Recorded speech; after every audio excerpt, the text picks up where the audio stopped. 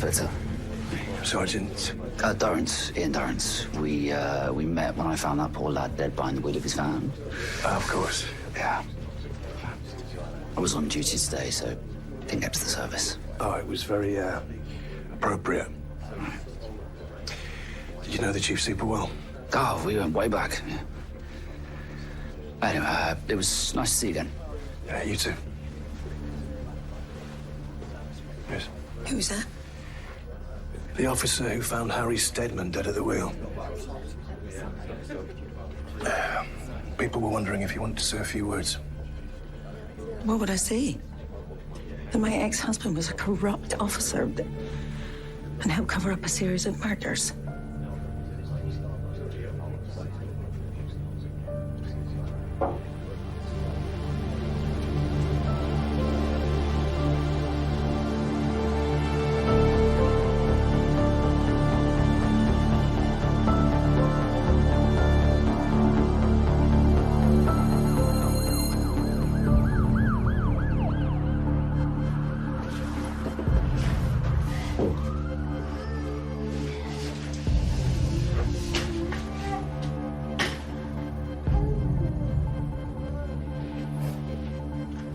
Saskia?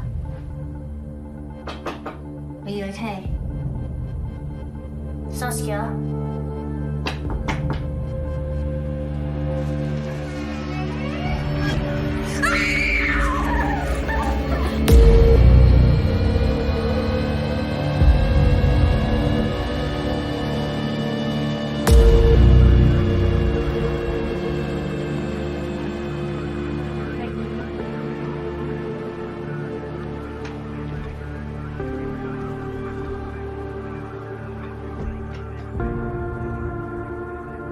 Black male, early 20s, single stab wound to the abdomen.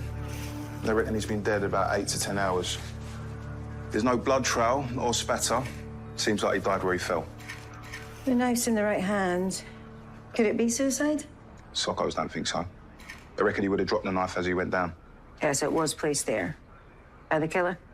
He's looking that way. Any idea? There's a phone, but it's password protected. There's no wallet, just a car key fob. Billy's out looking for the victim's vehicle now. Okay.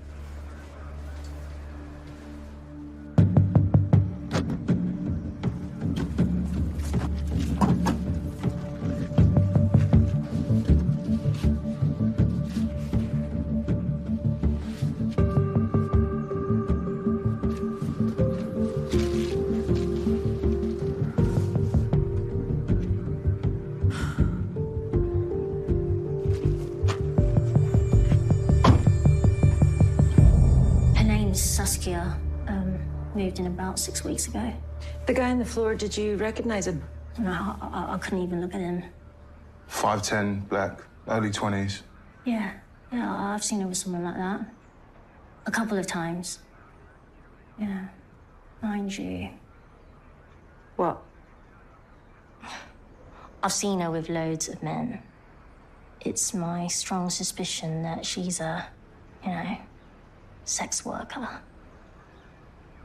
What about last night? Did you see or hear anything unusual? Oh, loud music, raised voices. Not that that's unusual. She's always kicking off at someone. Were they male or female, these voices? Both. When was this? About 10. Yeah, I was frightened Saskia was going to wake the baby, but then I fell asleep myself. Sorry, I need a word. His Sergeant. No way. So our victim's a serving police officer.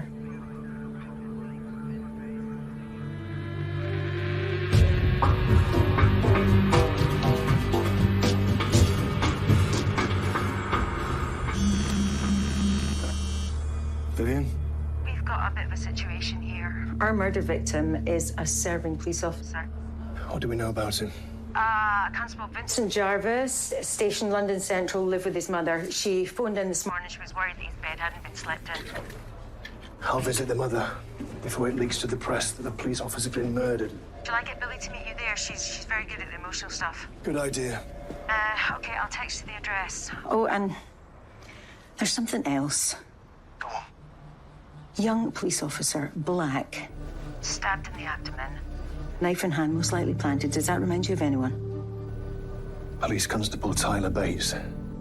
It's a bit of a long shot. Yeah, but it's worth bearing in mind. Totally.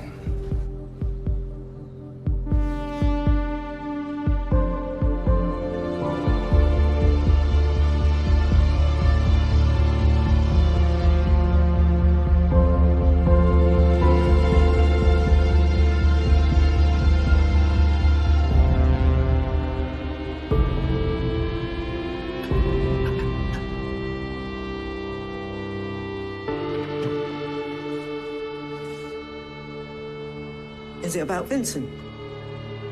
It is. Better come in.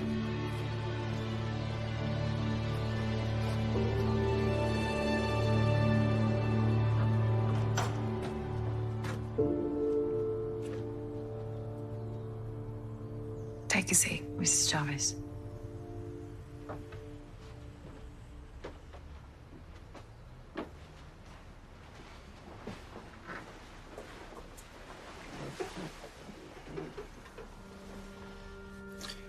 We're very sorry to have to tell you, Mrs. Jarvis, that your son is dead.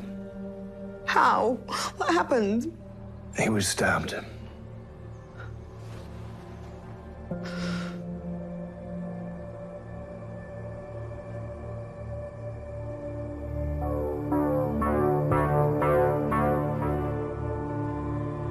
Sergeant Durrant? That's me. I'm Detective Sergeant Vivian Cole. Weren't you at the Chief Super's wake last night? I was. My condolences for your loss. We were divorced. It was a long time ago. Well, I'm sorry. I'm going to be the bearer of more bad news. Police Constable Vincent Jarvis has been found dead. Are you joking? It looks like he's been murdered. Now, according to this CAD report, you were called to an incident with Vincent yesterday afternoon. Can you tell me what happened? Yeah, of course. Police Constable Jarvis had stopped a Mr. George Stubbs. Jarvis was acting on a tip-off that Stubbs had drugs in his possession. Mr. Stubbs complained about the stop and search, so I attended the scene and resolved the situation. Resolved? How? The complainant was satisfied with my apology and went on his way. Okay, and no drugs were found? None. Do you know where Jarvis got his tip-off from? He wouldn't tell me. What did you do about that? I didn't go as far as discipline. I mean, I would have only ended up looking like the bad guys, so I just gave him some words of advice. These kids, the way they recruit them, take all sorts as long as it ticks a box. I am sorry to hear about Police Constable Jarvis, and I'm really sorry. Thanks for your help.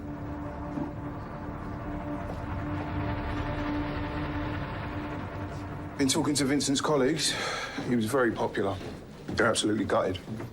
Well, not quite all of them. What do you mean? I was talking to a Sergeant Durrant. I mean, he said he was sorry, but... Huh? Well, I didn't quite believe him.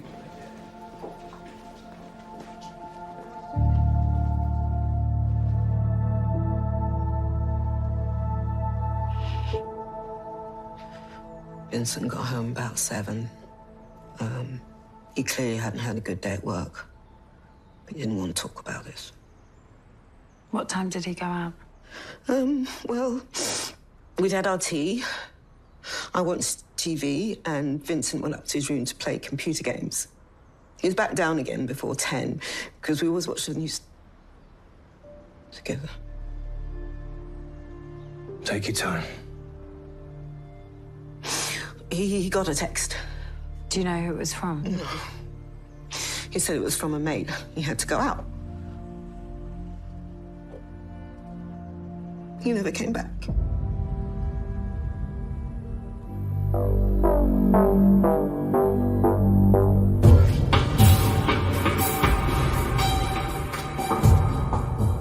According to his mum, Vincent only ever wanted to be a police officer. She also confirmed that Vincent was left-handed. So it's increasingly likely the knife was planted in his right hand. What we need to know is who texted Vincent just before 10 p.m. I'm waiting for a response from Vincent's service provider. Any news on the tenant from the crime scene? Saskia Dunleavy? Nothing. What about her friends and family? Saskia grew up in care. We haven't found anyone to talk to us yet. Right, if we don't find her soon, I'll do an appeal. Young black policeman stabbed, knife planted on him. Isn't that the same MO as the murder of Police Constable Tyler Bates outside that pub? But you'd already thought of that.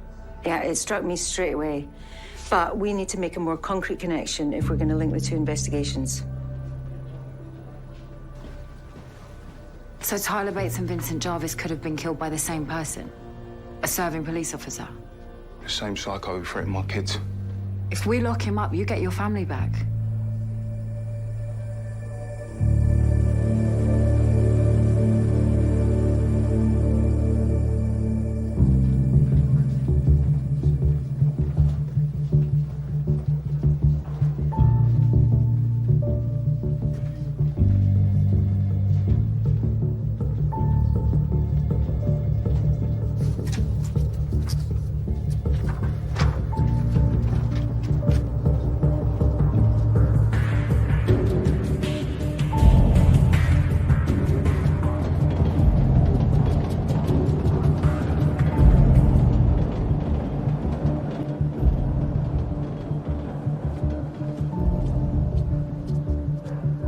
Either of you seen this girl? Her name is Saskia. The tech team have got into Vincent Jarvis's phone. It was Saskia Dunleavy who texted him last night. What did she say? Just one word: help. How do we know it was from her? She and Vincent have been messaging the past few weeks. In a relationship? It looks that way.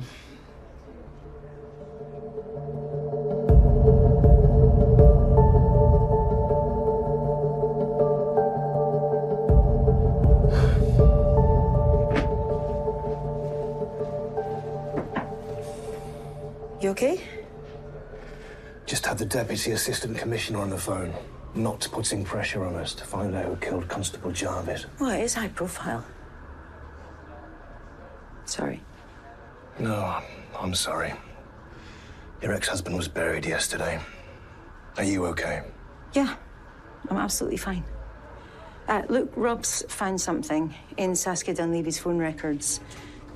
Threatening messages from the downstairs neighbour, Kelly Thompson. How threatening. Downright nasty. I presume this Kelly didn't mention it when you spoke to her. Of course she didn't. Nick her for harassment. That should encourage her to tell us the truth.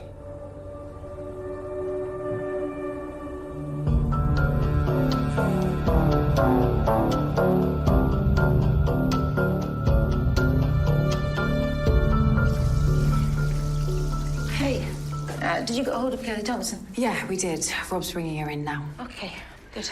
I meant to ask, how was the funeral? It was, you know, a funeral. Did the chief super have any other relatives? His parents are both dead, and his sister lives in New Zealand. So you ended up... Yeah, talking to people I haven't seen in 25 years. How was that? Yeah, I've had better days. When you found the chief super in that state, I know you mean well, Billy, but Jack and I were divorced over 25 years ago. but you must want to find the man who killed your ex-husband. Yeah, of course I do. Did you go to the grave? Yeah, for my sins. No offense, Sarge, but I just find it hard to believe that you would watch your ex-husband being buried and feel nothing.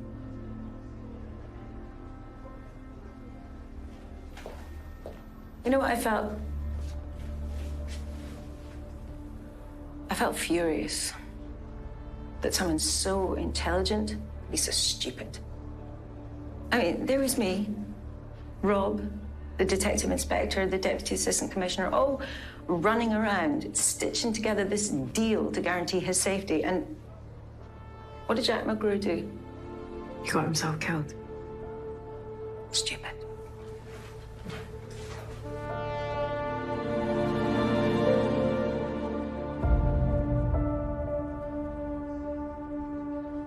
These are the threatening text messages you sent to Saskia Dunleavy.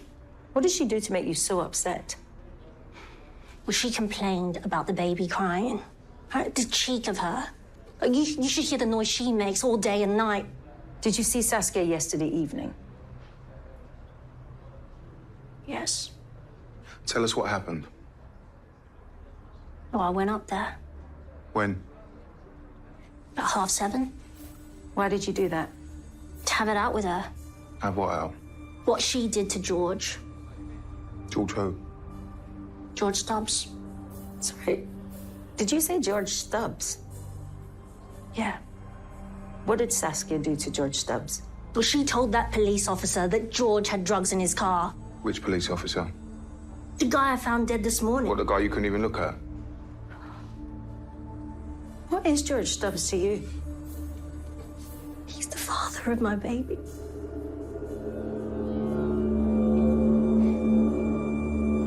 George Stubbs, property developer, no criminal record. Spoke to his wife. She hasn't seen George since 8 o'clock this morning. He hasn't shown up for work and he's not answering his phone. He was stopped and searched by Constable Vincent Jarvis yesterday afternoon, and he was not happy about it. The patrol sergeant had to come out and pour oil on troubled waters. Did the officers search Stubbs' car? Yep, no sign of any drugs. Kelly's convinced Constable Jarvis was given a dodgy tip-off by her neighbour, Saskia Dunleavy. Is that reason enough for George Stubbs to stab a police officer? And plant a knife in his hand. What exactly does Kelly say happened last night? George came around about 9. They had sex and a pizza, and then Kelly fell asleep and she didn't hear George leave. So where's George Stubbs now? And where the hell is Saskia Dunleavy?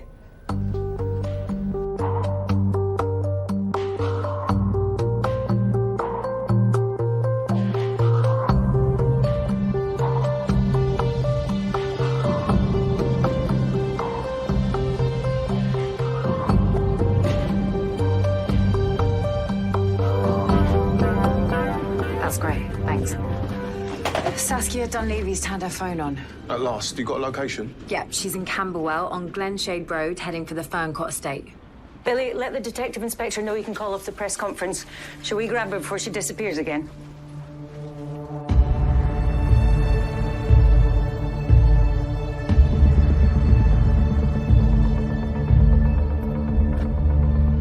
Well, thanks for nothing.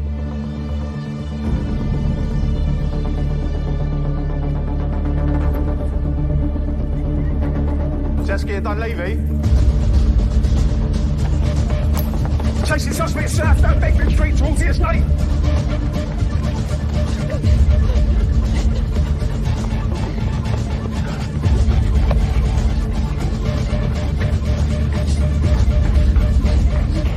Stay there. Hold your hands out. Saskia Dunleavy, I'm arresting you on suspicion of murder. You do not have to say anything. It may harm your defence if you do not mention when questioned something which you later rely on in court. Anything you do say may be given in evidence. Do you understand? Come on, let's go.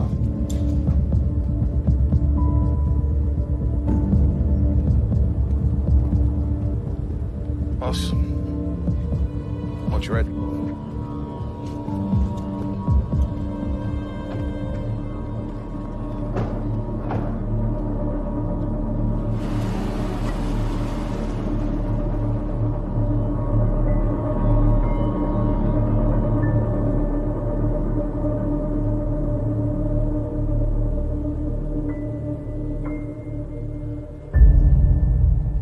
I didn't kill Vincent.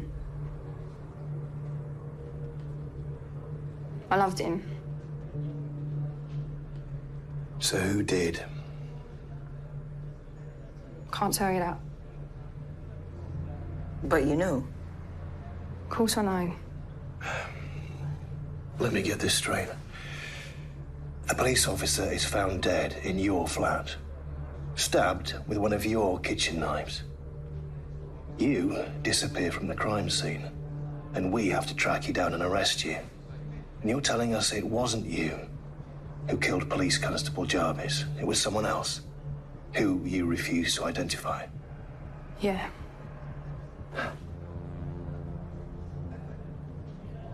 Scared of him.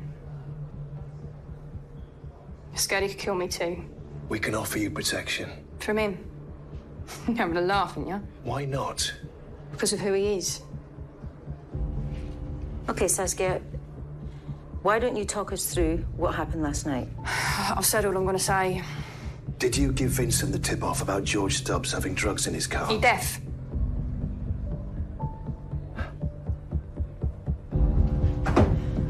Do you buy any of that? I believe she's scared of whoever killed Vincent Jarvis. You offered her protection. She turned it down because of who he is. Well, who then?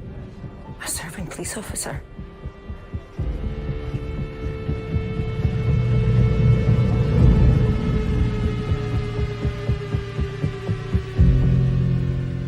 Rob spotted it, so did I. The MO of Police Constable Vincent Jarvis's murder is almost identical to the murder of PC Tyler Bates. Now, presumably, the murderer thought if he could get away with it once, he could get away with it 5 times. All the victims were stabbed in the abdomen. George Stubbs is just called in. Called in? He's agreed to come in for interview. Sounds like he's ready to spill. Do you want me to sit in on the Stubbs interview? I'd like the detective inspector to do it. Don't want to tread on anyone's toes. No, that's fine. You spoke to Saskia Dunleavy? Okay, then.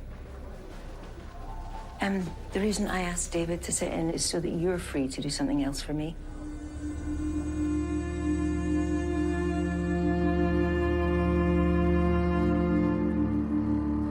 I was in a panic. When Kelly called me this morning and told me she found that copper dead, I didn't know what to do. Slow down, Mr. Stubbs.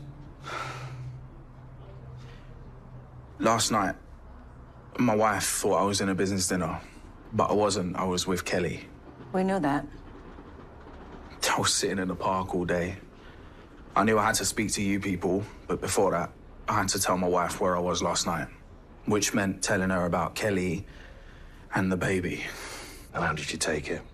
She wasn't exactly over the moon. Mr. Stubbs, Yes. can we talk about last night?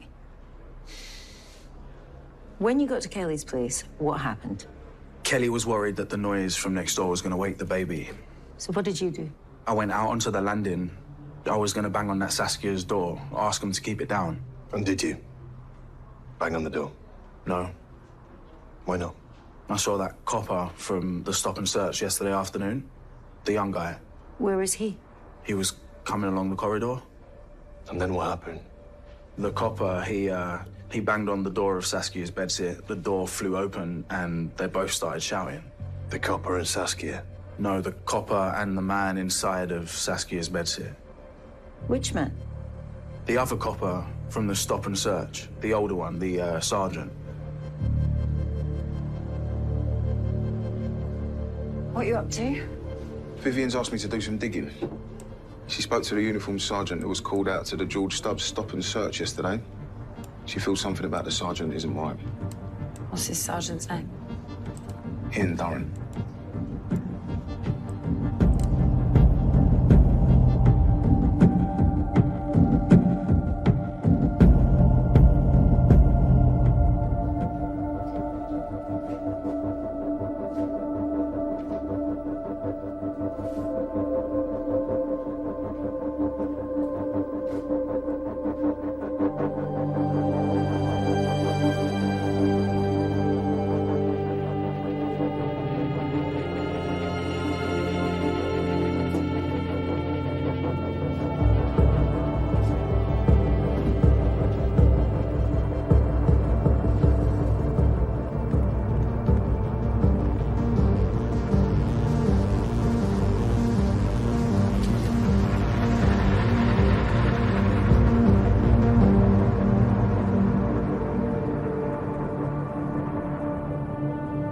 We know who killed Vincent.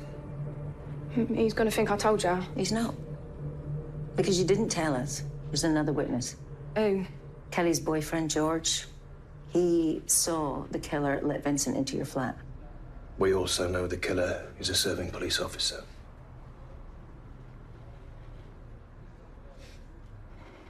Why don't you start at the beginning? A few weeks back, Vincent got called out when I got caught shoplifting. He ended up giving the shop manager 30 quid of his own money just to forget about the whole thing. After that, I was grateful.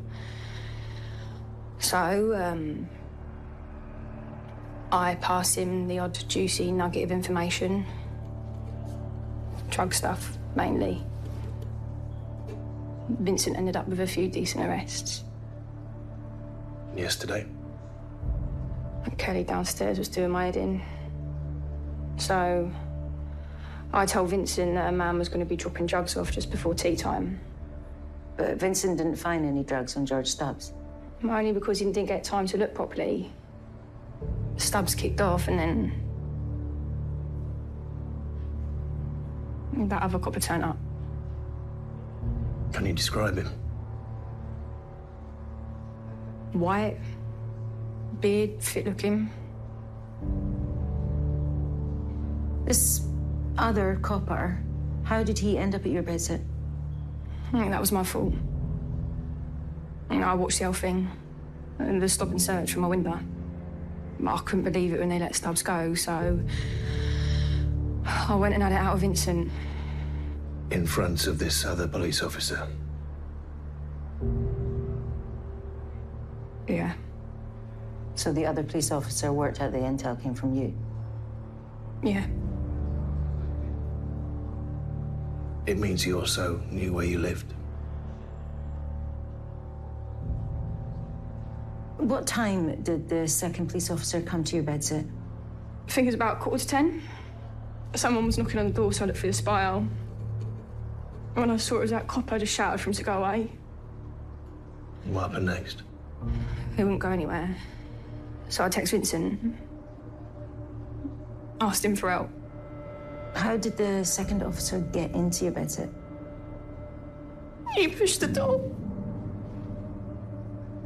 And gave way. He threw me against the wall. Told me I was a slut for seeing a black officer. And how long was it before Vincent turned up? God, it felt like ages. I picked up a saucepan and I whacked that copper in the ribs with it. It only winded him, but it gave me enough time to lock myself in the toilet. And when Vincent arrived? And they were fighting. I let myself out the toilet. When I saw the front door was open, I just ran for my life. That guy is insane. This Sergeant Ian Durrant, I'm sure I've seen him somewhere before. You have. We think he's the one that threatened your kids. Of course, that's him. Durrant was the officer who found Harry Steadman dead. Yeah, except he didn't find him dead. He killed him. He killed all of them.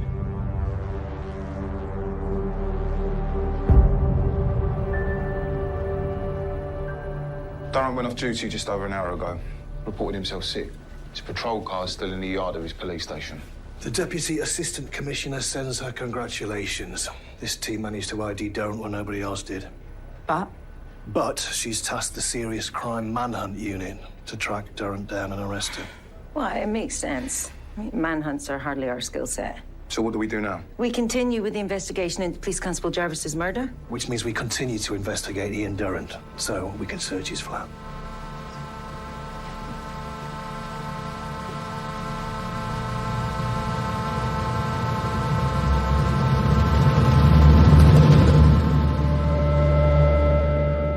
Detective Constables Rob Brady and Billy Fitzgerald. We're leading the search. Cheers.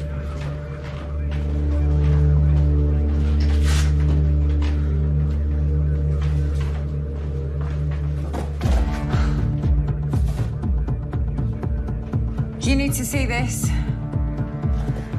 This is from the evidence store. According to the label, there should be a gun and bullets inside it. So Durrant's armed. Call it in.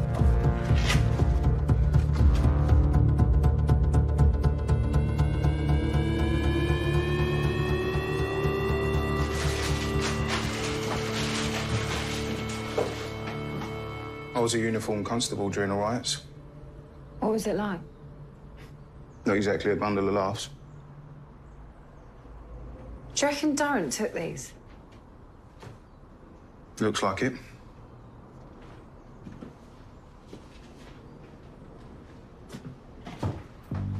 Billy.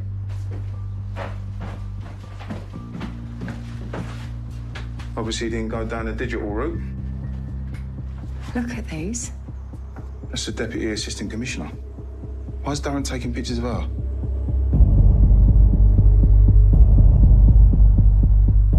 We've got a serious problem. Rob and Billy think that Darren's next target is the Deputy Assistant Commissioner. Why do they think that? Well, his flat is full of photos of her. He also booked a gun at the property store earlier today, just before he went off sick. I've got the DAC's mobile number. Darren's first victim was a black police officer. Vincent Jarvis was also a black police officer. The Deputy Assistant Commissioner is a black police officer. We need to do something. We shouldn't just be standing here.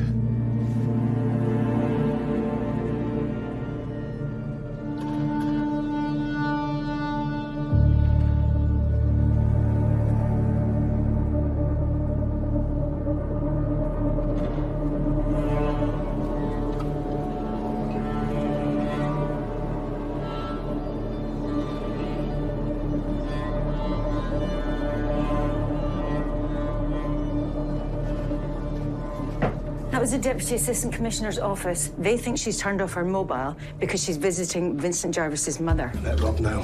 He's much closer. I'll organise armed backup.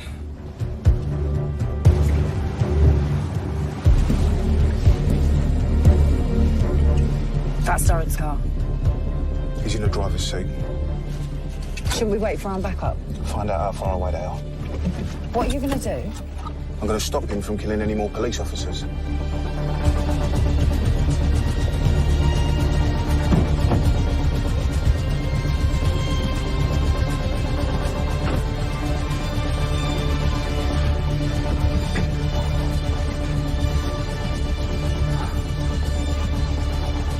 Stop!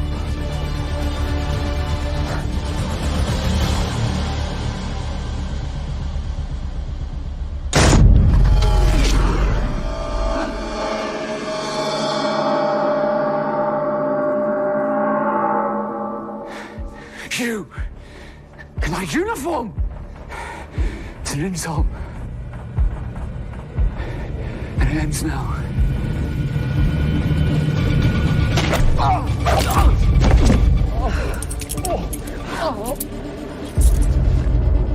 Do you want to arrest him? Ian Durrant, I'm arresting you on suspicion of the murder of Police Constable Twyla Bates, Grace Harper, Harry Steadman, Chief Superintendent Jack Mulgrew, and Police Constable Vincent Jarvis. You do not have to say anything, but it may harm your defence if you do not mention when questioned something which you later align in court. Anything you do say may be given in evidence. Do you understand? Come on, let's get him up.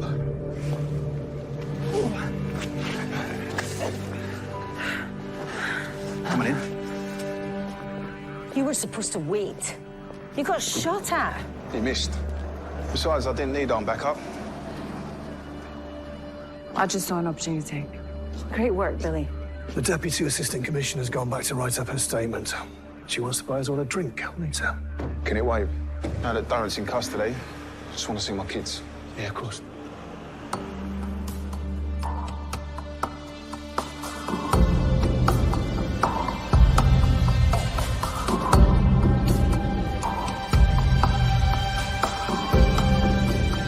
You know, I'm really glad that it was you and Rob that finally arrested Darren. Because of the colour of our skin. Is that the wrong thing to say? No, you're right. There is a certain satisfaction in locking him up. There's plenty more to take his place. What, in the police? Most of them just hide it better than Darren did. I've just heard from HQ. Darren will only agree to talk to one police officer. You can say no. Of course I can't. I'll drive you.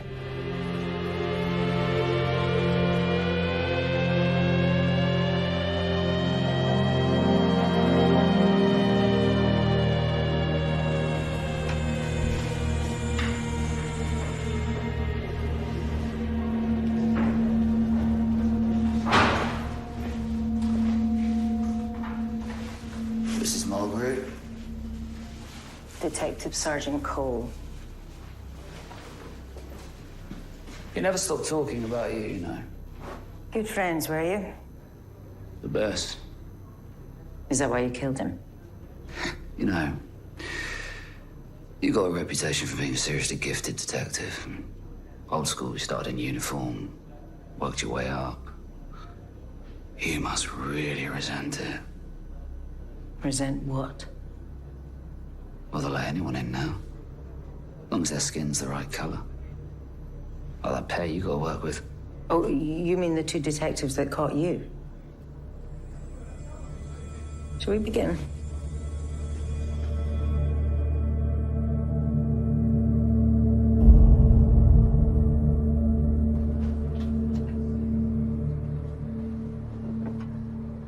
Bet your kids have missed their daddy. Not as much as their daddy's missed them. What are you waiting for? I can finish up here. Don't threaten my kids. That's why I need to know if he was acting alone. If he was, then I can bring my family back home. The Sarge said she's gonna ring me.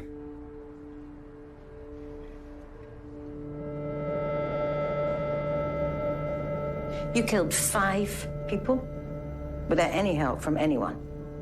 No joint venture. These killings are down to me. So you did act alone? Yeah. Entirely alone. Really? Tyler Bates was stabbed outside a pub. We know there was at least one other person there. Your husband?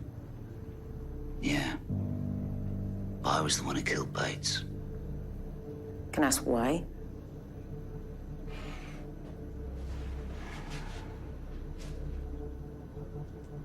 There we were.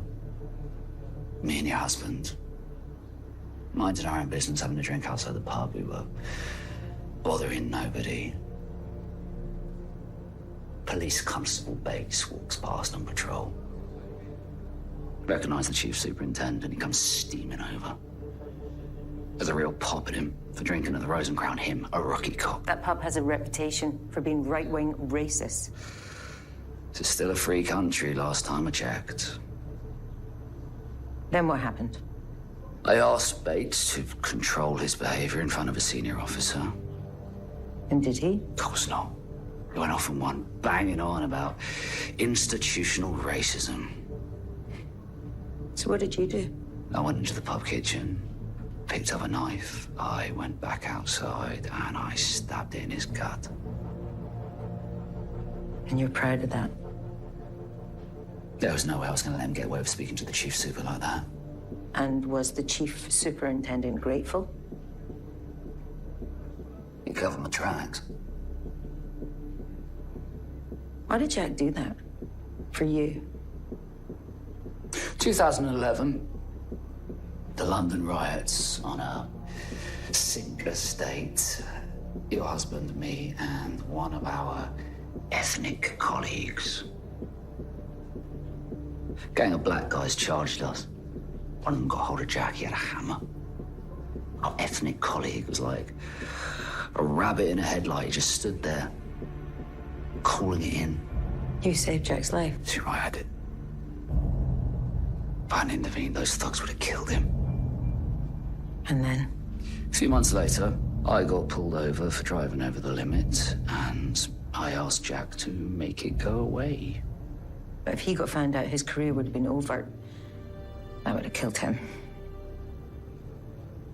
You had him by the balls. We were brothers in arms. No. Jack wasn't a racist. He never agreed with you, never. Okay, let's talk about the other murders. Grace Harper, why did you kill her? She saw me knife Bates. I had to shut her out before she revealed my identity. And Harry Stedman? That was an accident. That's the one I regret. He was a nice lad. And what about PC Vincent Jarvis? Was he a nice lad? He never should have been wearing the uniform.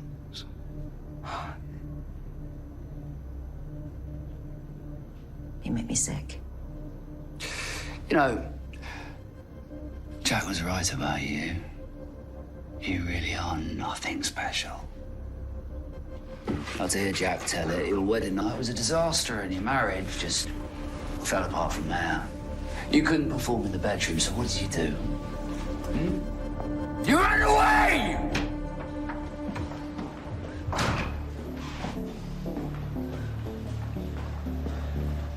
You didn't have to wait. I wanted to. How did it go? Well, he's admitted to all 5 murders, and it looks like he was working on his own. Good. Well done. Counter-terrorism haven't found any connection. Look, I have to ring Rob.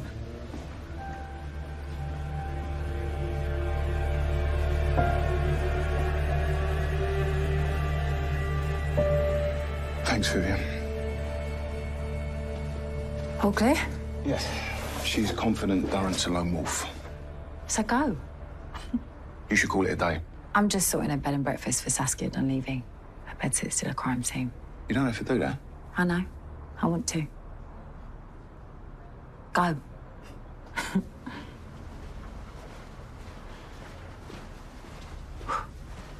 Thanks for sorting the B&B. I don't think I'll ever be able to go home after what happened to Vincent. It's no problem.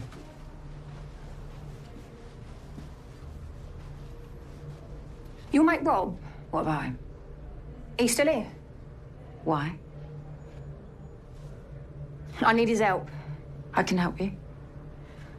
I've met him before. He doesn't recognise me. It was a really long time ago. I was just a kid.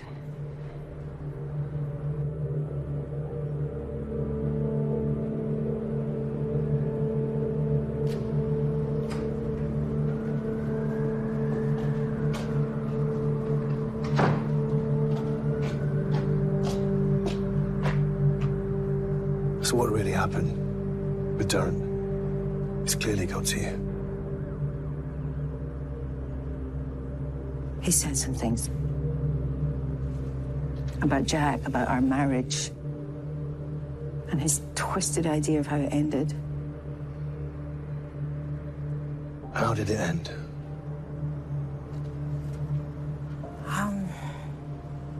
We were both detectives, both new in CID, and he messed up. I mean, nothing major, but enough to get him into trouble, and he asked me to lie to cover up his mistake. You refused. No. He was my husband. So I told the lie, and then I packed my bags and left him.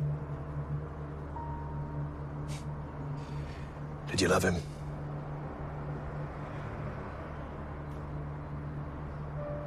Leaving him was the hardest thing I have ever done.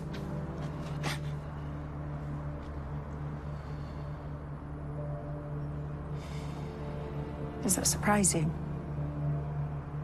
That I've loved? Once upon a time, maybe, but... Well, now I know you better.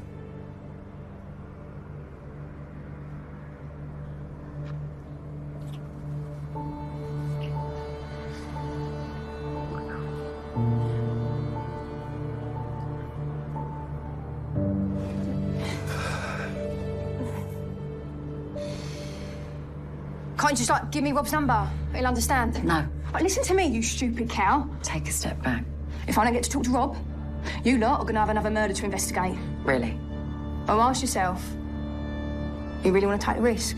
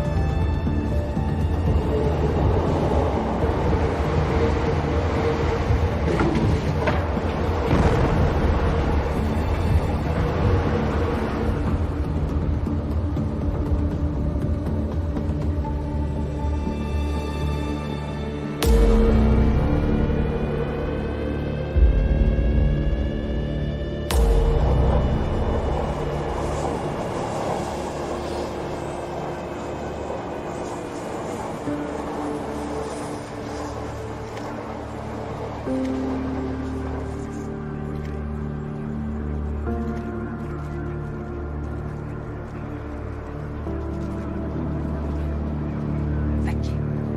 Bye.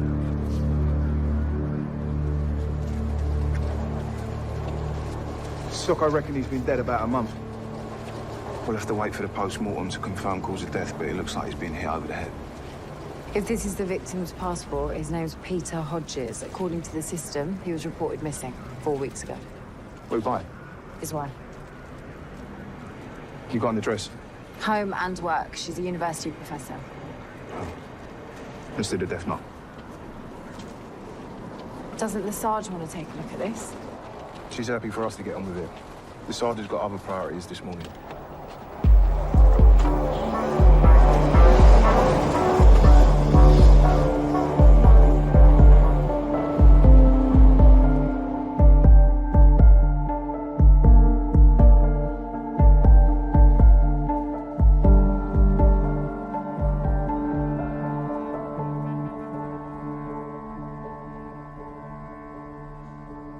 This is our suitcase. These are my husband's possessions. We've only been married a year. We're very sorry for your loss. We're going to need your assistance with a forensic sample for a comparison. Something belonging to Peter. Of course. Did Peter take his phone the morning he went missing? It's not been recovered as yet. The missing persons team asked me to look, but I couldn't find it. We understand the MISPA case has been downgraded. Yes. One of the neighbors saw my husband leaving. He had a suitcase with him. The detectives decided it proved his disappearance wasn't suspicious. I'd say they were wrong, would you?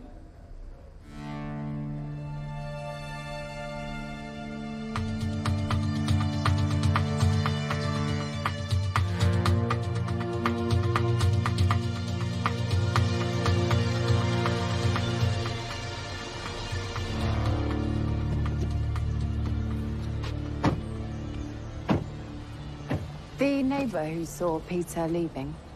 Mrs. McCarthy? Yeah, which side is she? Right, number 17.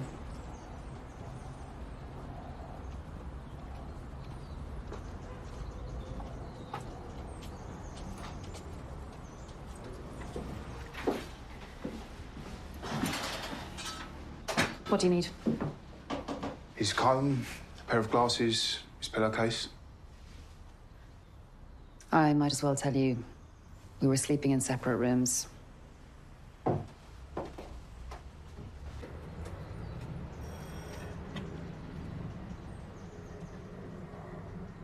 Poor guy. I can't believe he was murdered. Sorry. It's a shock.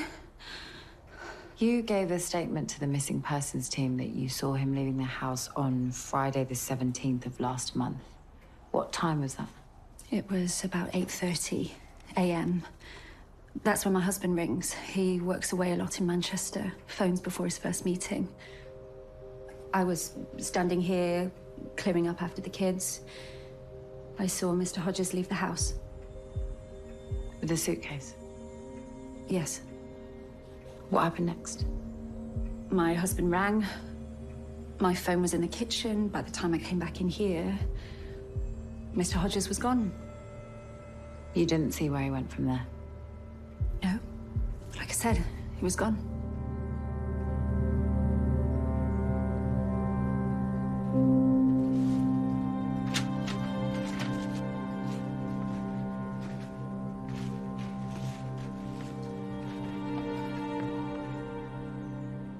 We're separate rooms.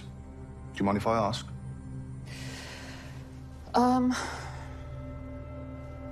Before I met Peter, he was always in debt, serious debt.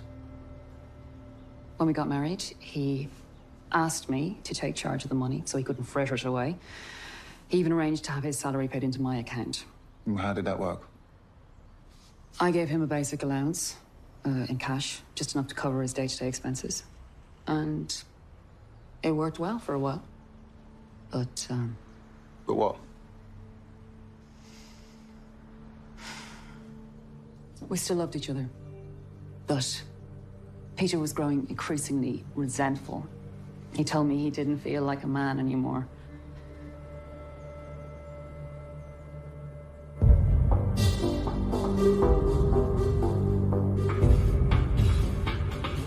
I've been going through Peter Hodges' financials. He had a savings account of his own. 2 days before he disappeared, he paid in £5,000 in cash. Interesting. I also went through the receipts in his wallet, and I found one for a cafe next door to the bank. 2 coffees, 2 sandwiches, 20 minutes after he deposited the 5K. So he wasn't alone? I requested the bank's CCTV. I'll send it to you now.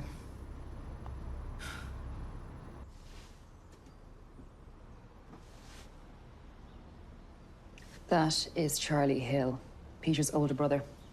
He's a car dealer. Hill? Peter took my surname when we married. He was keen to make a clean break, especially from his brother. They didn't get on? Charlie didn't approve of our relationship. He described Peter as my lapdog. And you had no idea Peter was in contact with Charlie again? As far as I knew, Peter had cut him out of his life for good. But then, Charlie always was the arch manipulator.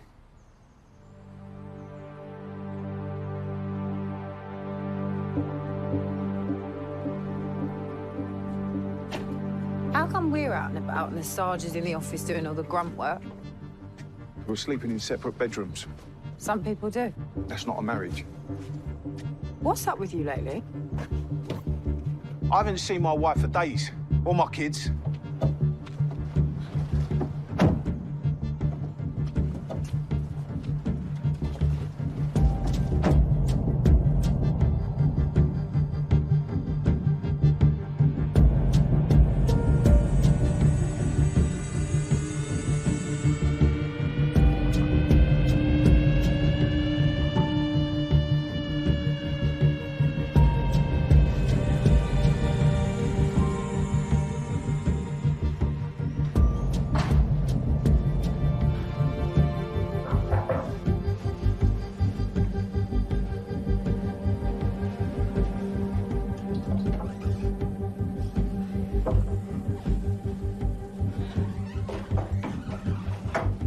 How much longer have I got to be stuck in this dump? It's been a long night. It was the best we could do at such short notice. If you would just give us a name, none of this would be necessary. Guarantee my safety, and I will. You're protecting a murderer. A serving police officer who has killed 3 people. That is why I need to be absolutely sure that you are going to keep me safe before I tell anyone anything. What about your duty? The oath you swore. You swore you'd stay with me till death us do part. What happened to that?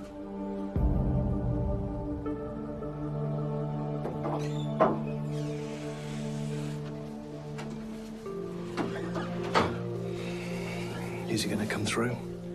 Tell us what we need to know. Your guess is as good as mine. You shouldn't be out and about. I want you to go straight to the office and stay there.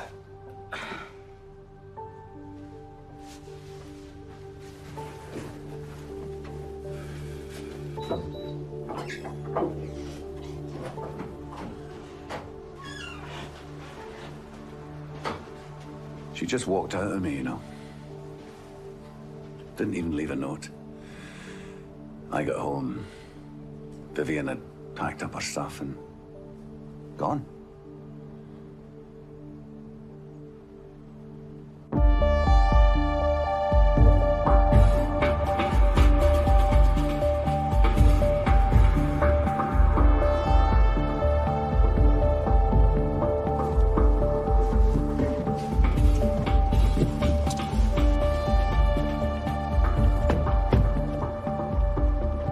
Mr. Hill? Who's asking? Detective Constable Billy Fitzgerald. This is Detective Constable Rob Brady. What's this about? Your brother, Peter Hodges. Was he turned up? I'm very sorry to tell you, Peter was found dead. Dead? Has there been an accident? No, the circumstances are being treated as suspicious. What does that mean? Mr. Hill, we're investigating your brother's murder.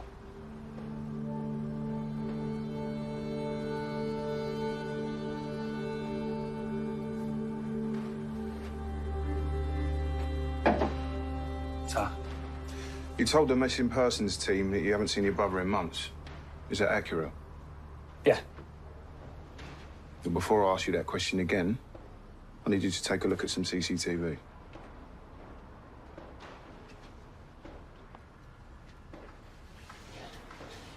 This was just over 4 weeks ago.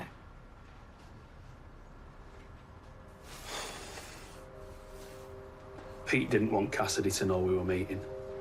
How come? Because she's controlling, suffocating. She treated him like a child. He had to ask her for every penny, permission to breathe. Why were you in the bank together 2 days before he disappeared? I lent him some cash. Why? An escape fund. Well, how do you explain the fact that the money's still in Peter's account? He never touched it. What? No, I just assumed that when he disappeared, he'd used it to get away from that witch. So your brother didn't contact you after he left? No.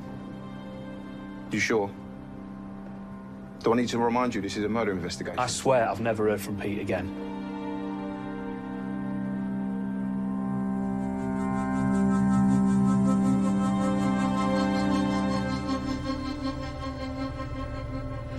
This is Peter Hodges, 33 years old. He worked in maintenance at Royal Ashford University for the last 8 years, which is where he met his wife, Cassidy.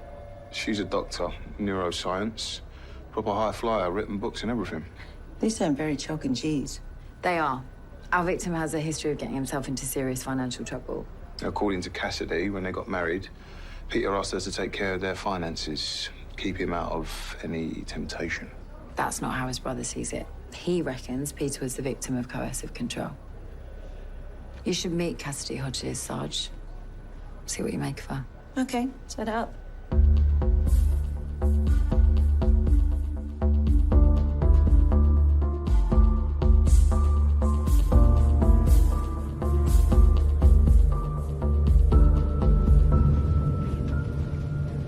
Sarge, I've been talking to Rob, or rather, he's been talking to me. About? The fact that he had to send his family away because they were threatened. What else did he say? Only that I should speak to you.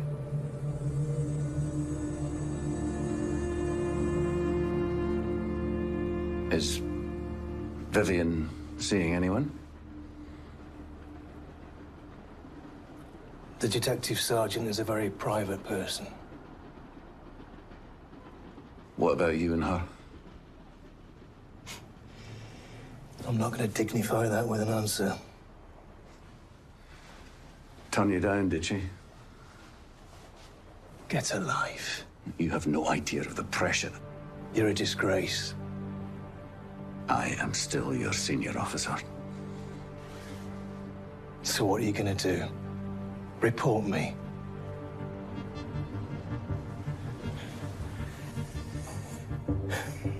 So the chief super has been covering for a murderer. This guy killed Tyler Bates, Grace Harper, and Harry Steadman. But Tyler Bates was a police officer. We think the killer is too. So the minute I met Mulgrew, I didn't like him. Something really creepy about him.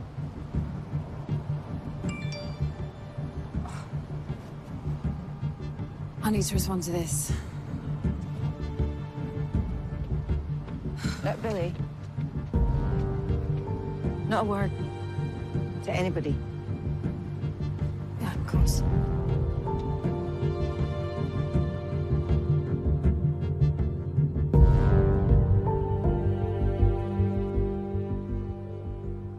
This is my detective sergeant. Vivian Cole. I take it you spoke to Peter's brother. We did. Let me guess. According to Charlie Hill, I'm a control freak. A monster. He said it to my face often enough.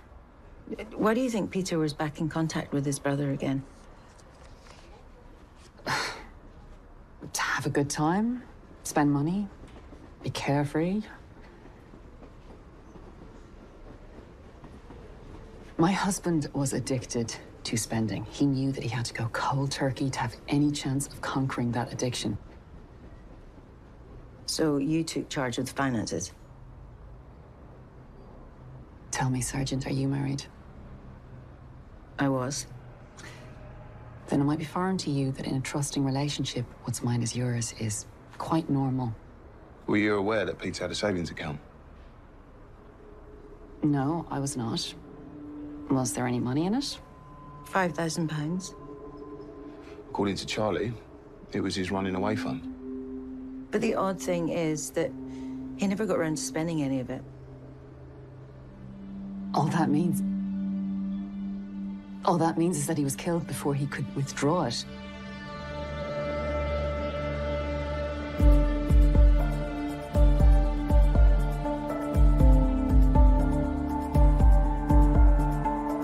The press reporting of Peter Hodges' murder has paid dividends. A local journalist received an anonymous tip-off about the morning he disappeared. The caller saw a car hanging around outside the Hodges house.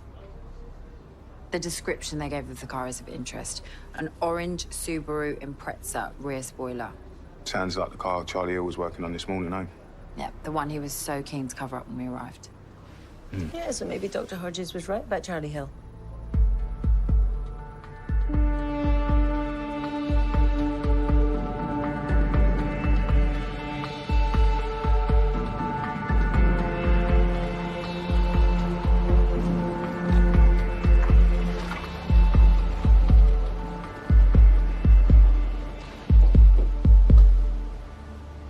Officers, you got any news? Where's the car you were working on this morning? The souped-up Subaru? So the owner came to collect it. Can we get their name and address? Yeah, be in the office.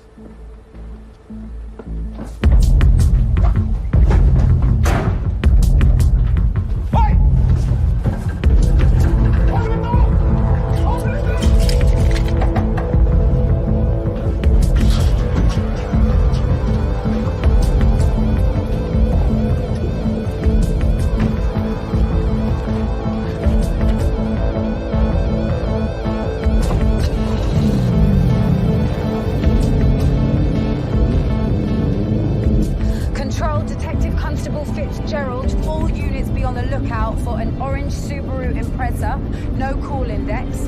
Driver is wanted in connection with the murder of Peter Hodges.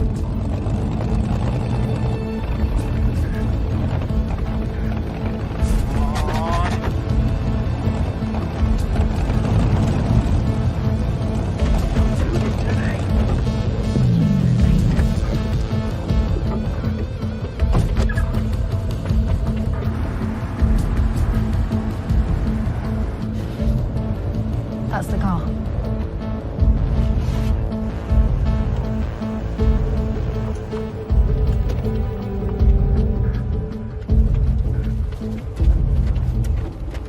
So much for a customer collecting it.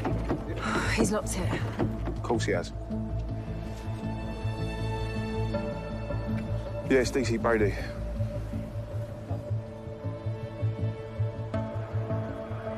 It's open now. Number plates are false. Surprise, surprise.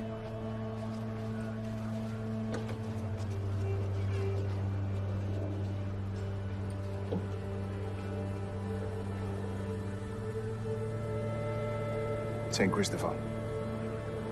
Wasn't our murder victim wearing one of these in their photo?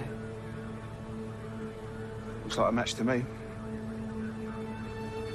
Yeah.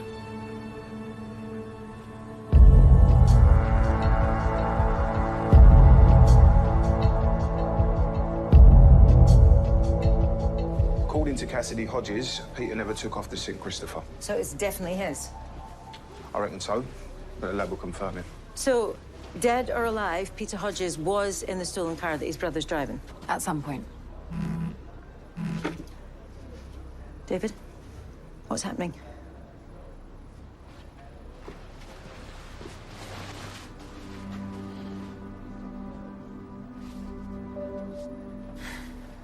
What's that for? I can't imagine what you've been going through. One thing I don't understand, though.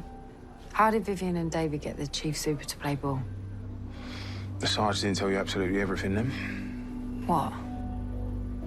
Vivian and Mulgrew used to be married. Rob, we need you to take over from the detective inspector at the safe house. He needs to go to HQ. I'm on my way.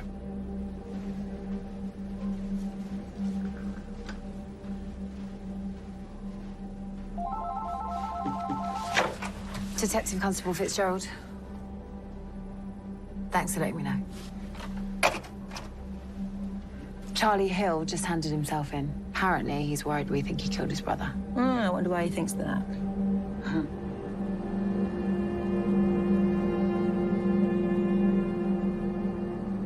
I didn't kill Pete. Why did you run then? Panicked. Why? Because of that orange Subaru. We suspect that it's stolen. The engine and chassis numbers have been removed. Tell us, Charlie. Did you do that? Yes. Me and Pete, we were stealing cars. When did this start? A few months back, Pete needed some cash to leave Cassidy. He was always good with electronics. He got hold of, like a scanner.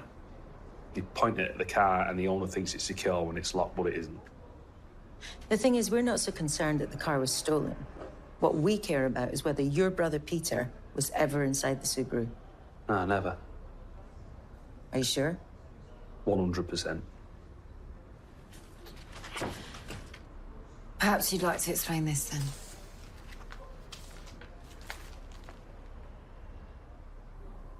It's the St. Christopher's medal. It's like the one Cassidy gave to Pete. It was found in the boot of the orange Subaru. Nah, that's impossible. Why? I told you, Pete was never in that car. I only nicked the Subaru last week. So you can't explain Peter St. Christopher being in the Subaru? Could someone have planted it there? It's possible, I guess. How? Well, the same way Pete got into the cars he nicked. Using the scanner.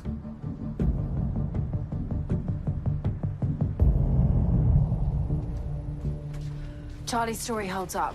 The orange Subaru was reported stolen 3 weeks after Peter went missing. So who planted the evidence?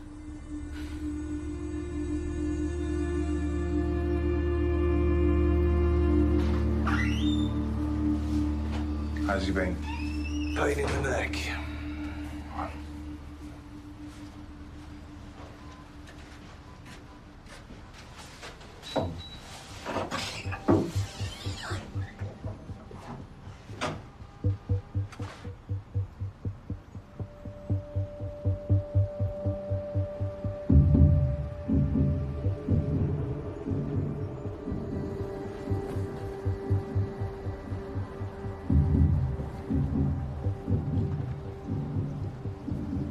I am sorry, you know.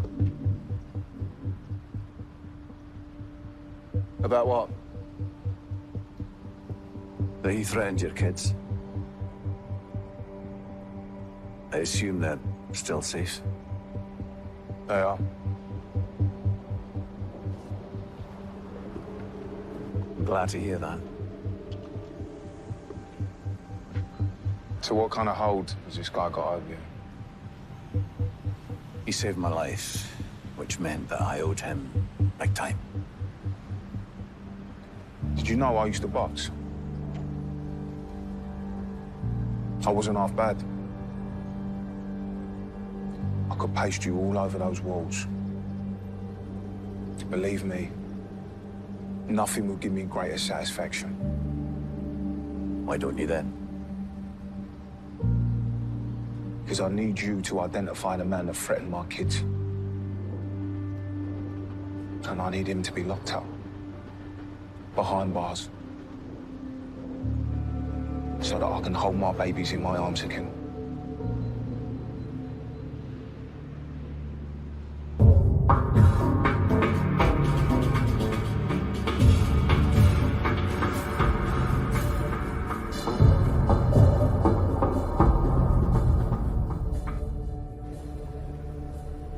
You are kidding me. What? Mila McCarthy, the Hodges neighbour. There's no way she could have seen Peter Hodges leaving around 8:30 on that Friday morning. How come? When I spoke to her this morning, something wasn't right, so I ran a check on her financials. According to her debit account records, Mila was putting petrol in her car at 8:27, 3 miles from home.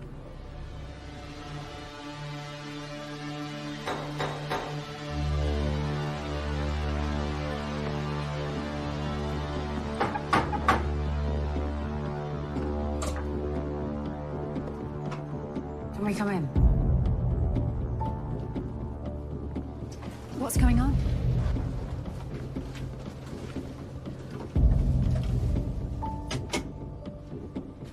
I'm going to arrest you for murdering Peter Hodges and for perverting the course of justice, and then these officers are going to conduct a search of your property.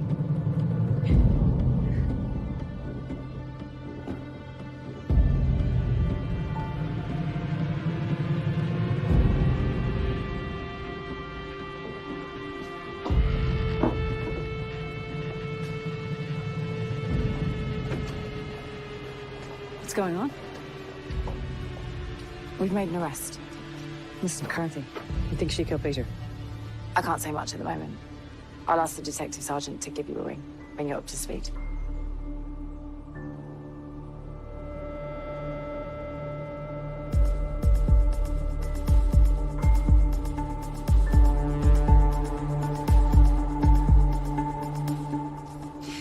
Mila, you gave a statement saying you saw Peter Hodges leave home at around 8:30 on the morning he disappeared. This is a receipt for petrol paid for on your debit card at 8:27. It's quite the trick being in 2 places at once. I dropped my kids off at school. Got some petrol on the way to the supermarket. Did you see Peter Hodges leave the house with a suitcase? No.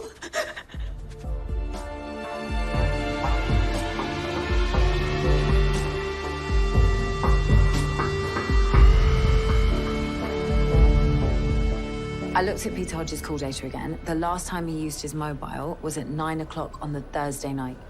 So he could have been killed before Friday? That's what I'm thinking. This is footage from a CCTV camera near the deposition site on Thursday, just before midnight. I can't get a clear registration yet, but I'm sure that's Mila McCarthy's car. You know, if Mila is the killer, then she'd have to have planted the St. Christopher in Charlie's car. Using a scanner. I find that hard to believe. Yeah, so do I. Who would be clever enough and arrogant enough to think that they could get away with all of this? Cassidy Hodges. Exactly.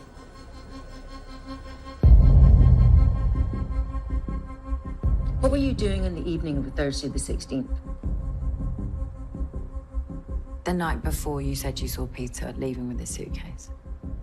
I was at home with the kids. All night? Yes. You didn't go out? No. Then what was your car doing near Millwall Stadium at 23:48 that evening? That is your car, isn't it? Yes. Mila, did you kill Peter Hodges? No. Then who did? I can't tell you. Why? I just can't.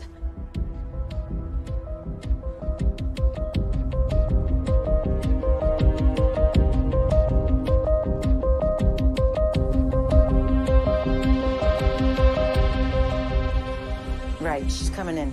Who is? The victim's wife, Cassidy Hodges. I told her I want to update her on the progress of the investigation. And what are you really up to? We think she killed her husband. We just have to prove it. How's it going? Good. The Deputy Assistant Commissioner will be here soon. Rob's bringing Margaret in to speak to her. We have a deal.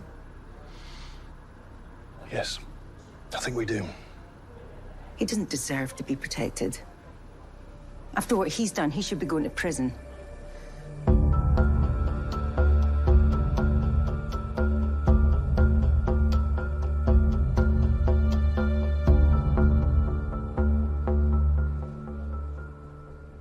have reason to believe that your husband was killed on the Thursday night, which means we need to recalibrate our investigation timeline.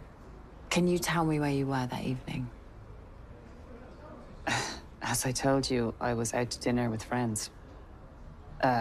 Italian restaurant on Opera Street. What time did you get home? Late. Very late. I walked all the way. From Upper Street?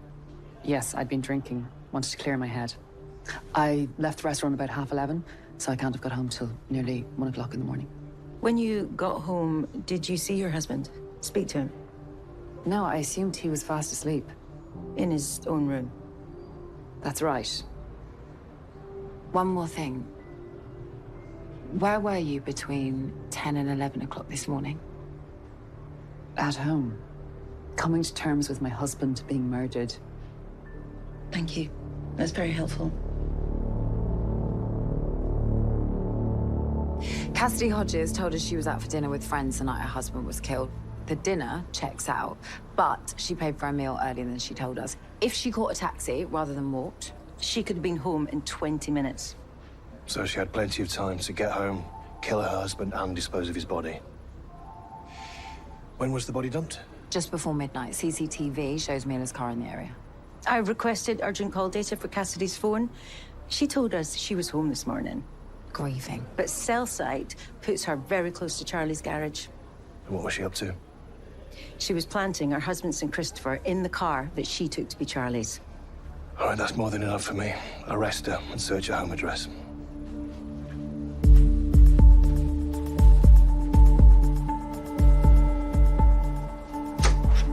Thank you for waiting. I've had enough. You can call a taxi for me. Circumstances have changed. What do you mean circumstances have changed? Cassidy Hodges, I'm arresting you on suspicion of the murder of your husband, Peter Hodges. I came in here voluntarily. You do not have to say anything that may harm your defense if you do not mention, when questioned, something which you later rely on in court. Anything you do say may be given in evidence. Do you understand?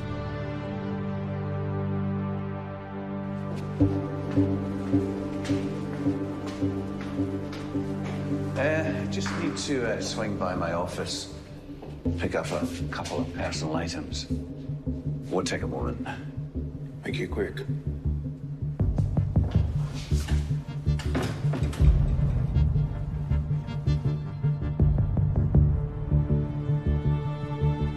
Mila, I'm Detective Inspector David Bradford. I'm here to tell you that we've arrested Cassidy Hodges on suspicion of murdering her husband. Why don't you tell us what really happened, Mila? Cassidy bashed Pete's head in. Go on. Cassidy came home early, found us in bed together. You were having an affair. We slept together a few times. We were both lonely. That night we were saying goodbye. He had enough money to leave her. What happened when Cassidy found you together? She went crazy. Shouting, screaming at Pete. He tried to lock himself in the bathroom. She was so strong. He didn't stand a chance. Did you see Cassidy kill Peter? No. I heard a terrible noise. Then it all went quiet. By the time I got to the bathroom door, he was on the floor. There was so much blood. Did you see what Cassidy hit Peter with? No, not really. It was in her hand. Something shiny. What happened next? Cassidy said it was all my fault. She threatened to tell my husband what I'd been up to. I couldn't let her do that. And then? Cassidy can't drive. She made me drive my car so she could dump Pete's body. It was horrible.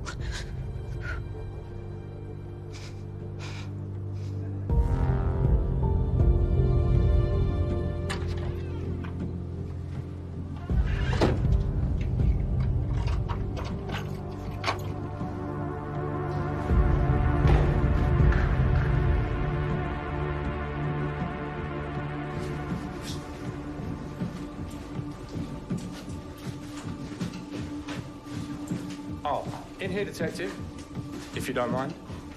What have you found?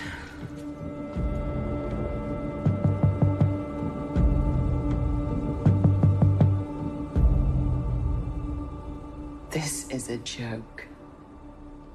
When did you last see Charlie Hill? I told you. Over a year ago at our engagement party. You didn't call around today? Of course not. Cell site data for your phone shows you close to Charlie Hill's garage this morning. You were there from 10:26 until 10:31. Plenty of time to plant evidence in a car. You might be interested to know your trip was a waste of time.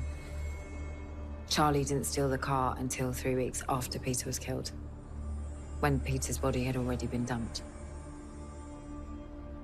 When did you leave the restaurant? The night before you reported your husband missing? It was well after 11, closer to 12.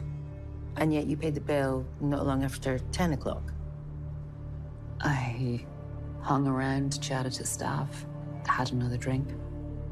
Mila McCarthy told us what really happened that Thursday night. Did she tell you she killed Peter? They'd been having an affair. He told her he was leaving and she killed him. Really? And you've been covering for her all this time? Why would you do that?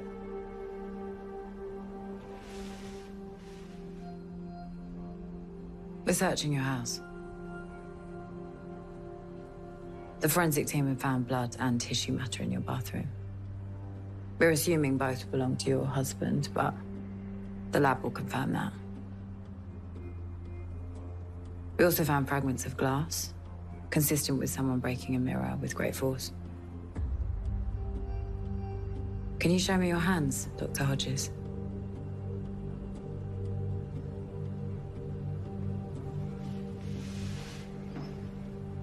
I can see healing cuts on your hands. How did you get those?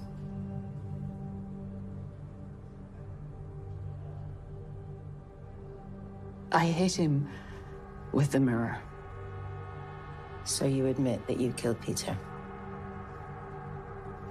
Yes. Was Mila McCarthy involved? No. Whose idea was it to say that she saw Peter leaving? Mine. It worked. Until your husband's body was found. By the way, when did you find the scanner? A couple of weeks after. Once I'd worked out what it was for, I realized that is how Peter was stealing cars. After everything I had done to get him on the straight and narrow. Not such a trusting relationship after all.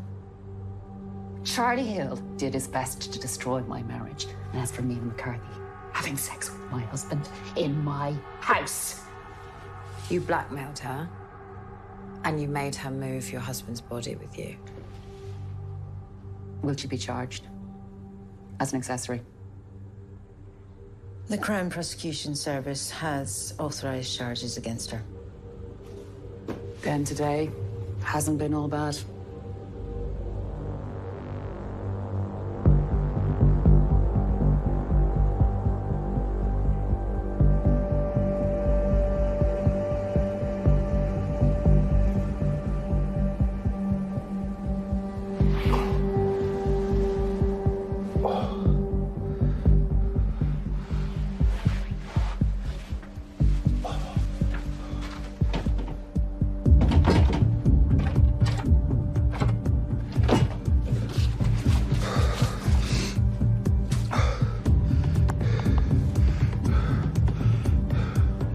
Boss,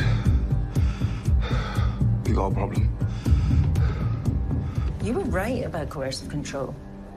Good instincts. Thanks. Rob said something earlier. What? He said you were married to the chief super. What about it? He told me you didn't even know Mr. Mulgrew. Sorry about that. I was lying. We've just charged Cassidy Hodges with murder. What's happened? Chief Superintendent Mulgrew. I'm sorry, he gave me the slip. Cracked Rob with a golf club. Are you all right? I'm fine. Just feel a bit stupid. There he is. He clearly changed his mind about giving evidence. Where would he go, Vivian? Out the country? Possibly. He'd need his passport. Would he risk going home? When we were married, he hid things in his locker at the gym. Hereford Gym. Same one I go to. I've seen him in there. Billy, you're with me. Yeah. Rob, line up urgent cell site for Mulgrew. On it. How could he be so reckless? I want you to stay here. That is an order, Sergeant.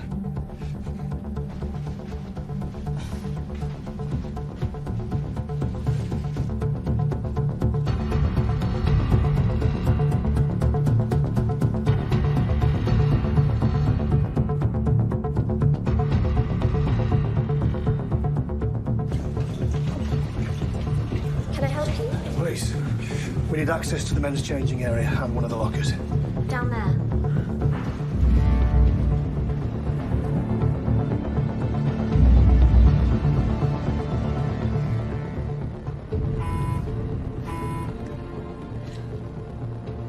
Where are you? Don't panic. I'm on my way.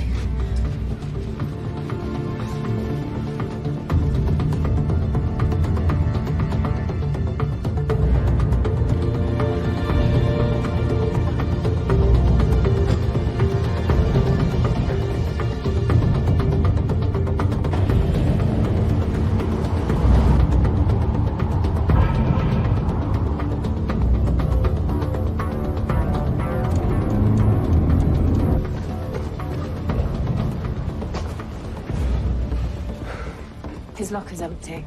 We've missed him.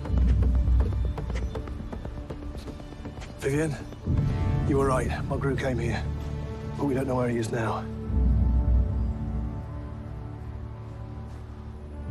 He's here. He's with me.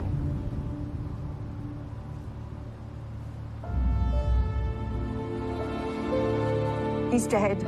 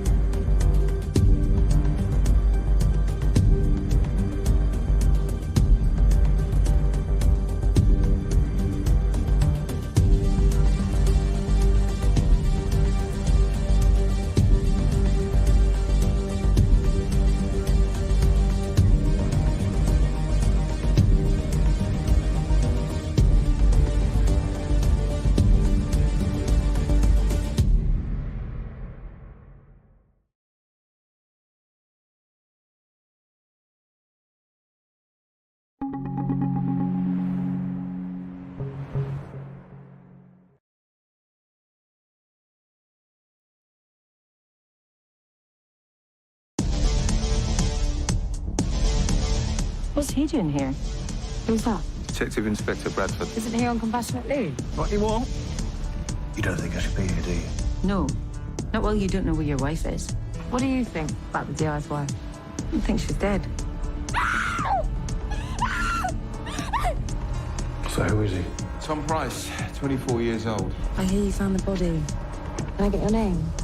Amber Saunders. If there is anything in your private life that's affecting your work, It's just a problem with a friend. I'm trying to help.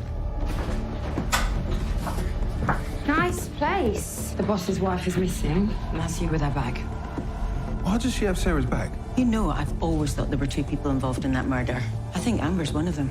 Now, these attacks are getting more frequent and more violent. I think that Amber Saunders is a psychopath. You are going nowhere until you tell me where my wife is. I need to get away from him. I think he killed Amber. Just like he killed my mum.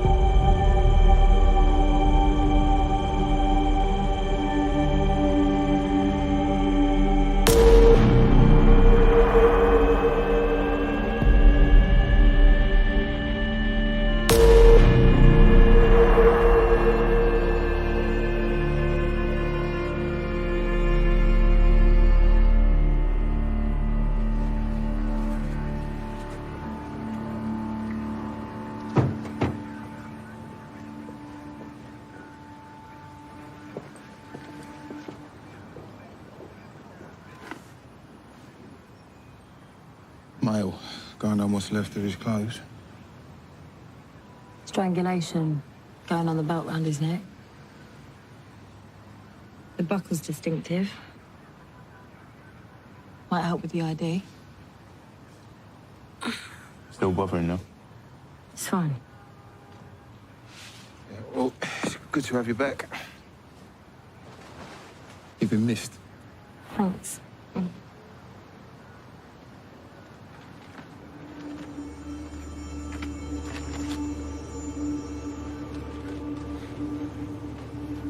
Vivian sent me flowers. Say that again? I know. I was pretty touched. What have we got?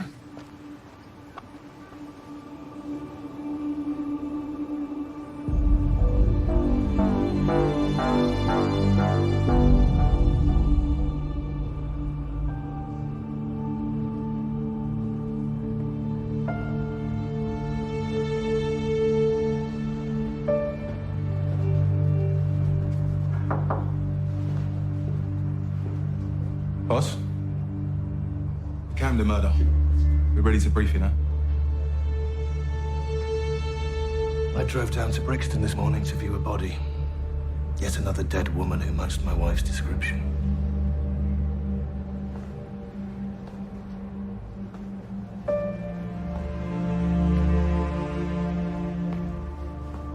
It wasn't Sarah.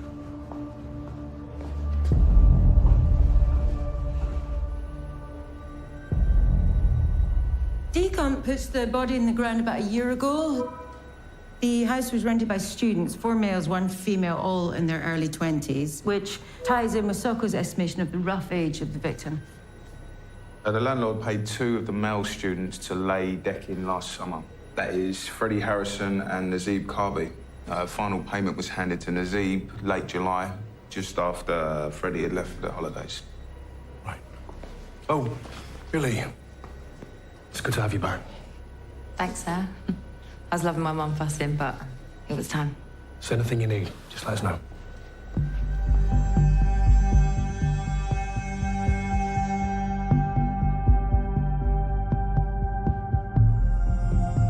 So, you were away when the decking was completed? Yeah, I was visiting my girlfriend in Plymouth. When I came back, I just assumed Freddie had finished it.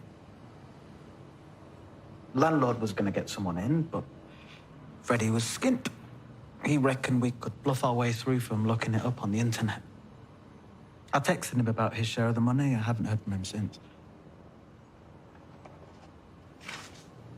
Do you recognize this belt? It's got quite a distinctive buckle.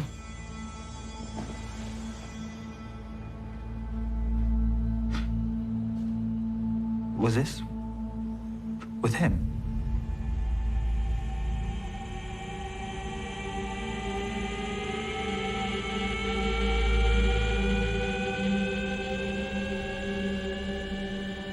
So Nazib recognized the belt as Freddie's. Also, height and hair color correlate with the remains.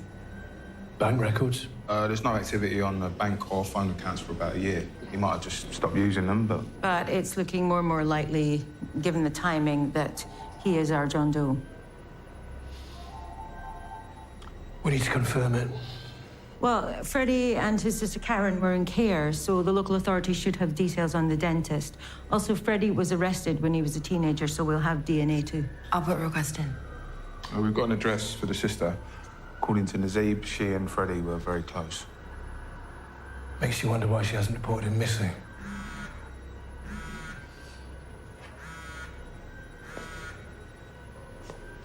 David Bradford? No, she's not off sick. Right. Let me know if she turns up, will you, please? Thanks. Carly's not showing up at college.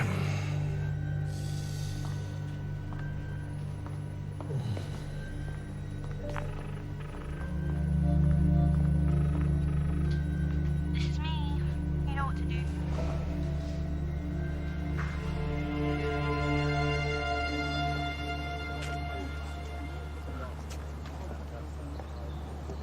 Karen Harrison, Yeah, hang on. can we have a quick word? What's this about? I'm training Detective Constable Billy Fitzgerald. This is Detective Constable Rob Brady. It's just a couple of questions about your brother, Freddie. Is he all right? Can you confirm he lived at 14 Bellow Crescent? That's right. What's going on? Human remains were found in their back garden. We believe they've been there from around the time your brother was living there. Okay, but he moved out of there last summer. Can you tell us the last time you saw or spoke to Freddie? Sometime that summer. Look, I know you want to talk to him, but he couldn't have had aught to do with that. So you haven't heard from him in over a year? I said I haven't spoken to him. I didn't say I hadn't heard from him. Hang on.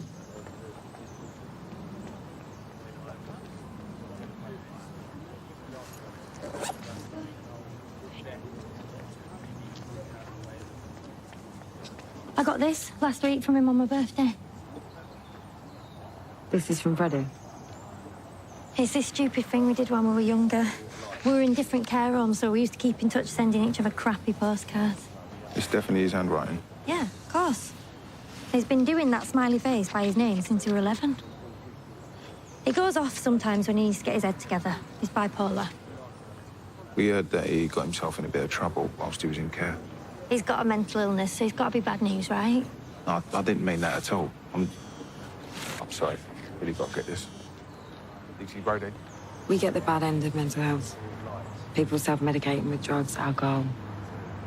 That's what we get to clear up. Hey, don't make them bad people.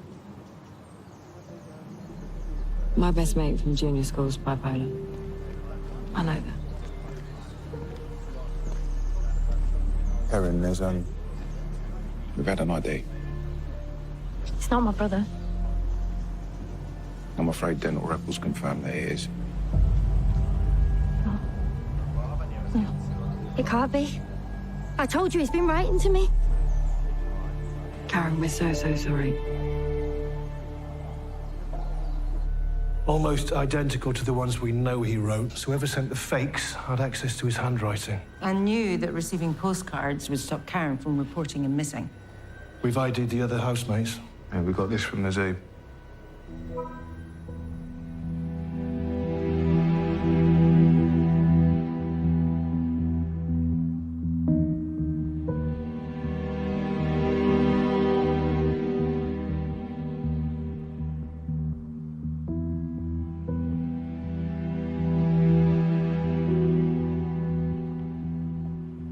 I just thought I ought to let you know. And the police are going to want to talk to everyone. You're saying we're suspects? After what went on, of course we are. Mark?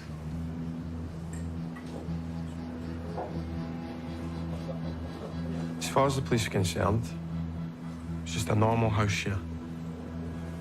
Right? Everyone got along. We stick to that, and we'll be fine.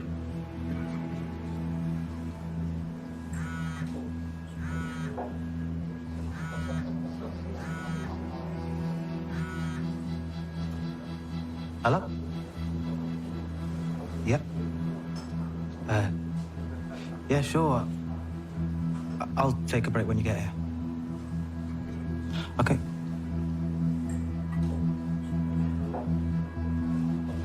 The police want to talk to me again.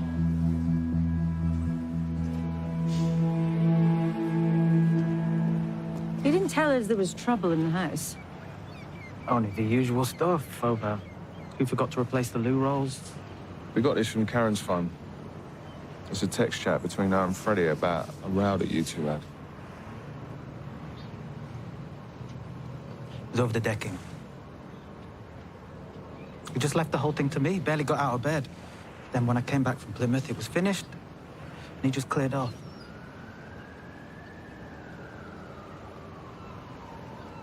Freddie seems to think you were on the verge of asking him to move out. Was that about toilet roll? When the depression kicked in, he was a nightmare to live with. I know he's bipolar, but...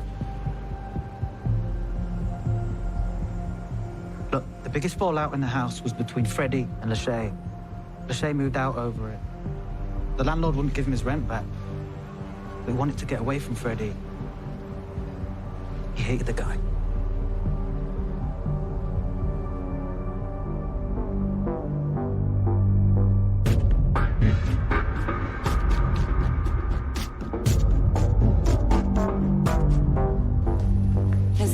mobile checks out. He was in Plymouth that whole weekend.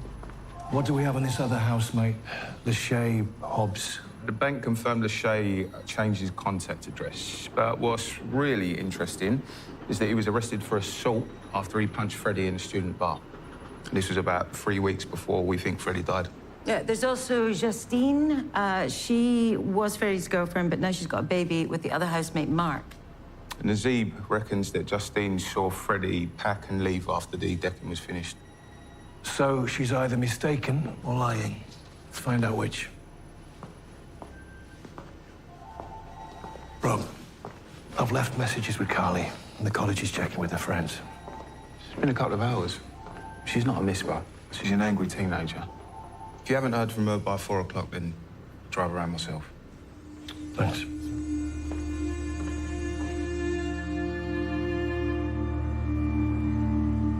I don't think I said I'd seen him leave. He just packed up and gone. Or at least I thought he had. He left a note that just said, see you later, see you whenever, something like that. Do you still have the note? We also understand you and Freddie used to be in a relationship. It was never that serious. Was it between you and Freddie? Oh, no, nothing like what Mark and I got together. So it was you who ended the relationship with Freddie? It just sort of fizzled out. When Freddie's depression got really bad, he couldn't see the point in anything, especially a girlfriend. Freddie had a lot of stuff on his mind. We were the least of his concerns. Are you talking about his mental illness or his conflict with Lachey?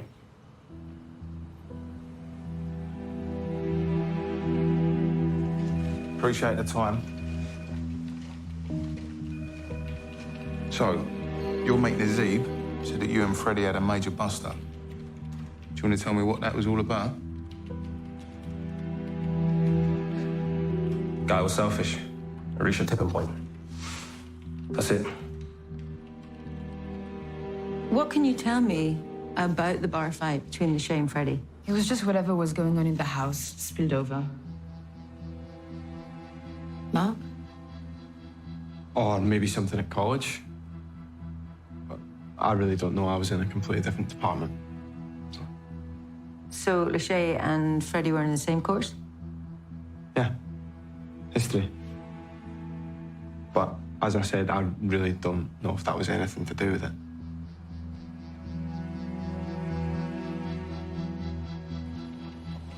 I was drunk. He'd been drinking, and he probably shouldn't, because he must have been on some serious meds. But we sorted it out. But the damage was done. I had to go. So you had a good room in a good place, and you walked away from 200 quid rent you'd already paid. You need to help me out with this. Look, I wasn't even in the house when Freddie was... When you say he died, you think I was that angry that I came back and put him in a hole in the ground over dirty dishes? You're crazy, man.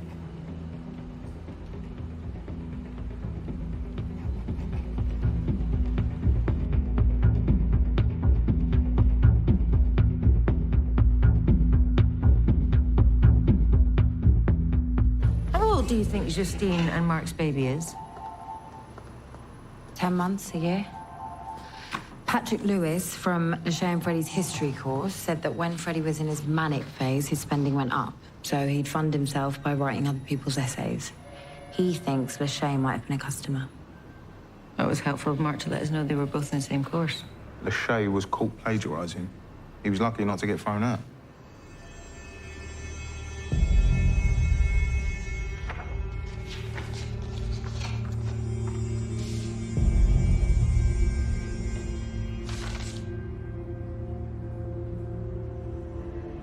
I paid him, and he copied the damn thing off the internet. So I punched him. That was the entire extent of my anger.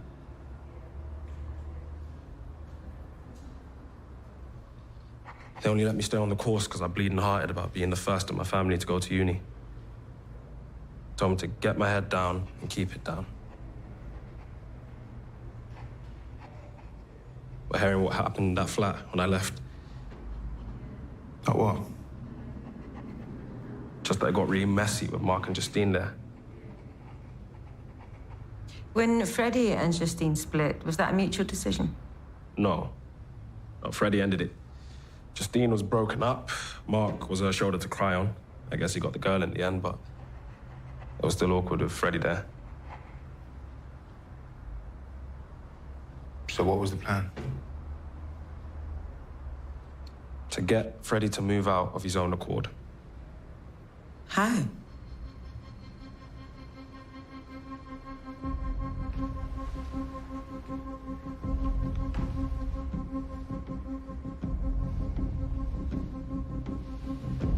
So this is our guy Freddie, a couple of months before he died.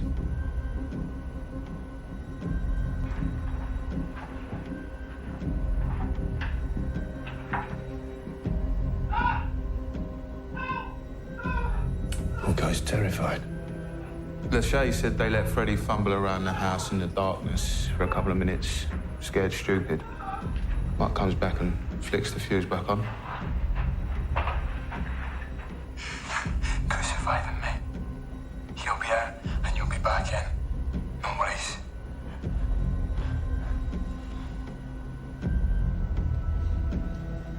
Some friends, eh? We hid his food. Spilt water under the radiator in his room. Yeah, I know, I'm really proud of myself. But the power cut stuff, that was too much. He was afraid of the dark. And he was ill. That was affecting his health. Do you think they knew that? I think Mark did. Freddie's sister got Freddie to go back on his meds when he wasn't coping. Mark got impatient, waiting for them to kick in. There was no improvement.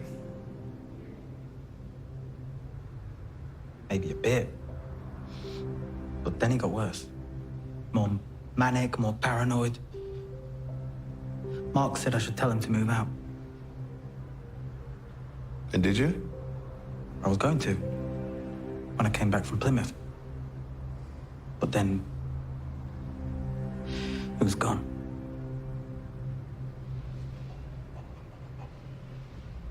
The toxicology report is back.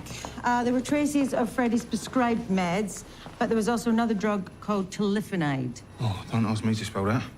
It's a severe asthma drug, and it's contraindicated for his drugs.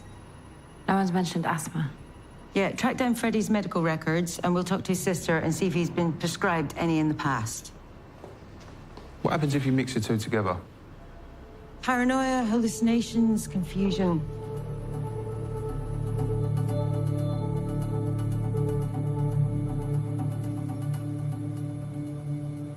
Toxicology found an asthma drug in Freddie's system, and we're trying to ascertain how it got there.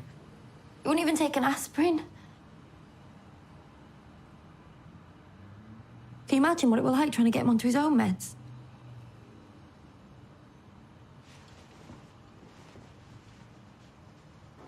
You did everything you could. Wasn't enough. I miss him. I've always missed him.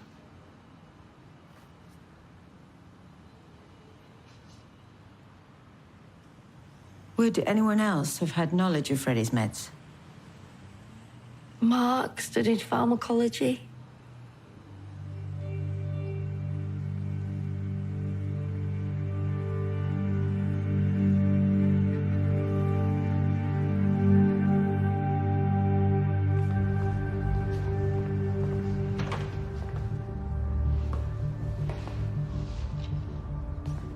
News on Carly? Nothing. Look, I've just realised I have a meeting with the superintendent at headquarters. It's the last thing I need today.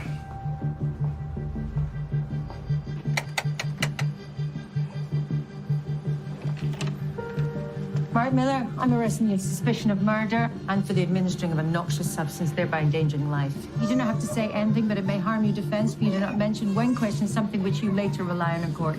Anything you do say may be given in evidence. Do you understand? Mark? Don't worry. Don't worry, okay? It's just a misunderstanding.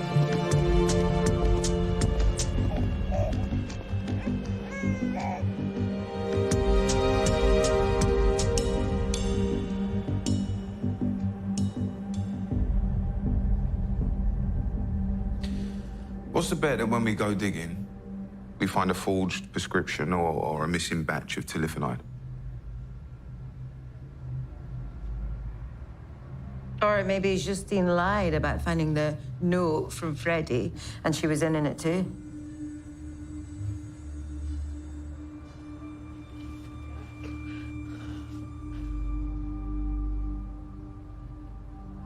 I wrote the note.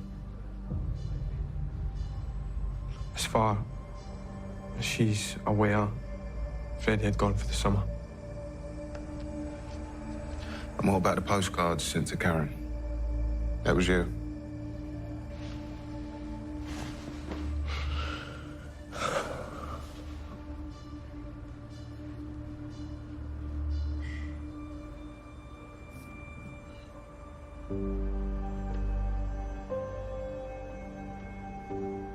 I buried him. But I didn't kill him.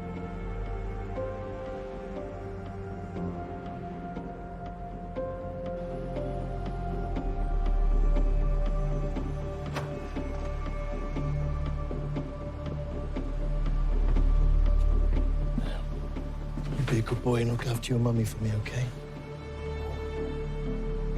And how long's this gonna go on? Us having to hide away? Not much longer. I promise. I'm just gonna disappear like your wife. I said I'd look after you, and I will. Call me. Anytime.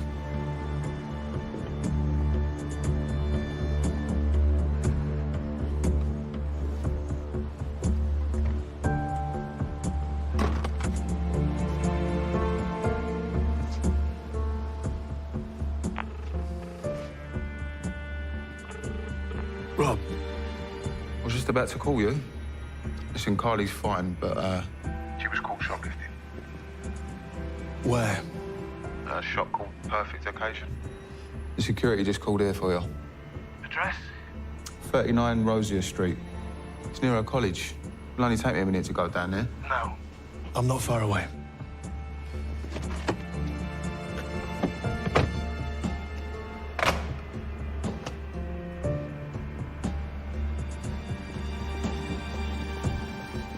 Loving the silent treatment, Detective Inspector. Don't push me.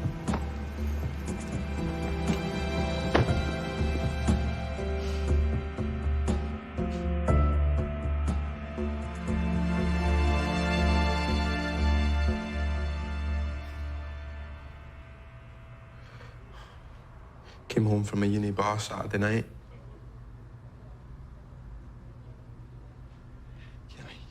He was... I just found him.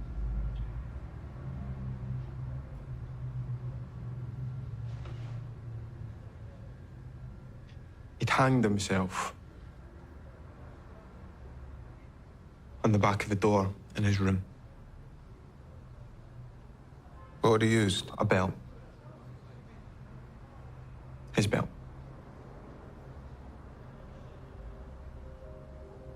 I thought I'd caused it. I mean, I knew that the tilifonide would show up in his system and I'd get blamed. They were still working on the decking, so I put him in the hole and I covered him over. I told Nazib that Freddie had finished it and gone. And you had no help? Where was Justine? In the library. I had it all sorted by the time she got back. And what about what was buried with the body?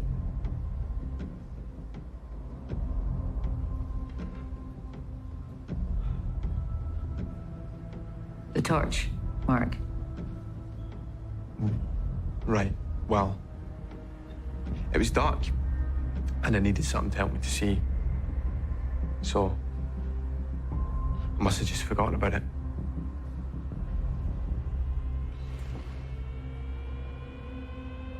The next morning, I left a note for Just to find, saying that Freddie had gone. She never knew a thing.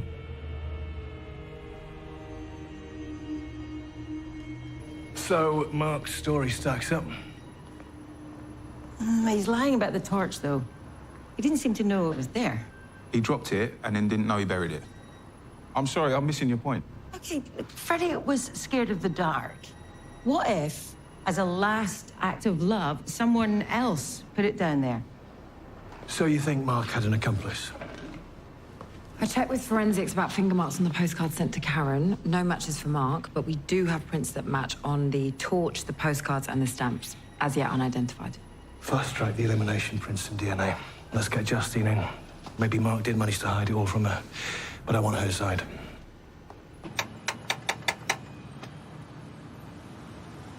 Justine, open up! It's the police! She's gone. A neighbour saw her leave in a cab with a baby straight after Mark was arrested. She had a large bag with her.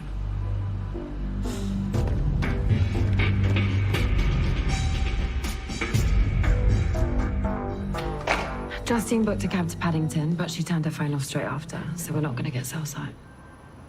There's a bank withdrawal receipt listed in Mark's custody belongings. He took out over $3,000 not long after you two interviewed Justine this morning. They were planning and doing a runner together. So now she's going it alone. We need to have another word with Mark. While you're doing that, you can ask him about the hairline crack in Freddie's skull. The pathologist believes that was the cause of death. Well, no wonder she's running. This is way beyond covering up a suicide. We're looking at murder. I told you. Justine has nothing to do with that. There's prints that match on the torch and on the postcards, and they're not yours. If they're not Justine's, then let us rule her out. I don't know where she is.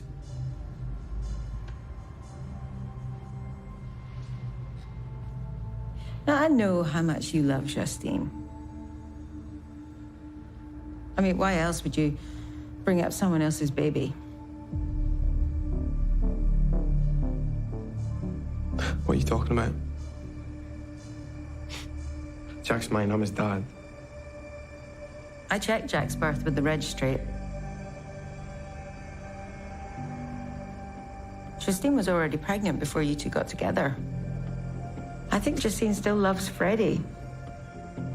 Are you willing to go down for murder to protect her?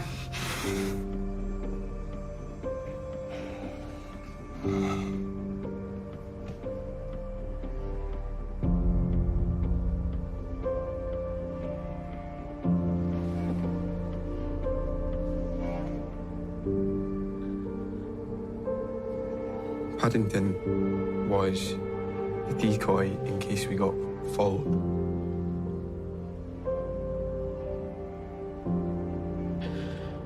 She's heading for Victoria Coach Station.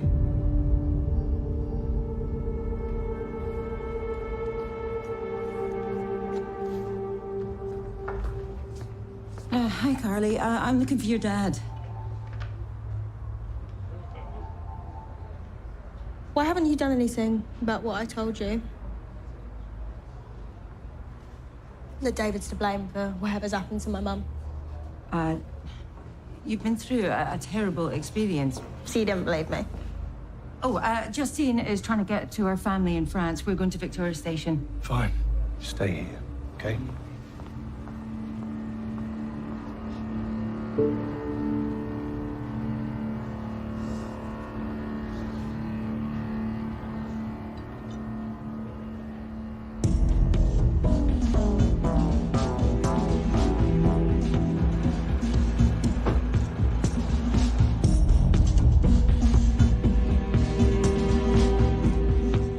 Bay 14.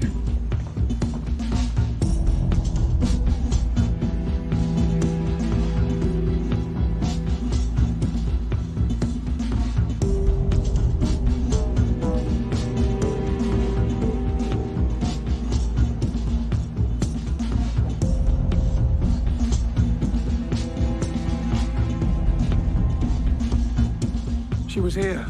Come on, she can't have got far. Stop! Alex! Justine, stop! Where are you going? With a baby. How far do you think you're going to get? No, stop. Justine, don't put your little boy at risk. No, Justine, listen to me.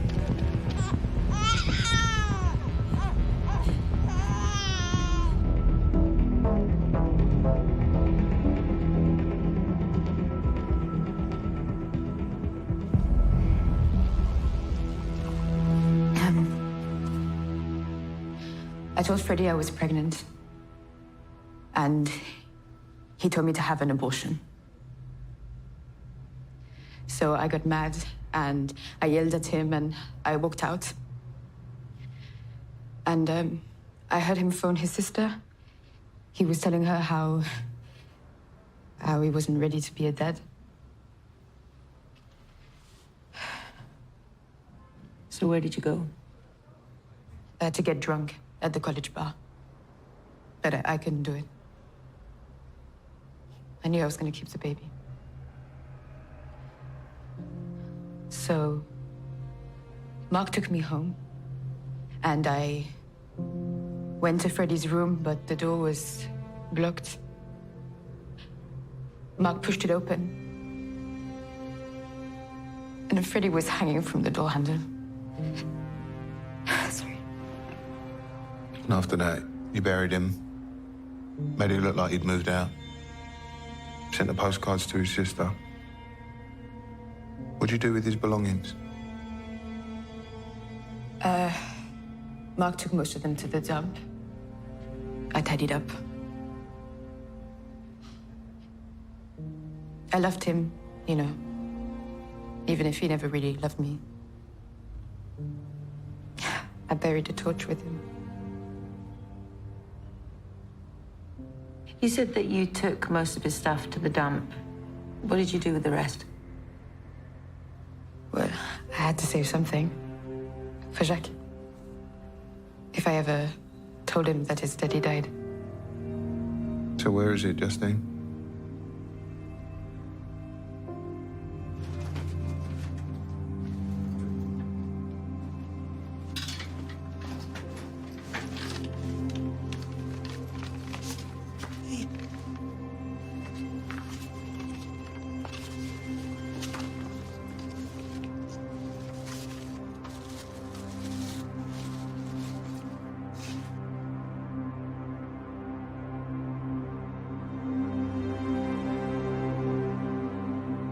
If Freddie was in an anguished state that night about his pregnant girlfriend, and he phoned his sister Karen, what do you think she would do?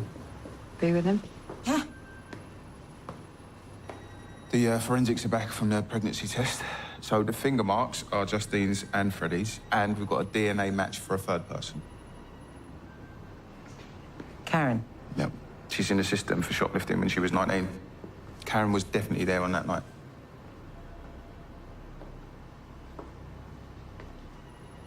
File on the arrest and trial of Freddie and Karen's father.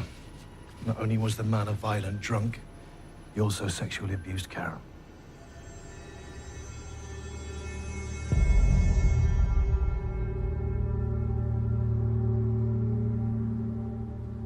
Why didn't you tell us you went round to see Freddie when he found out Justine was pregnant? What are you talking about?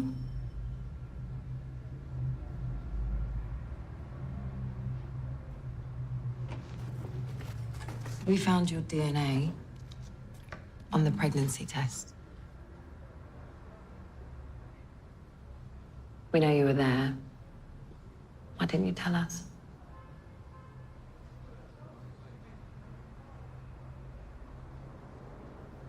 What happened, Karen?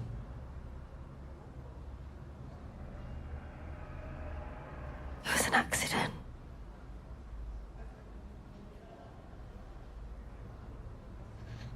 You don't know what my dad did to me. We do.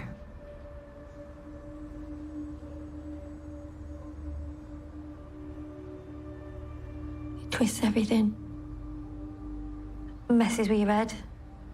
Makes you doubt everything. You don't trust anyone. We're just trying to understand what happened.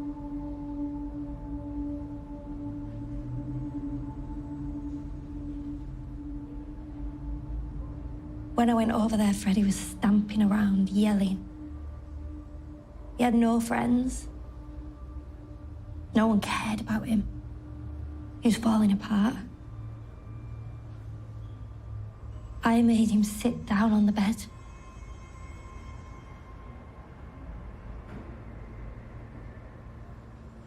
I sat down next to him. I put my arm round him.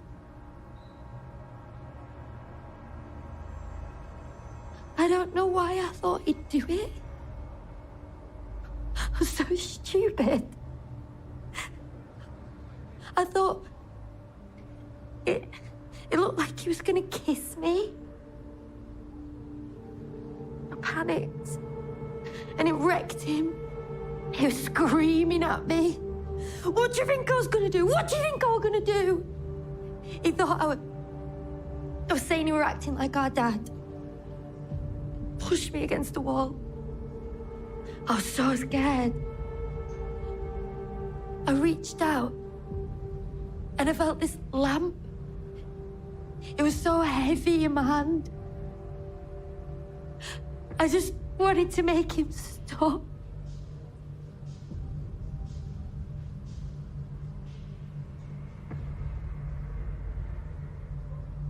I know I should have reported it, but I couldn't have Kaylee going into care. So you made it look like a suicide.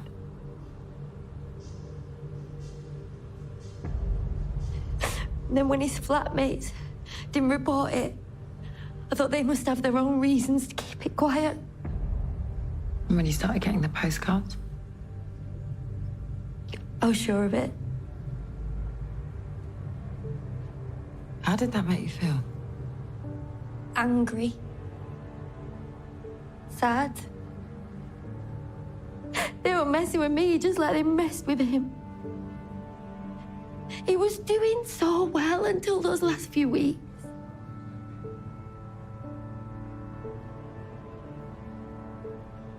They were tampering with his medication. They wanted him out of the house. Sick?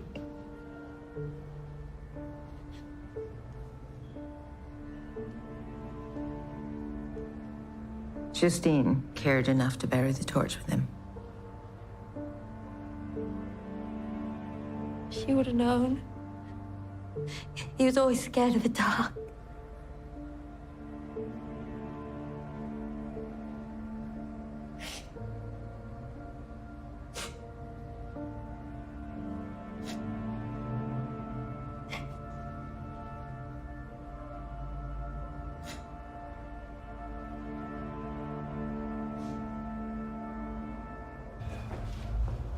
You ready? Dunno. Kind of settled in. Have you been drinking my whiskey? You know, this stuff doesn't get any better. It's disgusting. I'm going. Now.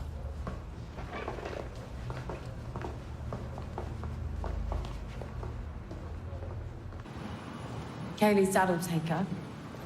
Karen won't have to worry about her going into the system. I expect there'll be some leniency given her past. Detective Cole, why are you protecting him? Just get in the car. He's a liar! You lied to my mum all the time. Carly, stop. No, you did. You know he's got 2 phones. Any of you ever asked him about that? My mum did, and he just denied it. Made her think she was going mad. She found some whiskey in my office. You're all police officers. Can't you see what's happening here? The reason you can't find her is because he killed her! Come on, love. You'll be all right. Come on, sweetie. Come on.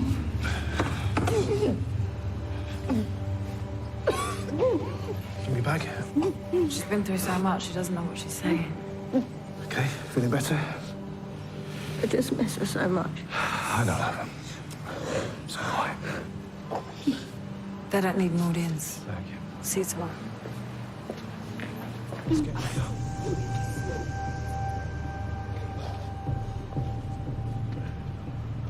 Is that making sense to you? Now, I know she's looking for someone to blame, but she thinks that David's got something to do with it. He has got 2 phones. I've seen him use the second one. He used it today before he went to a meeting that didn't exist. What are you saying? I don't know.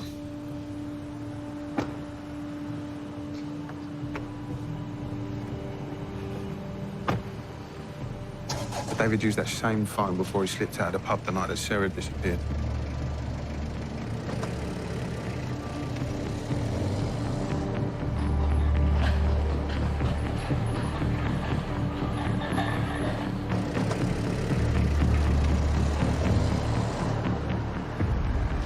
with you all night, wasn't he? Not all night. He left early. I covered for him.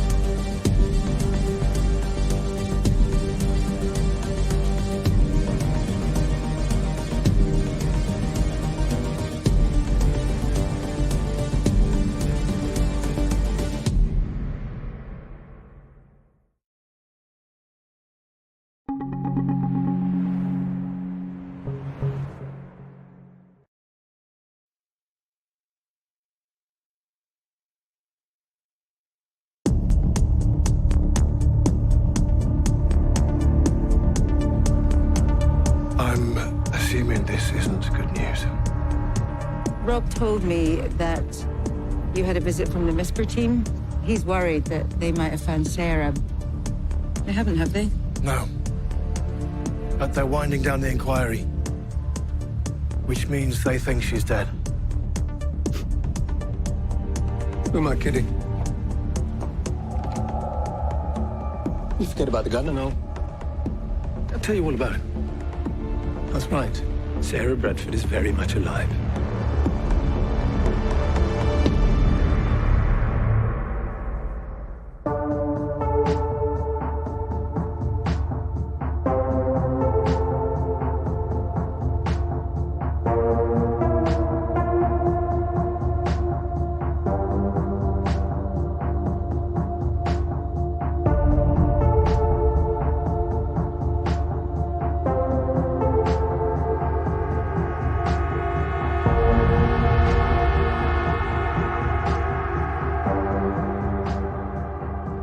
Got it. Thanks.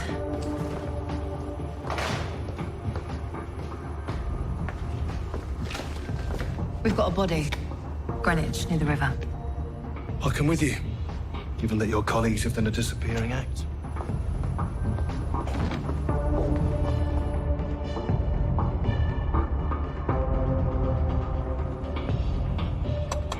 Mr. Roscoe! Danny Roscoe, open up, it's the police! Open up! How credible is your tip-off? Billy? We've got a body in Greenwich. I'll text you the details. Uniform have got an ID for the victim. Taxi driver called Danny Roscoe. Could you repeat that, please? Danny Roscoe. Yeah, that's what I thought you said. What? You can stop looking for Danny Roscoe. Why? He's dead.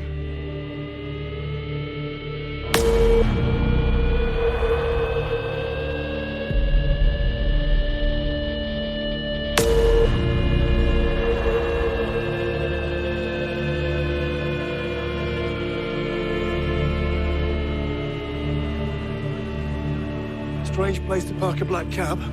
It's not like he'd be dropping off a passenger. Morning. Boss. How did he die? Someone staved the back of his head in. Robbery? No, still got his wallet. Complete with cards and cash.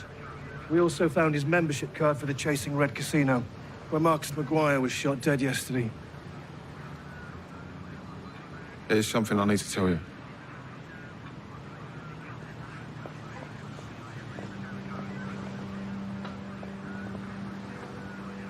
I got a tip-off. The informant claimed that he knew your wife is alive.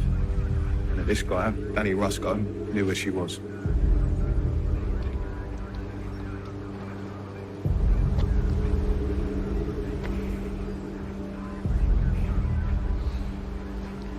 Who's the tip-off from? That's not relevant. He won't tell me either. Have you been to Roscoe's address? Yeah, but there was no answer. Did you carry out a search? Not yet. Get on it. Call me from there. Billy, find out everything you can about our murder victim. Rob, come with me.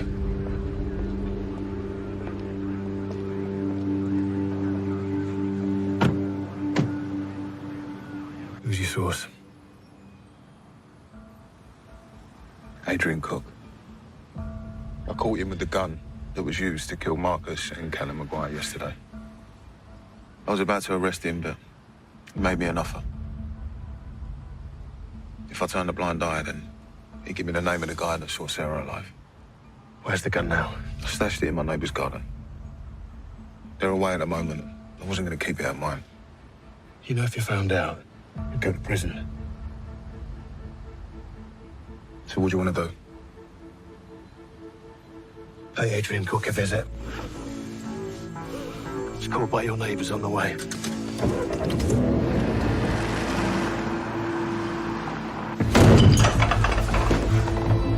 Okay, get somebody out the back. Oh, and bag this laptop.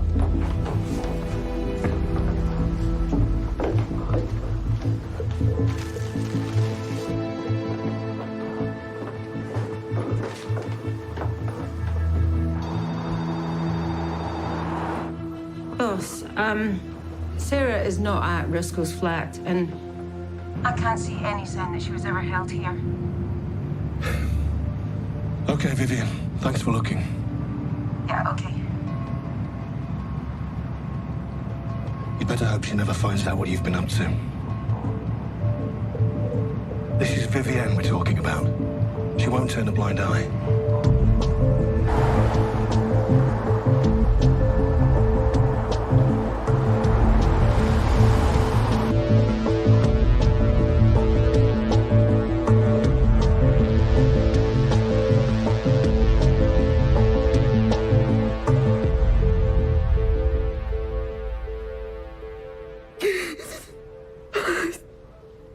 Petra, can you tell me when you last saw your husband?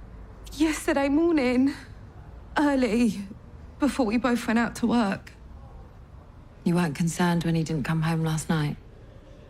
I left him a couple of messages. I just assumed he was busy working.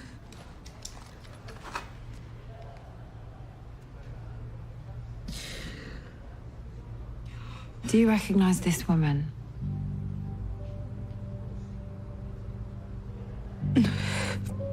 Never seen her in Danny's company? Never. Is she something to do with what happened to him? That's what we're trying to find out.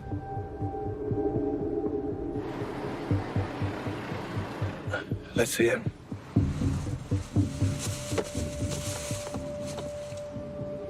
You're certain we'll find Adrian Cook's prints and DNA on it? 100%. Okay. Send your text.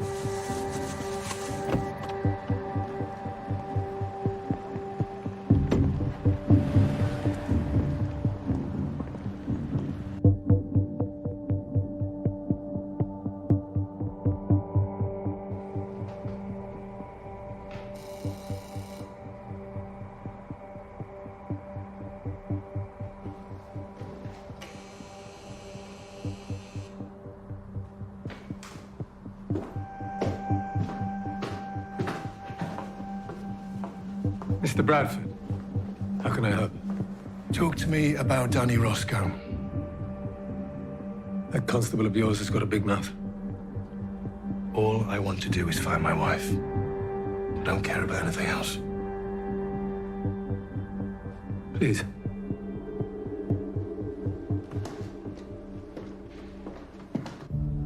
So Roscoe had seen Sarah. Why would that mean he'd come into money? I don't know. When he lost yet again, I told him I was cancelling his credit. And that's when he told me all the stuff about your wife. I'll need the hard drive. That would leave me without CCTV. Danny Roscoe was found dead this morning. This is a murder inquiry. Nothing to do with me. Nothing ever is. CCTV.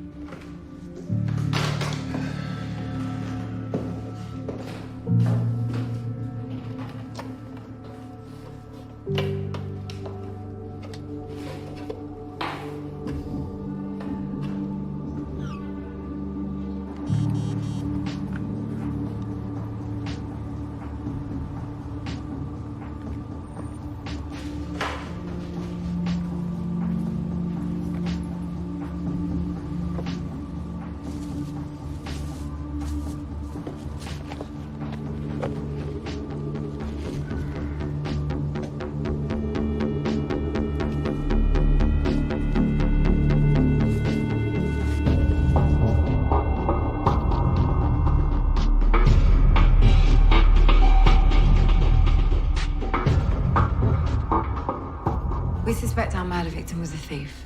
How come? The Sarge recovered a laptop from Danny Roscoe's flat. We checked the serial number, and it was reported stolen 6 weeks ago from an address in Hackney. I contacted the owners. Guess who drove them to the theatre that night? Don't tell me. Danny Roscoe. It's highly unlikely that Sarah hailed Roscoe's cab. So what if he came across her when he was breaking and entering? It's possible. What did Roscoe's wife have to say for herself? Not a lot. She was hardly likely to fess up to the fact that he was a thief. No. I reckon I've been played. Do you mind if I have another crack at her? Sure. Take Vivian with you for added muscle.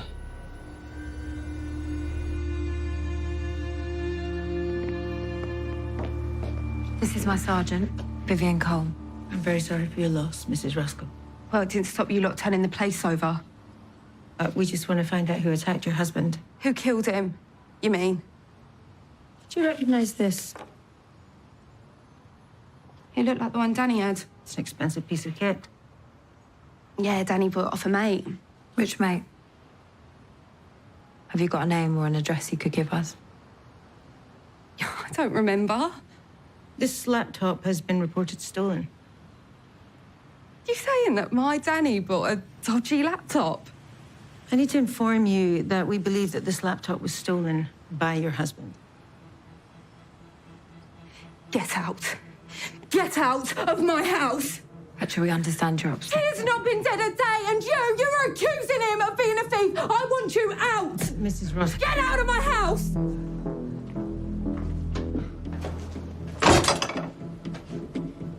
Do you think she's going to make a complaint? Oh, let her try. Whatever her husband was doing, I guarantee you she was up to her neck in it.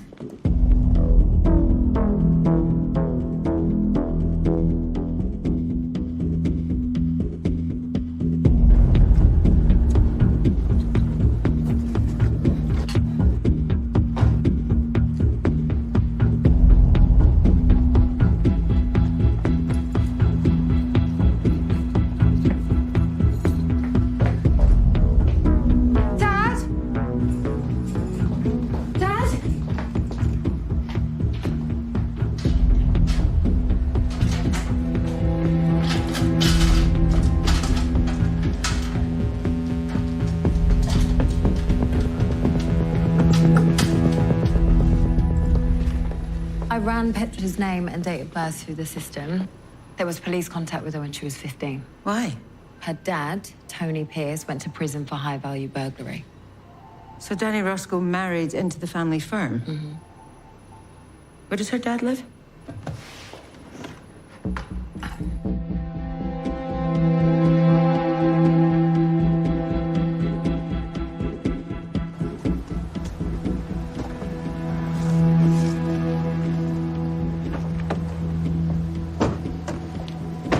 Hello, Petra.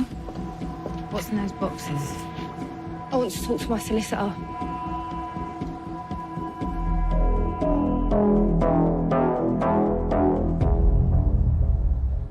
Yesterday lunchtime, Danny told me that during the course of a burglary yesterday morning, he had come across a woman who he believed to be held captive for some time. He was convinced that this woman was the wife of Detective Inspector David Bradford. He had seen her disappearance reported on the news. I begged Danny to call the police. To think of what that poor woman and her family had been through, but he was rough with me. So instead, he was planning to blackmail Sarah Bradford's captor into giving him £5,000 to keep quiet. Did Danny tell you who was holding Sarah Bradford? No. Or where? No. I used CCTV to track Danny Roscoe's journey to the murder site. Mobile ANPR picks up his cab on Yulford Road at 22:18 last night. Then I did a convoy check and the red estate car rendezvous with Danny's cab at an industrial site in Charlton. Presumably checking they weren't being followed. The estate then follows the cab for a further 15 minutes. Can you ID the estate car? I can. Phoebe Ingram is the register keeper. 41 years old, originally from North Wales, moved to London in 1990. And she's got a nice big house. The sort of house Danny Roscoe would love to burgle.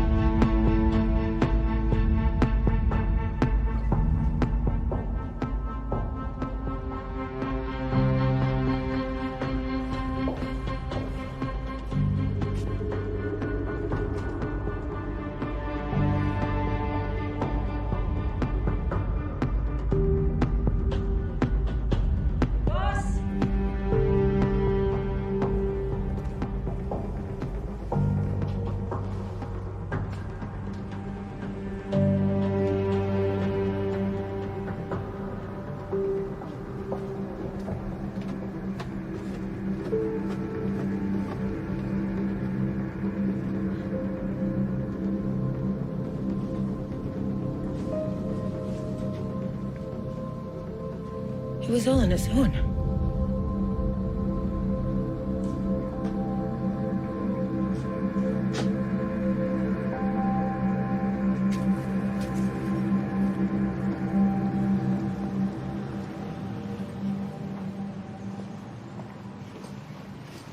Found this under the bed in the basement bedroom.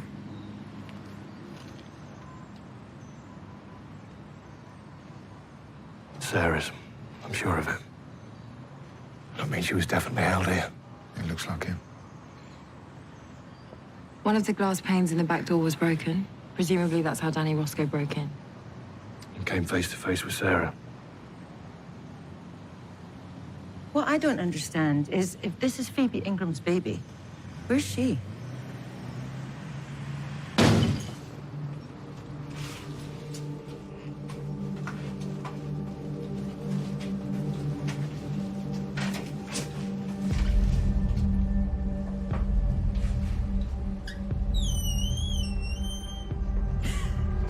What? Don't let David in. Get a SOCO team down here straight away and keep the detective inspector out.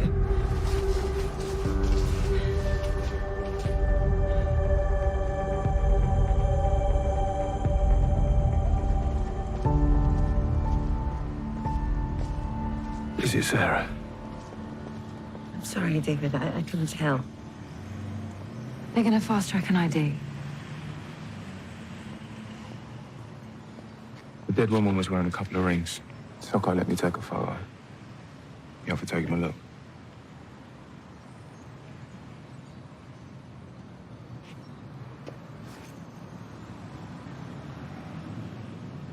Those aren't Sarah's rings. Are you sure? I know what my wife's rings look like. I'm sorry. No, I'm sorry. It was a stupid question.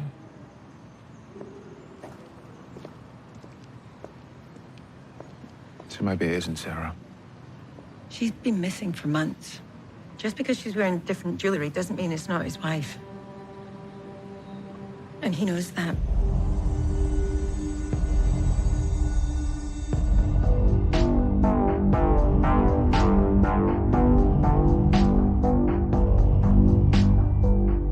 None of the neighbours have laid eyes on Phoebe Ingram for months. So she could be the body in the freezer. Who's the boy? Her brother, Philip Ingram. He's now 34 years old. And the neighbours have seen him go in and out. Phoebe and Philip's dad walked out years ago, and their mother died when Philip was 9. What I can't find is any record of a baby. That is properly strange.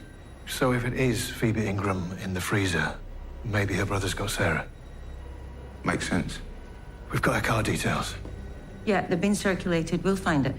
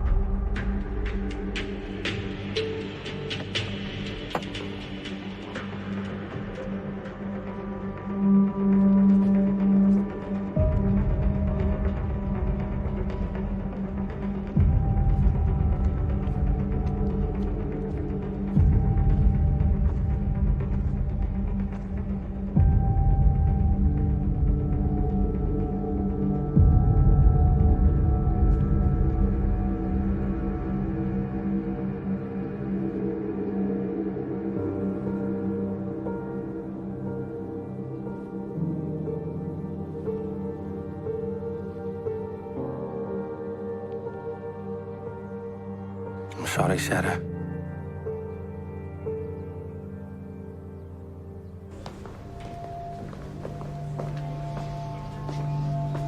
Adrian Cook's been picked up. He's going to accuse us of fitting him up. He hasn't a shred of proof. Ain't surprised.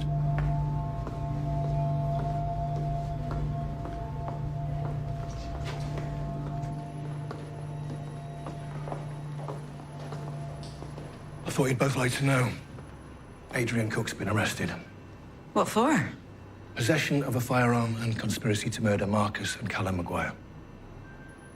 The National Crime Agency found a gun hidden at his casino.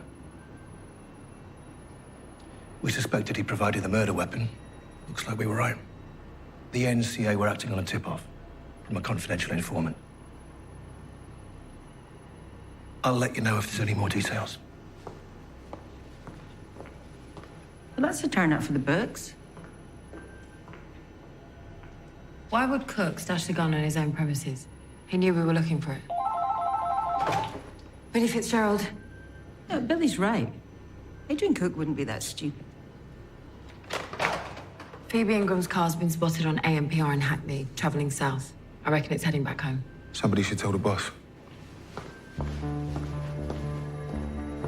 If we get a shift on, we can get there first. Call for backup, but I don't want anyone else intercepting this. Control from DC Brady. Okay. Thanks, Vivian. It was Phoebe Ingram in the freezer. So it's got to be her brother driving the car then. Boss.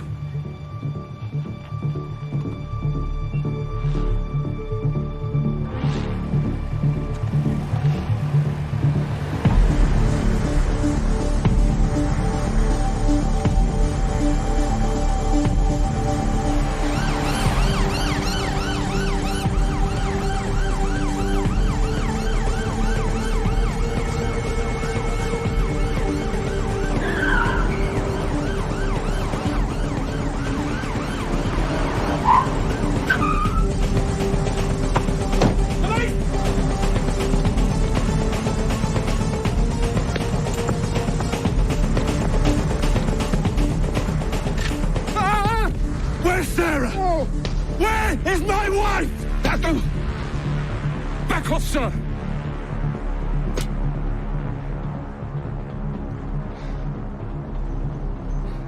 You're all right, Philip? Okay. Ah, it's okay. Nobody's gonna hurt you. All right? We just need to know that Sarah's all right. I took her back to where I found her. Where's that, Philip? I took her back to where I found her.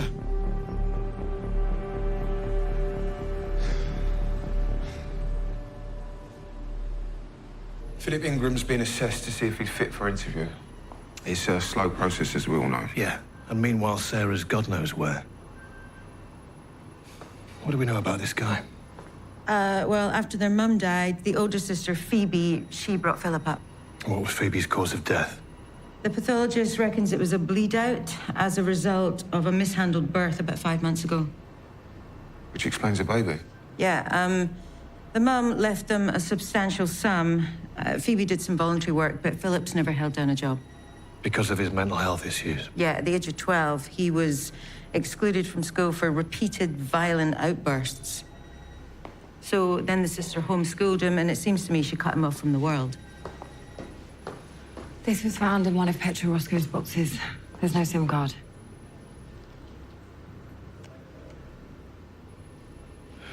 Certainly looks like Sarah's.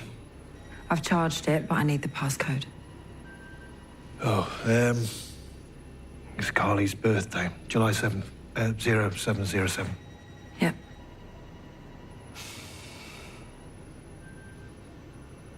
Sarah's phone hasn't been used since the day she went missing, so there's nothing new in calls, texts, or GPS.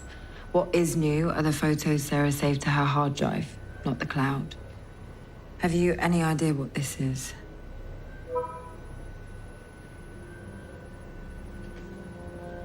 Liam?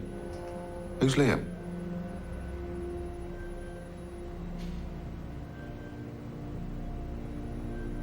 Last year, Sarah and I lost a baby. He was stillborn, just under 6 months. I wasn't there when it happened. I was on a covert op, so Sarah couldn't get hold of me. It hit her really, really hard. She called him Liam. I didn't know she'd done this. Buried him? No. No, the hospital took care of all of that. I'm sure it's just a memorial. That's Sarah's parents' grave. This photograph was taken on the day Sarah went missing, 2 hours after she was last seen. Philip Ingram said he was taking Sarah back to where he found her.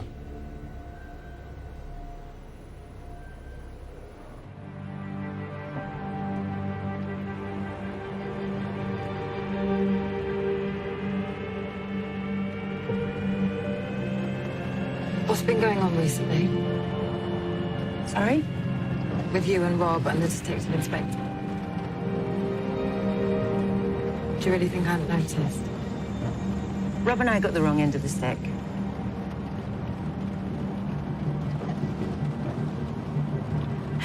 David wasn't where he said he was on the night that his wife went missing. What, and you thought he had something? Yeah, and now I feel ashamed of myself.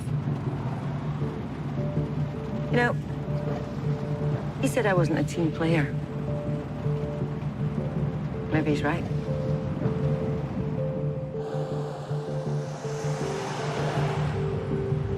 You didn't mention that Sarah was pregnant?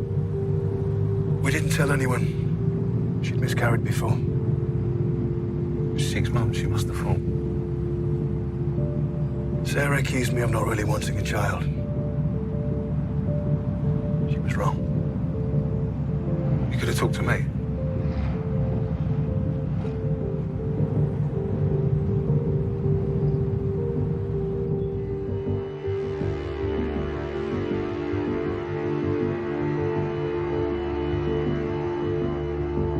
Years since I've been here. Sarah's mum's funeral. Can you remember where the grave is? This place is massive. Somewhere up here, I think.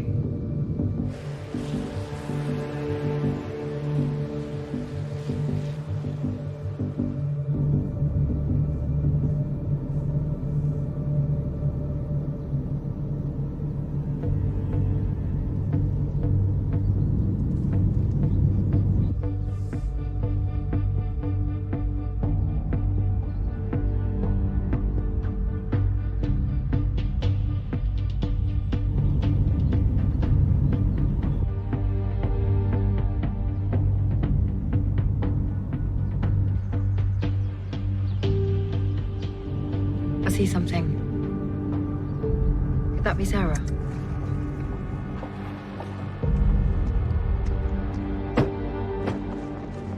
It's her! She's breathing. Sarah? Sarah? I think he must have dragged her cough for an ambulance. TDC Fitzgerald to control. Go ahead. We need an ambulance to St. Carter's Cemetery. Stay with me, Sarah.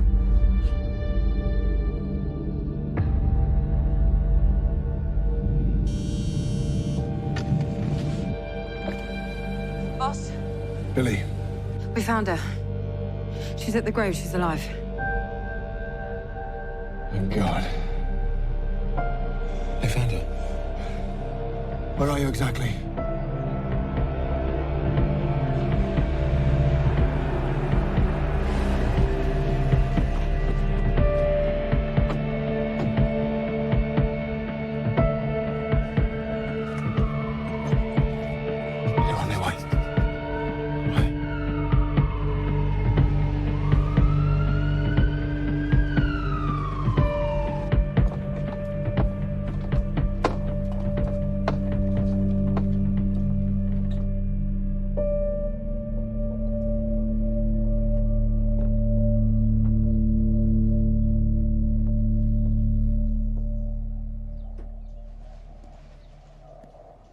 They really want to know what Ingram's given her.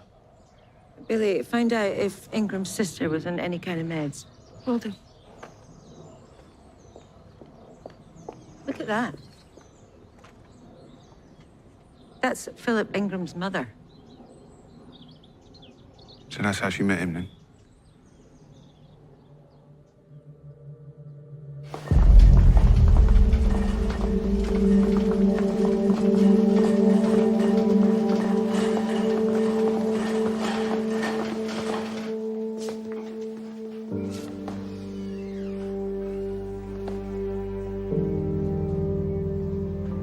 Carly? It's Dad. We found your mum. Yeah, she's with the doctors now.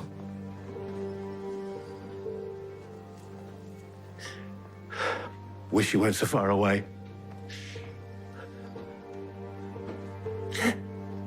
Yeah, we'll get you home. I tracked down BB Ingram's GP. Phoebe had an accident a couple of years back. She was on serious pain medication, so maybe that's what he's given Sarah. Have you let the hospital know? Yeah, I've just phoned it through. Great. Rob, can I have a word?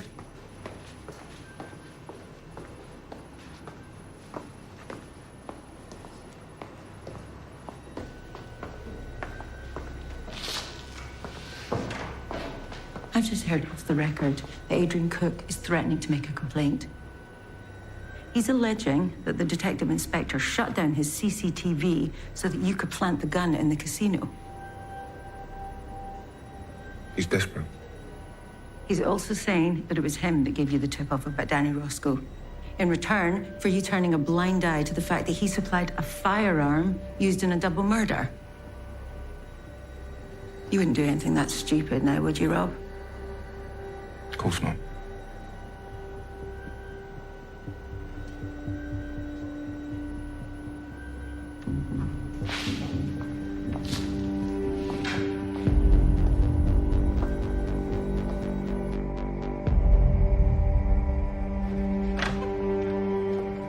Mr. Cook, good to see you again.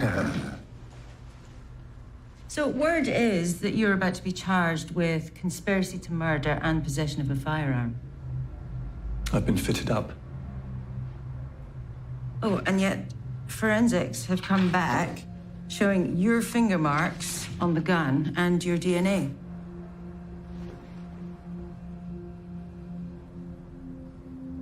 So let me get this right. You're not denying handling the gun. You're just complaining about the manner in which the police found it. See, I don't think that's going to go down very well with the judge. Doesn't your mate Rob Brady understand the concept of a deal? We don't do deals, Mr. Cook. You should know that by now.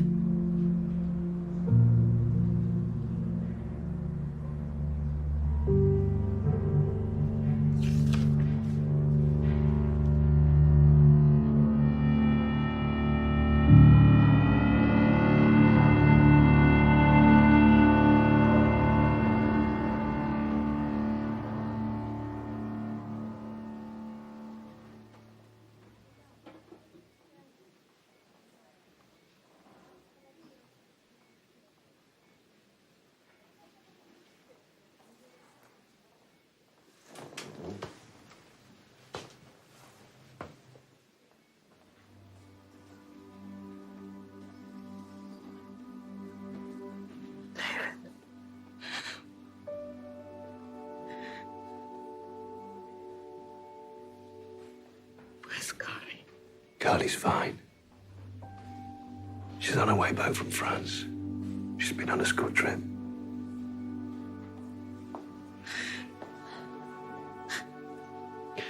Can't tell you how much I've missed you.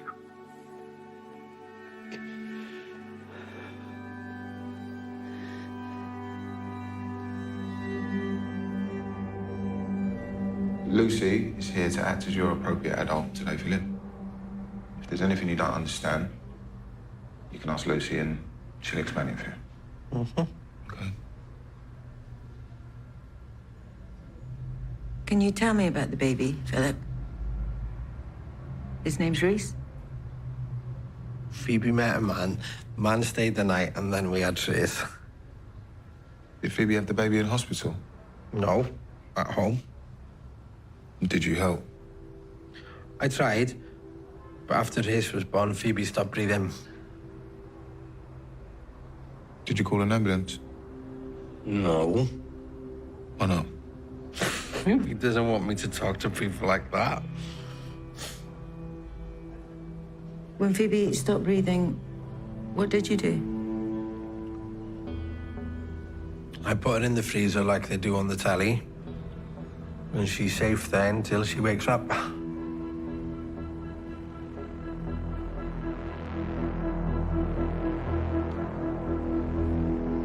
I made a memorial for our son. I saw it. I went to the graveyard to think. And he was there. Philip. When he told me he was trying to look after a baby, my heart went out to him.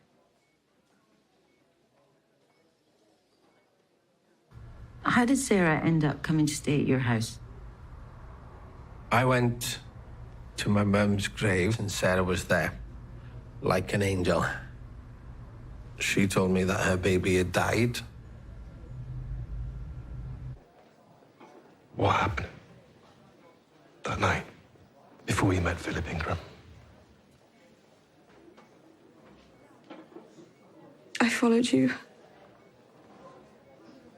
I saw the woman and the child. It was work. Her name is Grace. She's a witness, an informant in a highly sensitive investigation.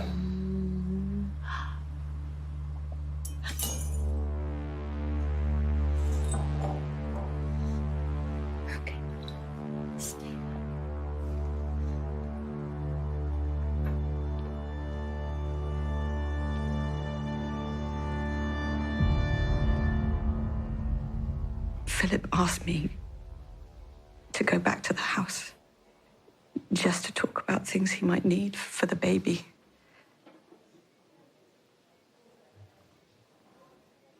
It felt good. Looking after baby Reese, punishing you. But just for a moment. I told Philip I had to go home, and he wouldn't let me go. And the next thing I knew, I was waking up in a cellar.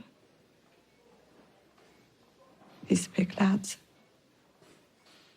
It wasn't hard for him to stop me leaving. It was like having Phoebe back again. Tell us about this man.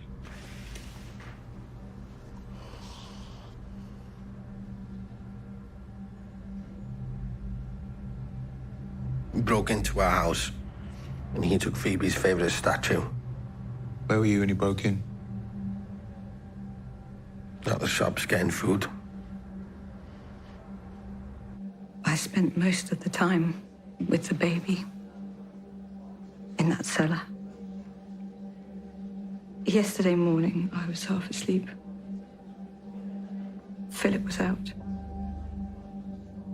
I heard a noise. I knew it wasn't Philip, so I called out.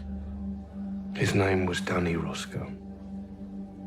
I called out to him that I was being held against my will. He tried to open the door, but it was padlocked. When I told him who I was, he promised he would get help. What happened next? I came home, and Sarah started screaming at me, telling me that I had to let her go, so I gave her the medicine to make her sleepy. How did you arrange to meet Danny Roscoe? She called. She? A woman? Mm-hmm. Was it his wife? Yeah. Okay, we will be having some serious words with her. What did she say? She said I had to meet the robber, give him £5,000, or they tell the police and they take Sarah away from me. And what happened when you met him? He had Phoebe's statue. He said it was rubbish and that he couldn't sell it. He threw it on the ground. I don't have £5,000. And what did you do? I picked it up. I hit him over the head with it. I wanted him to be quiet. Where's the statue now, Philip? It's in the hall.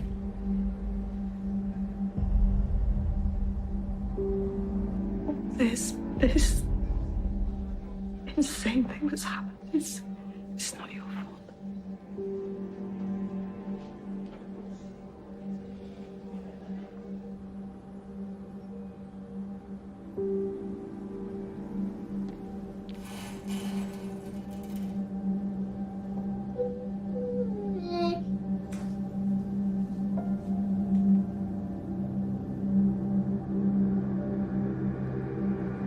David, it's me. Call me back. I better still just get over here. I think someone's outside. I'm frightened. That cellar that I was in, Phoebe used to lock Philip in there when she couldn't control him. What'll happen to him? There's no way he's fit to plead. I can't believe you're not angry.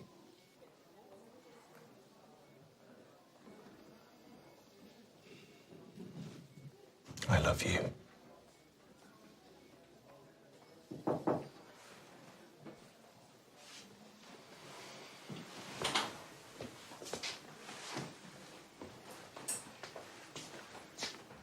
Gonna be just outside.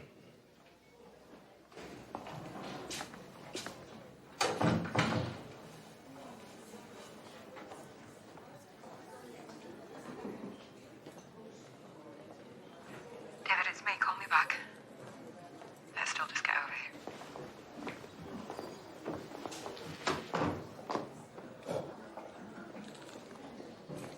Grace, I got your message. I can't get away right now, but I'll send round someone you can trust.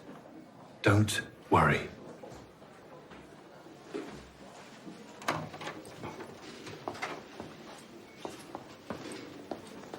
Adrian Cook hasn't made a complaint. Rumour has it, Vivian had a word. Listen, I need a favor. I shouldn't be telling you any of this, but I can't leave Sarah on her own. Not again. The woman I was with the night Sarah disappeared wasn't my girlfriend. Grace Harper is under police protection. She's a witness in a highly sensitive undercover inquiry. That's why I couldn't be honest about where I was or what I was doing. So what, tell me now? I'm Gracie's handler. She's just left me a message saying she's frightened and now she's not answering her phone. So you want me to go around here? Please.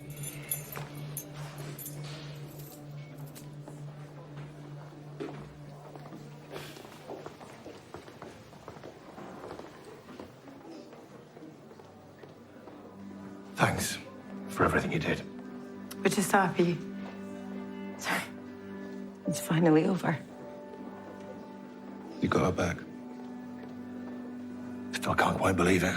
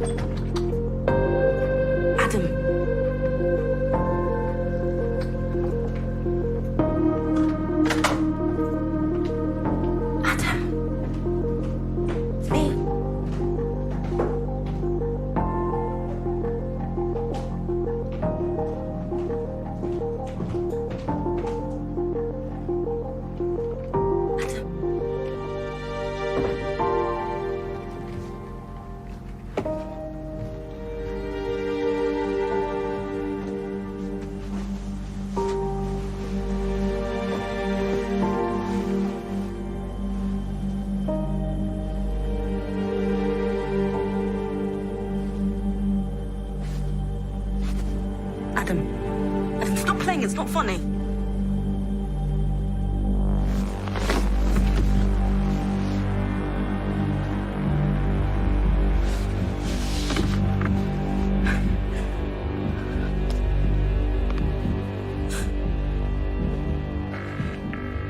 Hello, emergency services.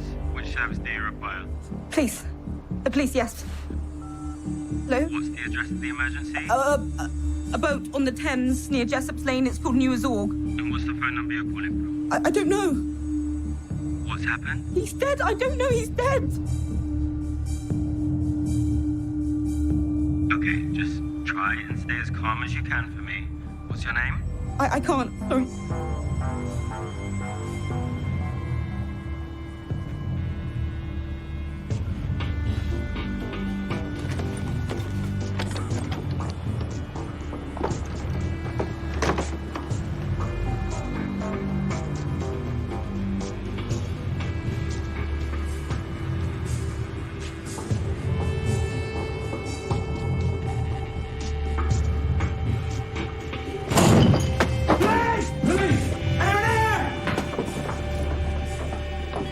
Control, this is 874, confirming a dead body.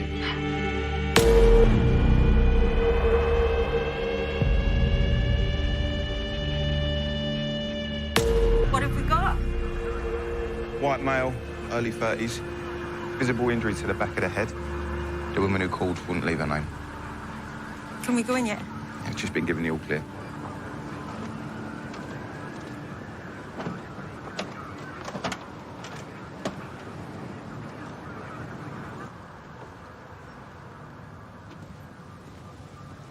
Been dead 8, 9 hours max. Blow to the back of the head with a blunt object. He's tucked up neatly. It's like he's been placed in the bed with some care. Dent in the pillow. Suggests he had company. Lipstick mark. Fits with the loving presentation.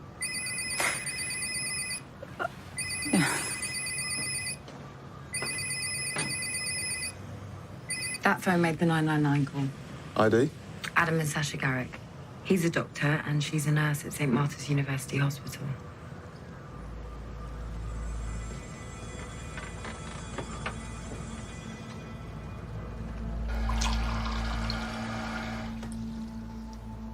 How's your shift? Look like you've seen a ghost. I just thought you'd still be sleeping. Been up for ages.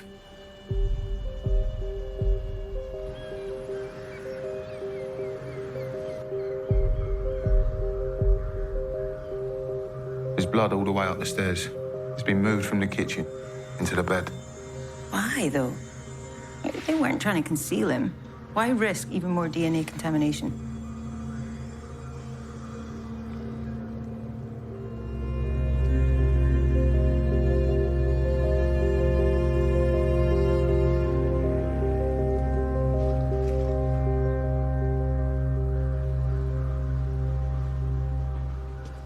Vessel's missing. Or is it mortar? Do you know, I can never remember which one's which. It's weighty enough.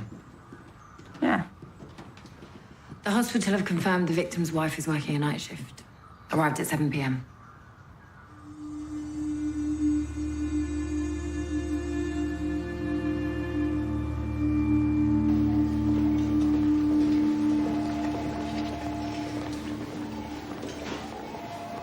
Miss Garrick. I'm Detective Sergeant Vivian Cole, and this is training. The police officers, yeah. Is there somewhere we can talk? I'm a nurse. I know all about delivering bad news. Is it my mum? I'm very sorry, but your husband, Adam... It's all right. He's been in an accident or something, but it's all right, isn't it? Adam's been killed. You're not in uniform.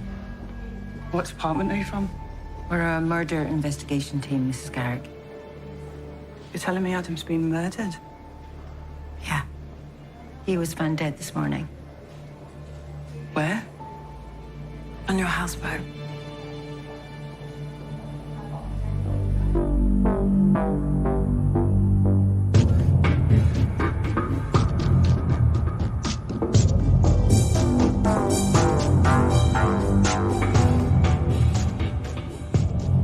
This is the anonymous 999 call. What's the address of the emergency? A boat on the Thames near Jessup Lane. It's got New as all. And what's the phone number you're calling from? I don't know. What's happened? Dead. I don't know. He's dead. Okay, just try and stay as calm as you can for me. What's your name? I can't. Goes without saying, we need to identify the caller as soon as possible. The victim received a call from someone called Bob at 21:59. The 999 call was made at 7:45 a.m., so Bob may have been the last person to have spoken to him. Let's find Bob then.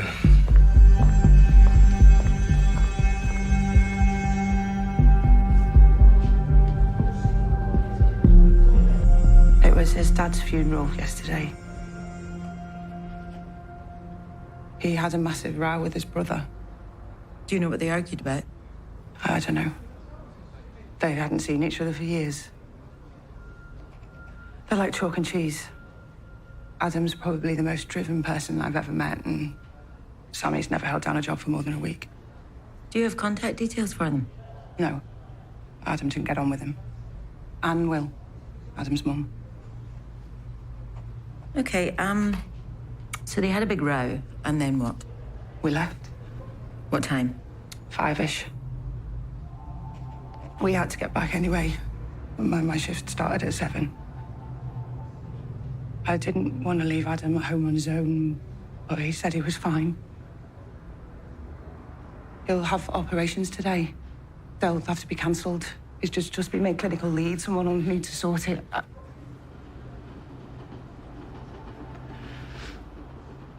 Have you been back to the houseboat since? No.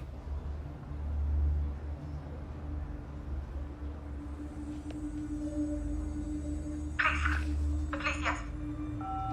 Hello? What's the address of the emergency? A boat on the Thames near Jessup Lane. It's got New as all. And what's the phone number you're calling from? I don't know. What's happened? He's dead. I don't know. He's dead. Okay, just try and stay as calm as you can for me. What's your name? I can't. A woman made this call at 7:45 this morning from your boat. Do you know who the caller is? Eleanor Kemp. And do you know of any reason why she would be with your husband this morning? She's just married Xavier. Adam was their best man. Can you tell us anything about the relationship between them? Between Eleanor and Adam? Friends? Was friends with Xavier, really. Xavier's a pediatrician, too. I introduced Eleanor to Xavier. She's a family friend. I used to babysit her. Why would... I can't believe she'd do that.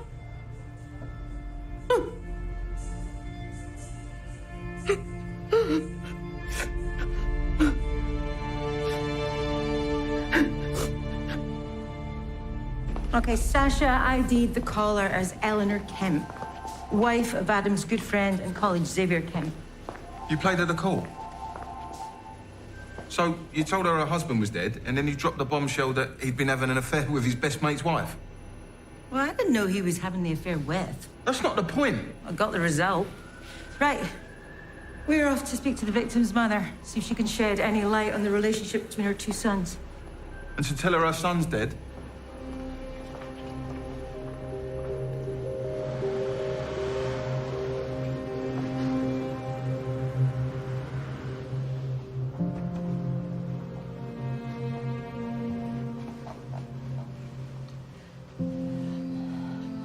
My husband just died.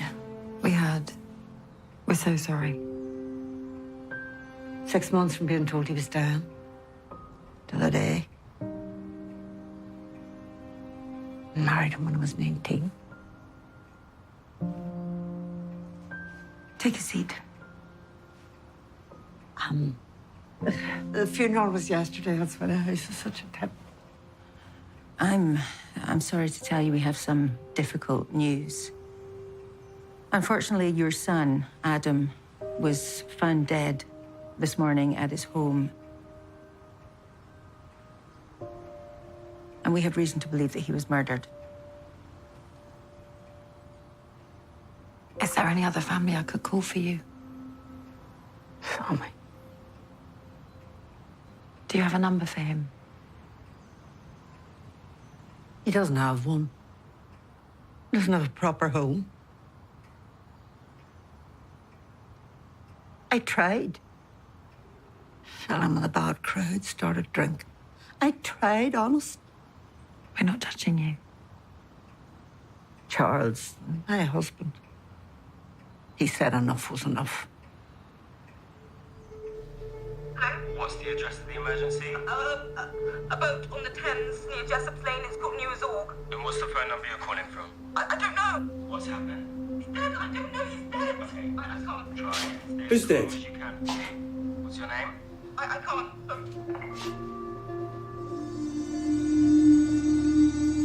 We were told Adam and Sammy had a falling out at your husband's funeral. I told you. Did you see it? Well, they're always bickering when we were growing up. It was nothing out of the ordinary. My poor boy. My poor little boy.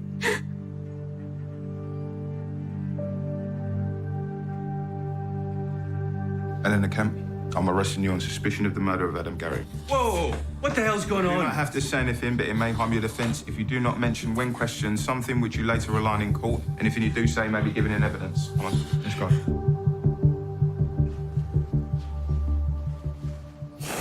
Thank goodness Charles didn't have to deal with this.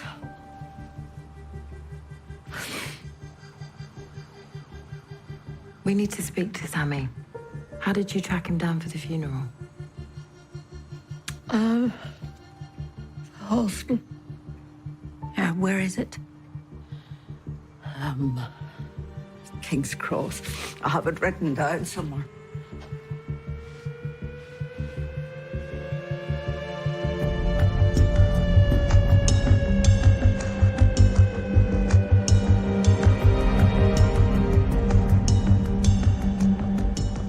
The mobile number saved in the victim's phone as Bob belongs to Eleanor Kemp.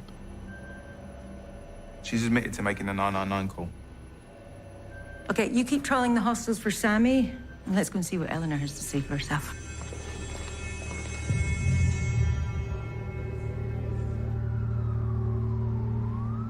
I rang Adam just before 10. He sounded really upset, so I said I'd go over in the morning when I came off shift. I'm a nurse at St. Martha's. Sasha was working extra hours, and I didn't like the idea of him being alone. Can you explain why your number is saved as Bob in Adam's phone? Is it? Or why you wouldn't give your name when you made the 999 call?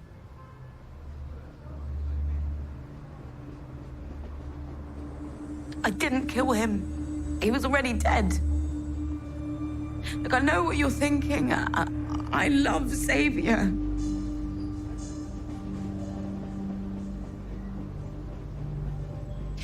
You should never have played that phone call in front of Xavier. It was confidential. He wasn't home when I started. It was unintentional. Now, he shouldn't have done that, should he? It was bound to come out at some stage of the investigation. I should have been the one to tell him. I'm going to make a complaint. Well, you're totally within your rights. But let's talk about it after the interview, okay? And then you can explain in detail how you got involved with your husband's best friend and how we should have handled that.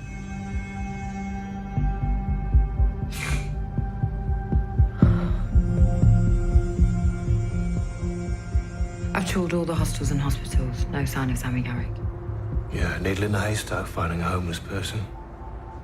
I did have another idea. The witness in the Tom Price case, Amber. She's in and out of hostels and might be able to help. It's a long shot. Give it a go. got off the DLR around 7:30 and walked to the boat.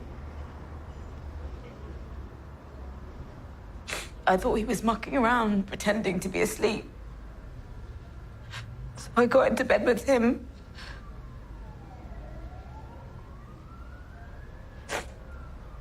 It was cold. It was horrible. If he was already dead, how'd you get in?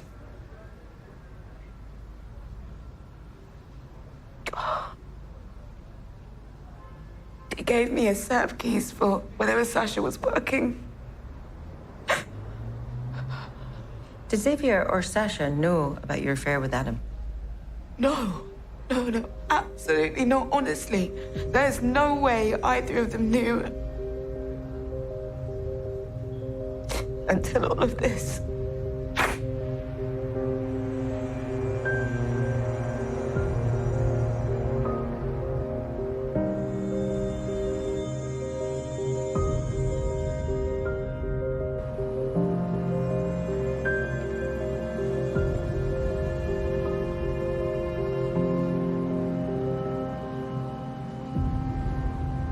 I thought you'd be in bed.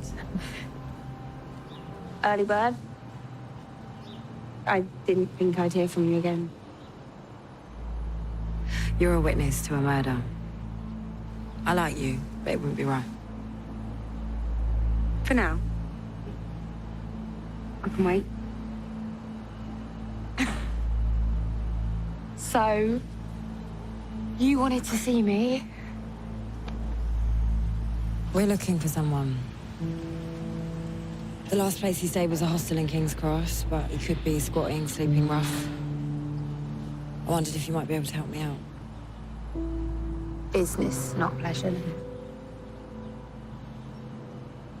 Like I said, we can't. You can't.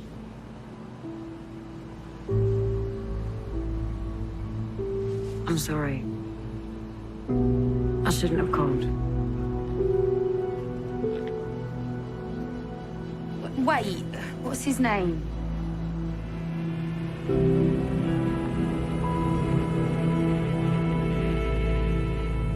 Where are we at, Rob?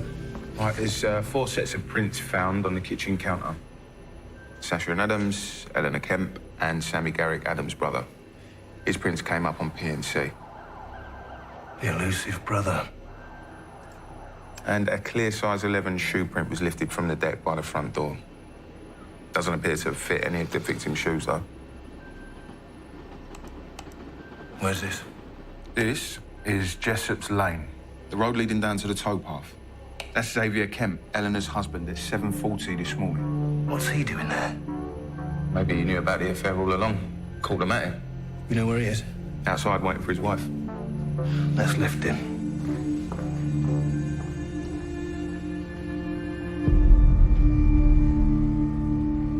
His dad had died. I thought I might need to talk. So early? Oh, once we're at work, there's never time. I saw Eleanor leave and assumed Sasha must have been there. I didn't want to disturb them, so I walked home. It's quite a walk. I've run the London Marathon, mate. I can manage a few miles.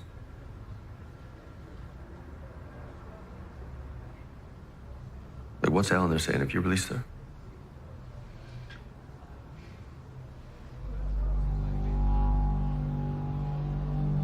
Thanks for this. Yeah, well, I have my uses. Proper digs. Original features, high feeling. Big bath today. Have you ever had to sleep in? Careful. That caring thing you do can give off the wrong vibe. Come on, then. I'll take it from here. Oh, please. As if they're going to talk to a copper. How would they know? Yeah, right. Amber, don't... Hello? Hello? Right? Sammy, Garrett. Sammy? Anyone know Sammy Garrett? Oh, does anyone know Sammy Garrett? No? Right, mate, you know Sammy Garrett? Sammy! Sammy Garrett!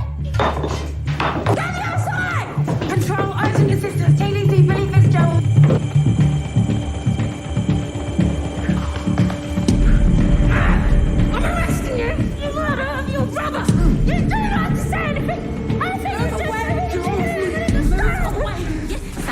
I'm arresting you for obstructing a police officer in the execution of their duties. You do not have to say anything, but anything you do say may be given in evidence. What are you talking about, my brother?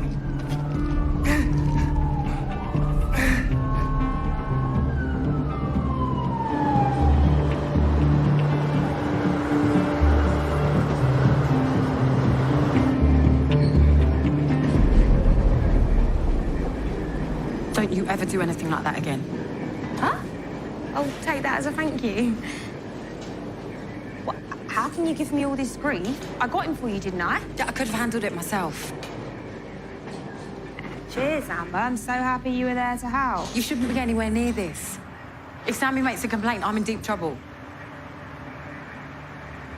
It's not funny. That's my Sarge. This was a mistake.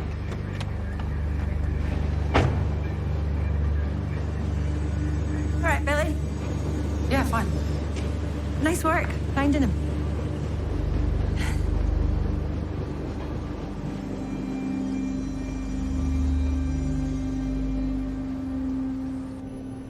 So Sammy's shoe print is a match for the fresh one we found on the deck of the boat.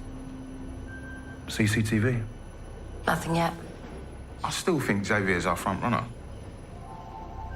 I think he killed Adam, left, and watched Eleanor arrive. But why would Xavier tuck him up like that if he thought that Adam was sleeping with his wife? See if the medical examiner thinks Sammy's sober enough to interview yet. Maybe we've got two front runners.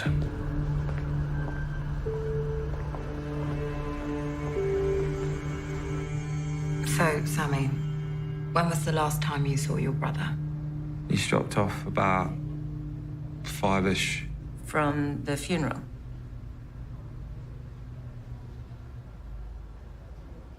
Why did he drop off? You know this, or else I wouldn't be sitting here. The usual. Him telling me what a loser I am, how I've got no one else to blame but myself for getting into drink after I've been inside. So you were angry with him when he left? Not angry enough to kill him. You haven't seen each other for years, why? He's an idiot. Were you close as kids? We got on okay. What happened? Our lives took different paths. Meaning? Look, I don't know, but I didn't kill him. Okay, I don't even know where he lives.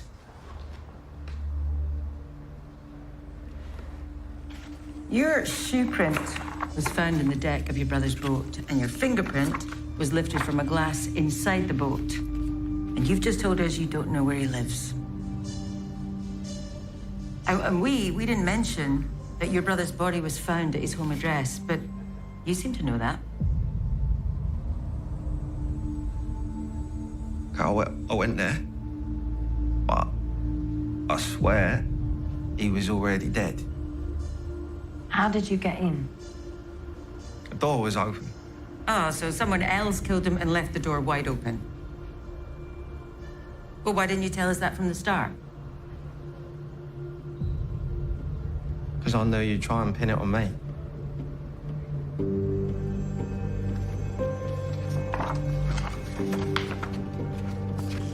Can't be happening again.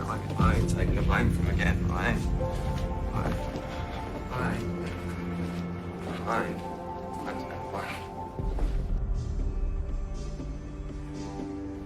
So, Sammy's admitted to being there, has formed for ABH, a troubled history with his brother, and a fingerprint and shoe print match at the scene. And he lied continually throughout the interview. He's about as solid a suspect as you can get. He obviously had problems with his brother. Why did he tuck him up so lovingly? Not as convincing about Xavier now. All we've got on him is CCTV footage of when Eleanor left. And there's no forensics placing him in the boat or on his clothes. What about Eleanor's clothes? There's nothing. Let's bail Xavier and Eleanor.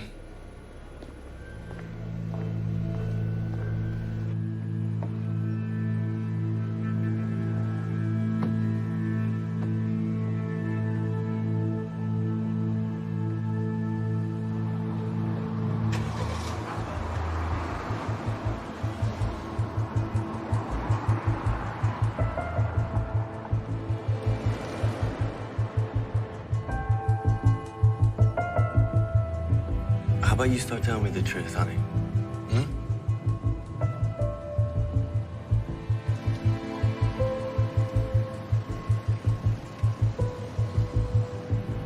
5 months. You only managed 5 months. I genuinely thought you loved me. I'm an idiot. I do. I love you so much.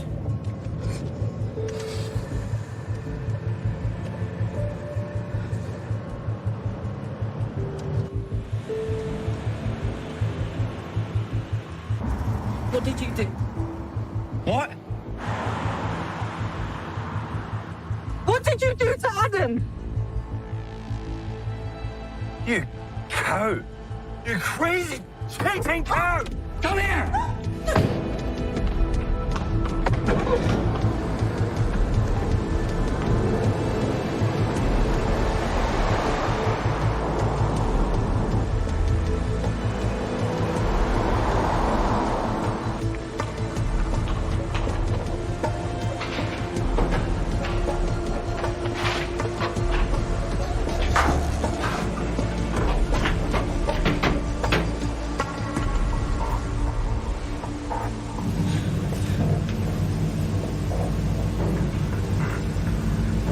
Help me, please. Get the multi-story car park just off Valence Road.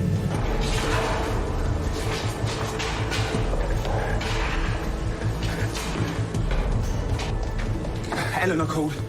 Xavier's lost it.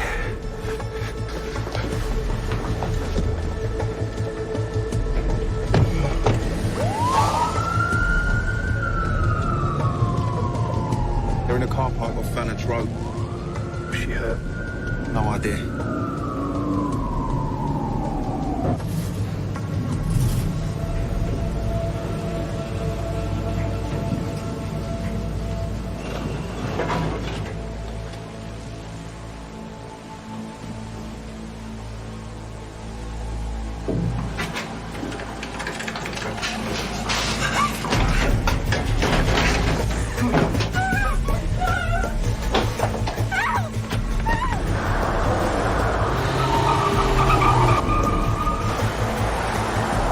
Were you singing before we got married? Don't lie to me! Please, Xavier, don't do this. I'm sorry, it was a stupid mistake. I wish it had never happened.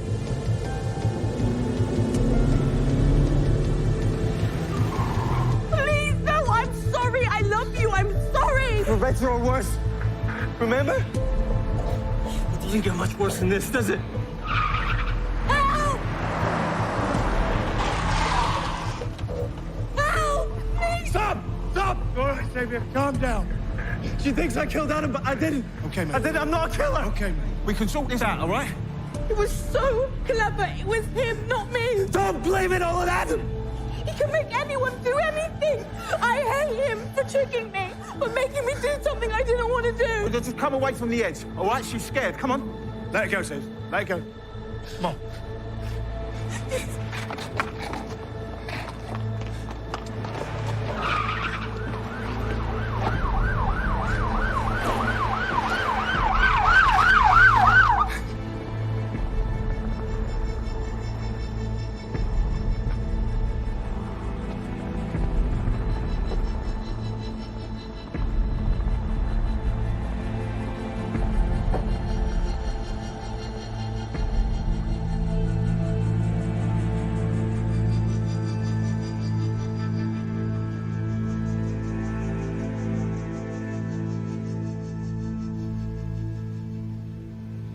How did Adam feel about his brother Sammy?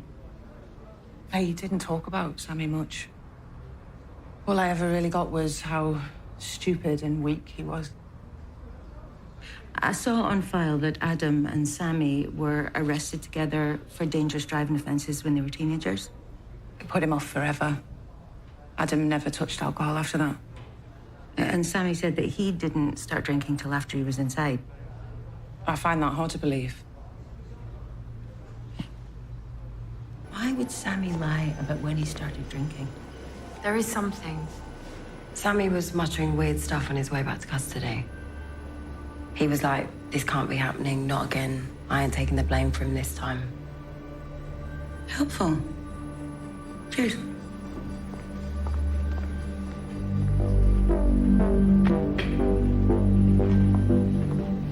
What did you mean? I'm not taking the blame for him this time. Nothing. Do you know who killed Adam?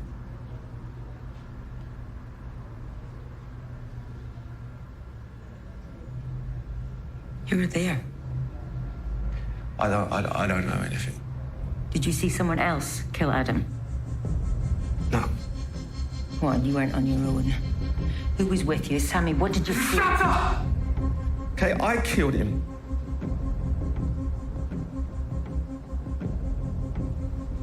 I killed him.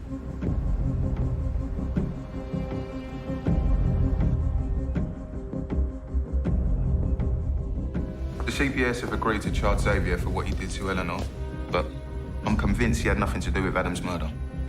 Sammy confessed. Well, that's a result. Yeah, but he's lying. What I don't know is why.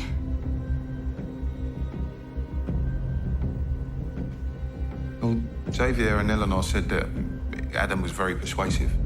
He could make anyone do anything. I mean, Eleanor's baffled at how she ended up even having an affair with him. Seems like he was a skilled manipulator.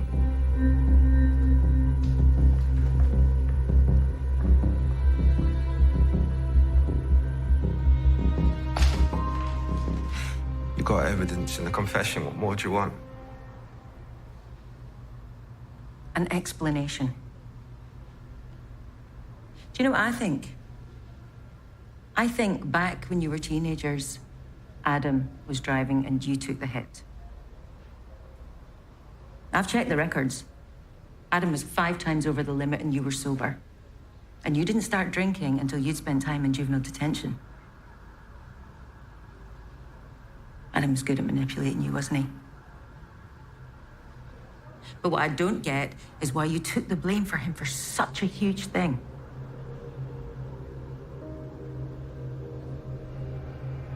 See, he was clever. He was going to uni. I had less to lose. It wasn't a big deal, but then the girl in the car we hit, she died 3 weeks later. All blew up. Adam said he'd kill himself if he went inside. So you've resented him for years. Does anyone else know the truth?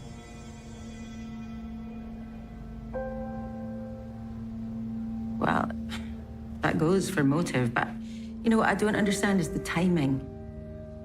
I mean, why did you choose the day of your dad's funeral to do it? I was drunk. Did you love him? Adam? Nah.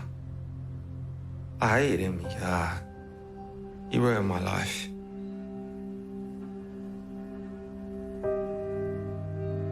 How did you leave your brother after you killed him? In bed.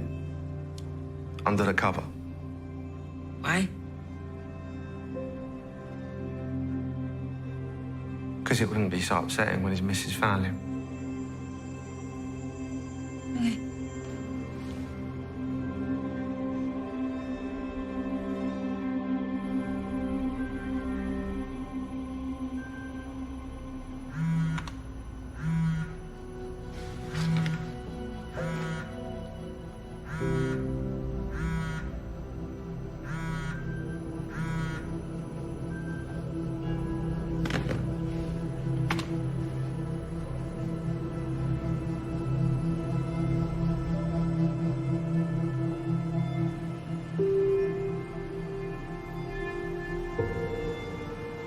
Do you know what? I've actually just seen her.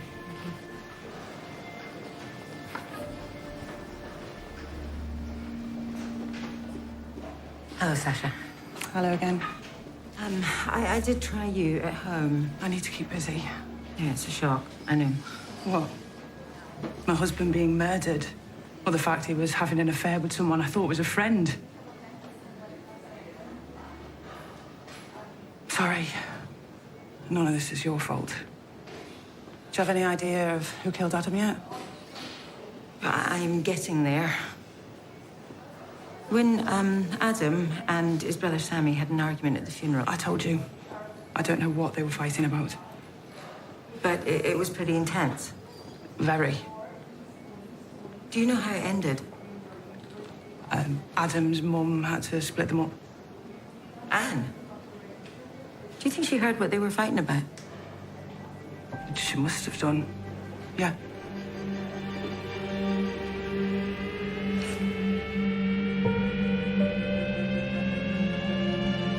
The body was tucked up in bed. And the DNA from the lipstick didn't match Eleanor or Sasha. It's a kiss on the forehead. That is a maternal gesture. It has to be the mother. Yeah, I think that Sammy is covering for her the way he covered for his brother. Why would she kill her own son? Because she found out that Sammy took the blame for Adam. Maybe that's what they were arguing about at the funeral and she overheard. Exactly. All right. Tread carefully. She's just lost 2 family members. If you're wrong about... No, I'm not.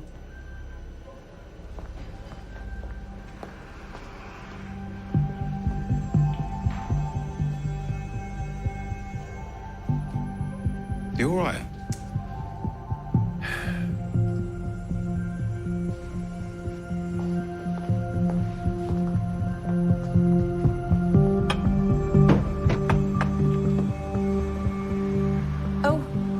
My neighbour Pauline's invited me up for supper.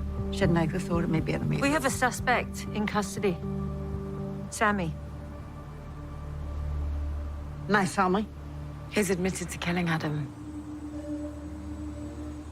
He didn't kill him. He didn't. No, you have to believe me. You seem very sure. Sammy had nothing to do with it.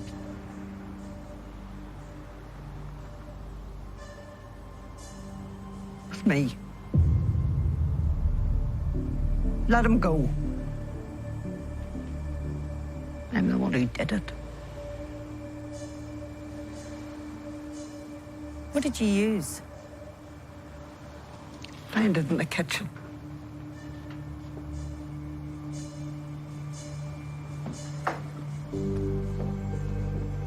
I'm Garrick. I'm arresting you on the suspicion of murder of Adam Garrick. You do not have to say anything, but it may harm your defense if you do not mention when questioned, something which you later rely on in court.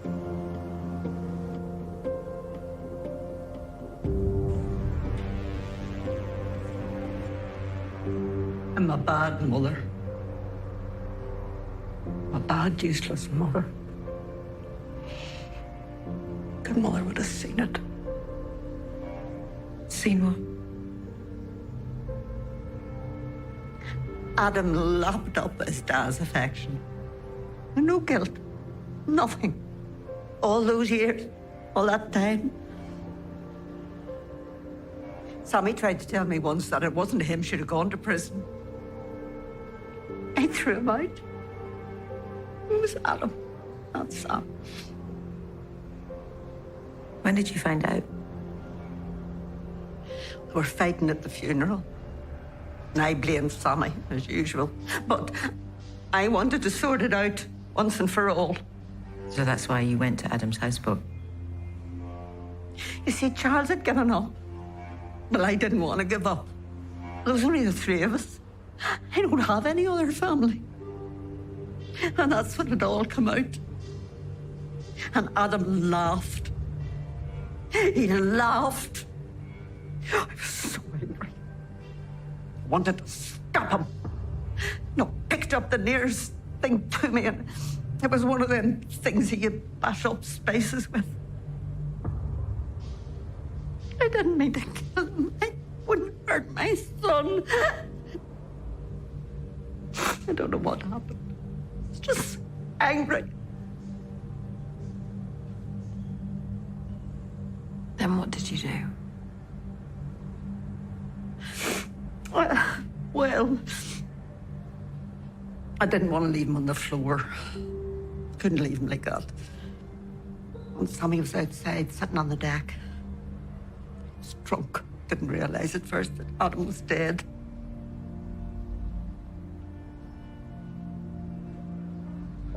I wanted to put him to bed. He was my little boy. Didn't want him to get cold.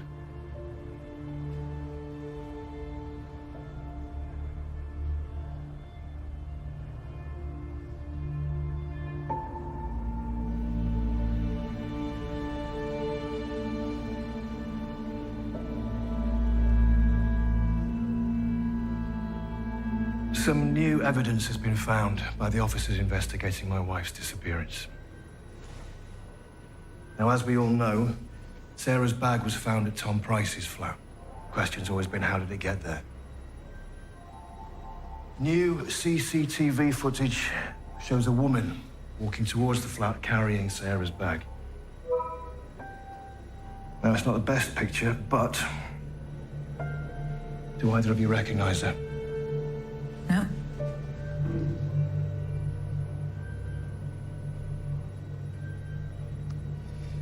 Obviously, we need to ID her as a matter of urgency.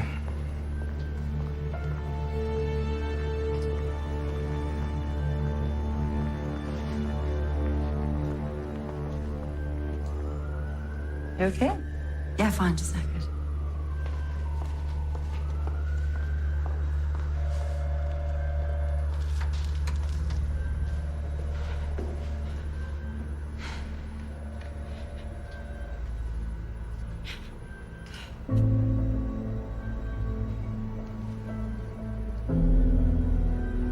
Hi, Amber, it's me.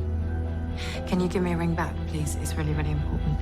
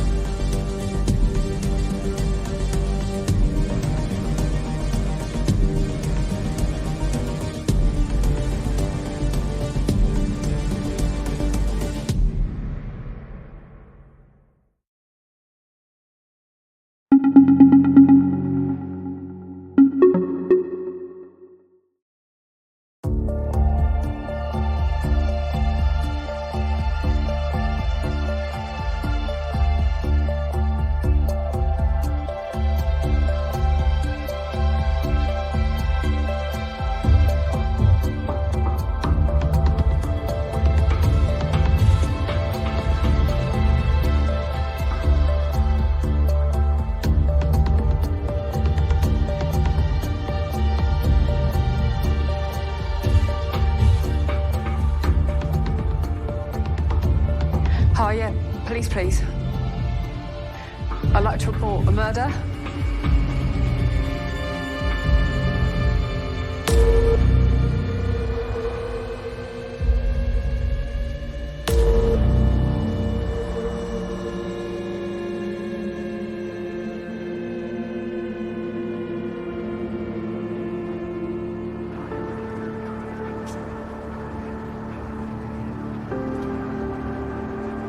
Hey. Thank you. Hi.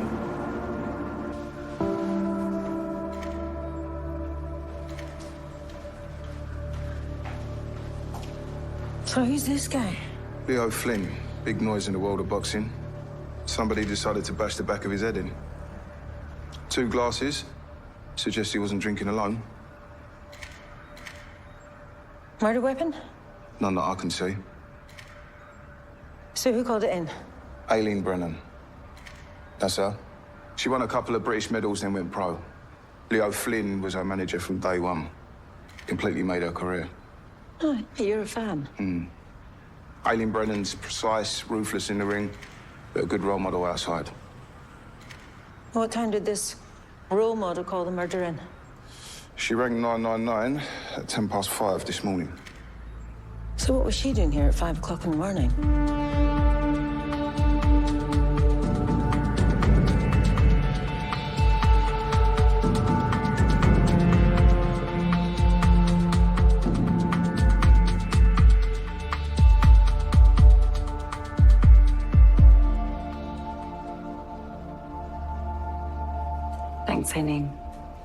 The swab's just for elimination purposes.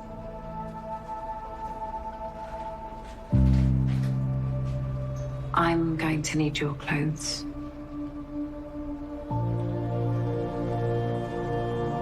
Sorry.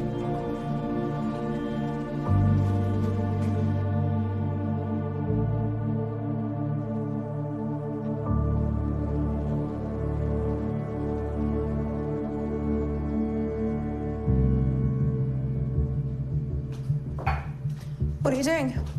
Going to work. Well, give me 10 minutes and we can go in together. How would that look? Oh, Yasmin. You've been amazing.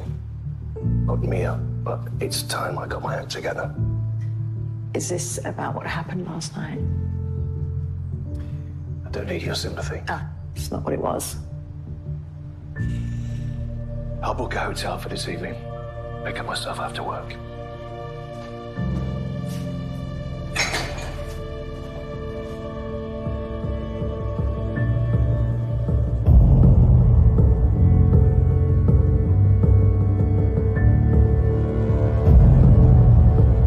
Those lads are members of the boxing club. Apparently, our victim was at a party yesterday evening. Aileen Brennan's retirement, though. Retirement? What? I thought she was a young woman. She's early 30s. That's old for a boxer. Did you get to speak to the detective inspector? I did. What's really going on with him? I'm worried about him. I'm sorry, Rob. If you want to know more, you're going to have to speak to David yourself.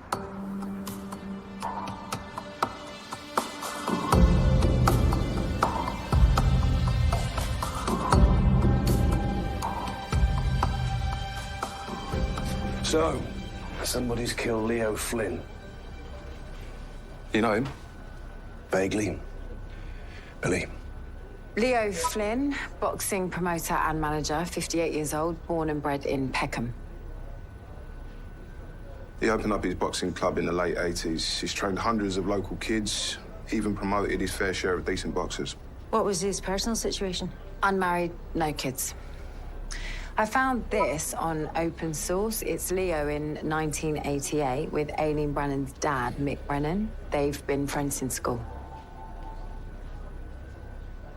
Is Mick Brennan still in the scene? Definitely. He's Aileen's boxing coach. And who's the third guy? Doesn't say. Cormac Doyle. He used to be a boxer. Now he's a priest. Didn't know you were interested in the fight game. I'm not.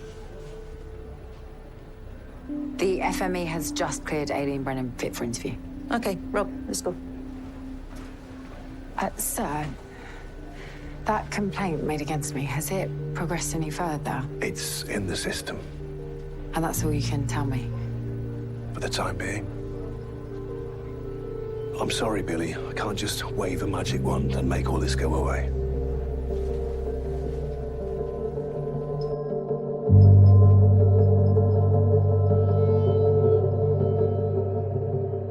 So you and Leo were close? He was my godfather and my manager. My dad's best mate. Seeing him like that, finding him, it must have been a terrible shock. I didn't find him. I'm sorry? I killed him.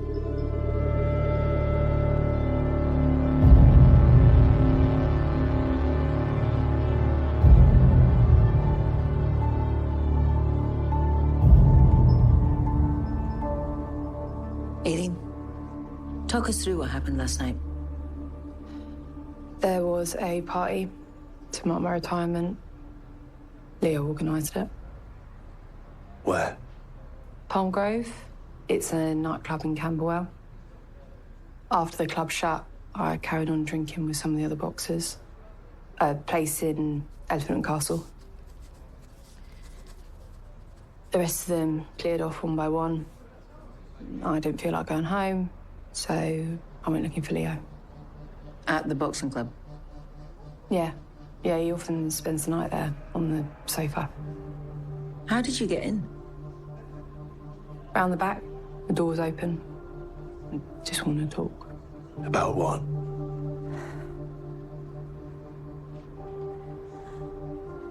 I asked for his help. What was I going to do if I can't box? And he said that was my problem. And that's why you killed him? Yeah. How? I hit him over the head. What with? Something heavy.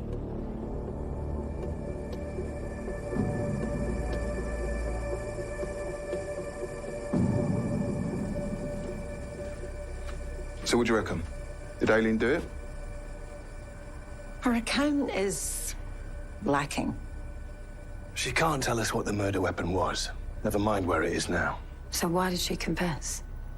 Because she knows who did it. She's lying to protect them. We found some photos of your retirement party on social media. Can you tell me what's going on here? My dad showed up drunk, and security wouldn't let him in. Yeah, he looks pretty angry. Do you know why he was so worked up? I don't know. Really, you see, as far as we can see, it looks like you were the one trying to calm him down. Aileen, we spoke to one of the bouncers. He told us that your dad was threatening to kill Leo Flynn.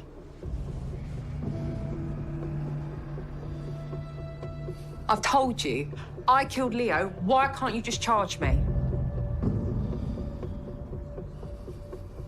The suit you were wearing last night has been examined by the lab, and there is none of the blood spatter they'd expect if you'd hit Leo over the head with something heavy.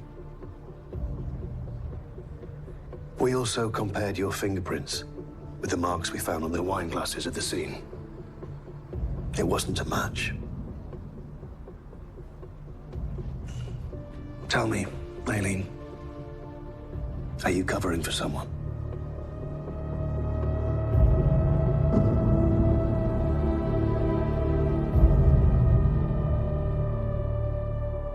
I spoke to the caretaker at the boxing club. He swears he locked the back door when he left at 10 p.m. last night.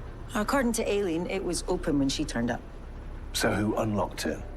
The caretaker told me there are 3 trustees with keys. Leo Flynn, Father Cormac Doyle, and Aileen's dad, Mick Brennan. Any joy finding him? Mick Brennan's phone's off, and he's not answering the door to uniform. Check the property we took off Aileen. See if she's got a key to her dad's place. What about this Father Cormac Doyle? Leave him to me. Okay.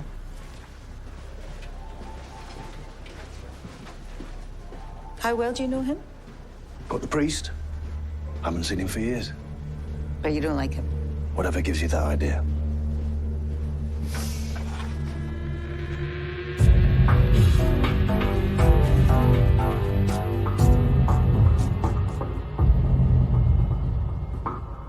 Leo dead.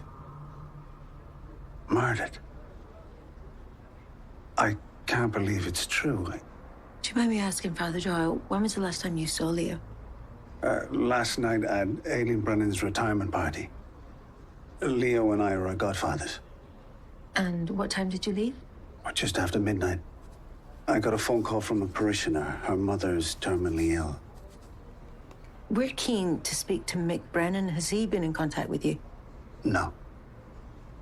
We understand that he was turned away from the party for being drunk and threatening to kill Leo. Well, I didn't hear any of that. Do you know why Mick Brennan would be angry with Leo? It would have been something and nothing. Trust me, if you think that Mick killed Leo, you're seriously mistaken. We think the killer had keys to the gym. Leo's dead.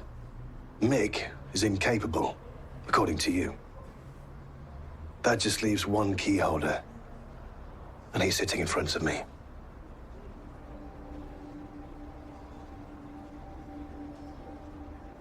This is crazy. You used to be a boxer. Why did you give it up?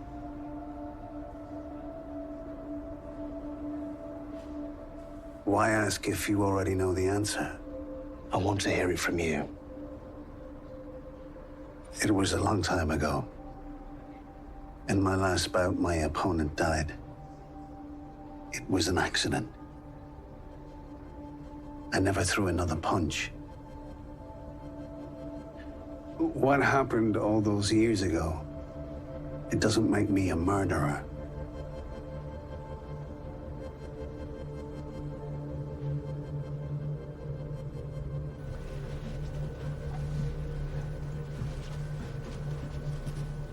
You could have warned me.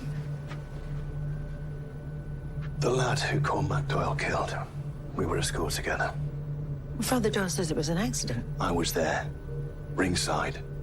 Doyle was getting totally outclassed. He lost his temper and battered Matthew to death. Was there an investigation? Was Cormac ever charged? Leo Flynn was already the consummate operator, pulled all the right strings. So Cormac Doyle just walked away.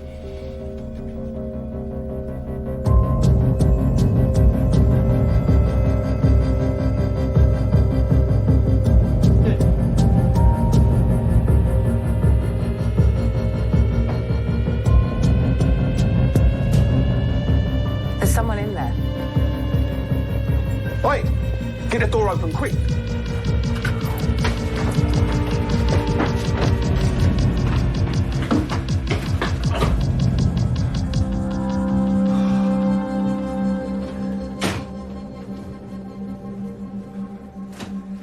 He went over the fence. Where was the rucksack? Bottom of the stairs. Someone's written a name in here. Kyle Garrett.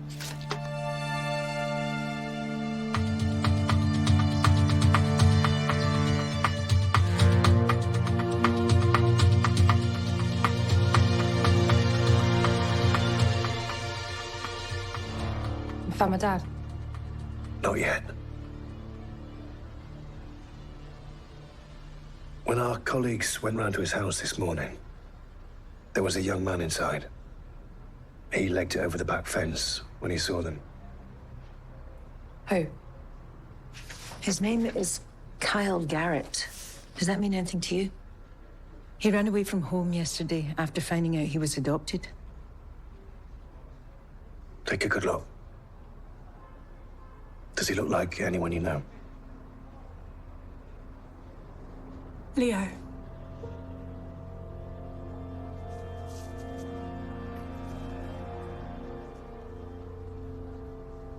They called him Kyle. Aileen, is this your son?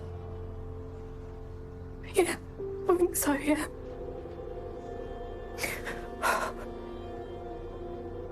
When did it happen? A day at my mum's funeral. He got me drunk and took advantage. Did you tell your dad? I couldn't. So what happened when you started to show? I told him I'd been with the lad from school, and he went ballistic. And when he calmed down, he arranged to have the baby adopted. Did your dad ever find out who the baby's real father was? No, definitely not. And you had to go on seeing Leo every day? He was my dad's best mate. He gave him a job, and gave me a career, and we've had a good life. Do you think your dad has found out that Leo was the father of your child? When he came to the club last night, I've never seen him so angry. And I mean, he wouldn't even talk to me. He just kept saying he was going to kill Leo. And I mean, what else can it be about? Do you think your dad killed Leo? Probably did. It's all my fault. Aileen, this is not your fault. Not one single bit.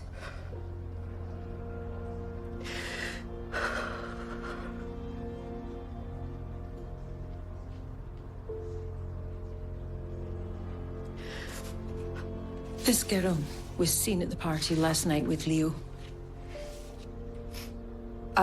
That's Nadia. Do you know her surname? Don't know. Something Russian, I think. You should speak to Cormac. He should be able to tell you what Nadia's surname is. Father Doyle? Why? Or he runs a scheme, bringing junior boxers over from abroad. He's bound to know Nadia's surname.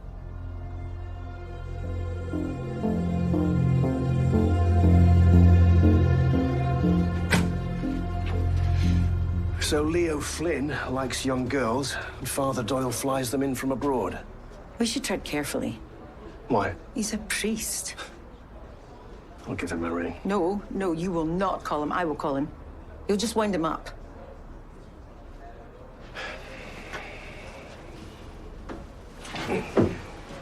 That thing we talked about last night. Did you do anything about it? Oh, Father Doyle, hello. This is Detective Sergeant Vivian Cole. Yeah, I wanted to speak to you about one of your junior boxers. Her first name's Nadia. Yeah, Pavlak. Yeah, and how are you spelling that? Yeah, P-A-W-L-A-K. Thank you. Could you please text her contact details to this number? Yeah, and can I ask, when did you last see her? Not for a few days. Oh, I have no idea where she is. Well, I can ask around. You're welcome. God bless. We need to get you out of here fast.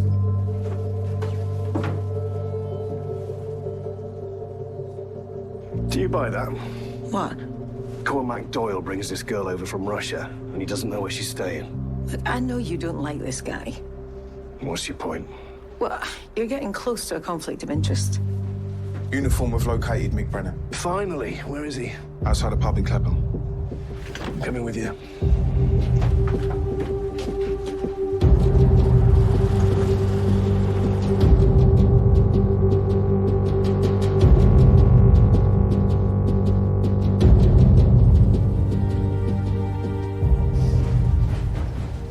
Oh, hey, Yasmin.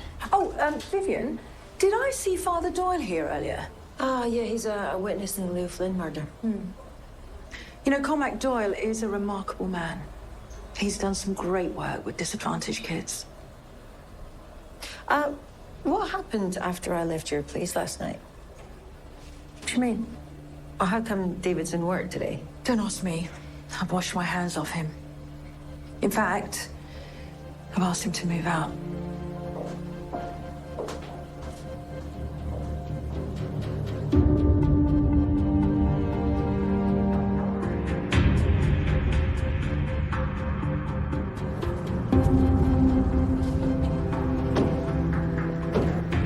You haven't been yourself for ages. And then yesterday you didn't even show up for work. I've never known you to do that before. I asked the Sarge what was up, and she said that I needed to speak to you. Trust me, you don't want to know. I'll be the judge of that. I've got cancer. You happy now?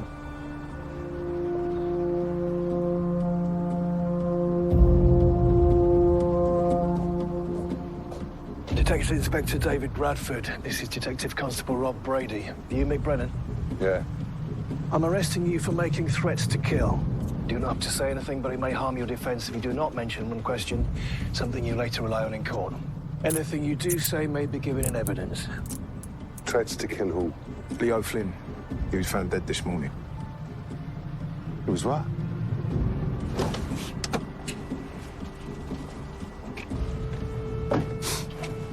What sort of cancer? It's in my blood. What's the prognosis? Dunno. Sorry? I've had tests. I need to call a consultant and get the results. But why the hell haven't you? Because I'm scared.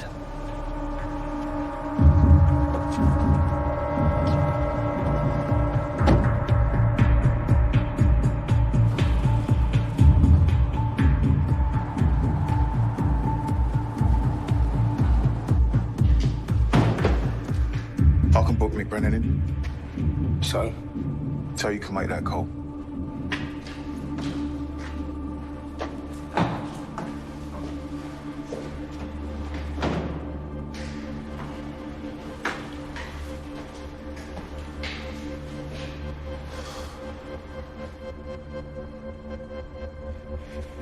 Mr. Boydenoth's office, please.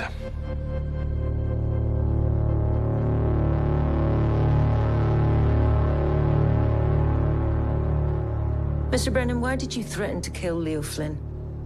That's my private business. Has it got something to do with this young man? He was at your house when we arrived, but ran out the back way. His name is Kyle Garrett. What's he to you? He looks a lot like your friend, Leo Flynn. Turns out he's my grandson. Came to the house last night looking for his birth mother. My daughter, Aileen.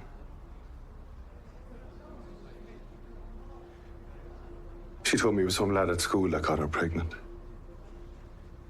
Tell us what happened last night. When Kyle showed up, the minute I saw him, it was obvious. Leo was his father. What did you do next? I went to the party. I wanted to have it out with Leo. But they wouldn't let me in. So I hooked up with Kyle. Went drinking. Did you tell him about his parentage? I couldn't tell him the truth. That my best mate got my daughter pregnant when she was 16. So I trotted out the same old lie. That it was some lad Aileen met at school.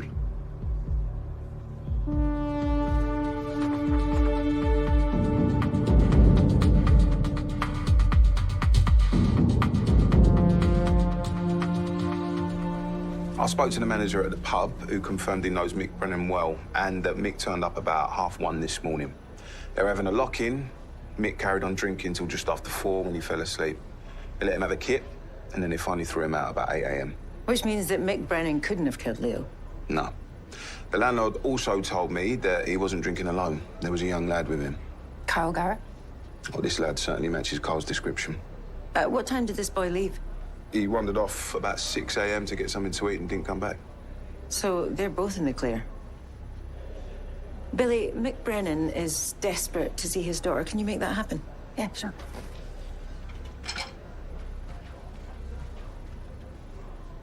How long have you known about David? Since last night. Yasmin Rafiq forced him to come clean. He's been staying at her place. So you're aware of their history? Yeah.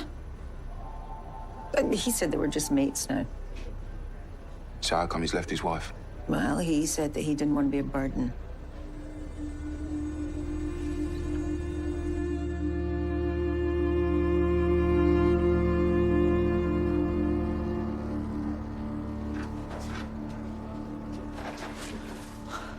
I'm so sorry, Dad. I know you couldn't have killed anyone. I might kill Leo Flynn if I got a hold of him. After what he did to you. Why don't you both take a seat?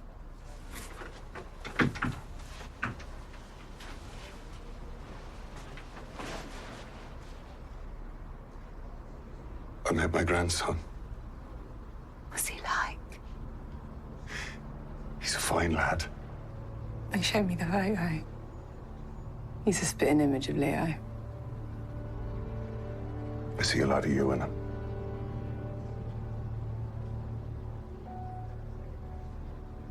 Imagine what Cormac will say when he finds out. Cormac already knows. He's always known. Cormac knew that your dad's best friend took advantage of you. When you were 16, got you pregnant. He helped me arrange the adoption.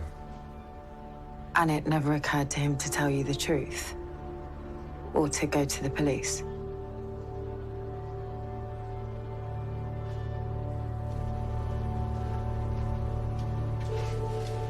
Turns out I need to speak to the consultants in person.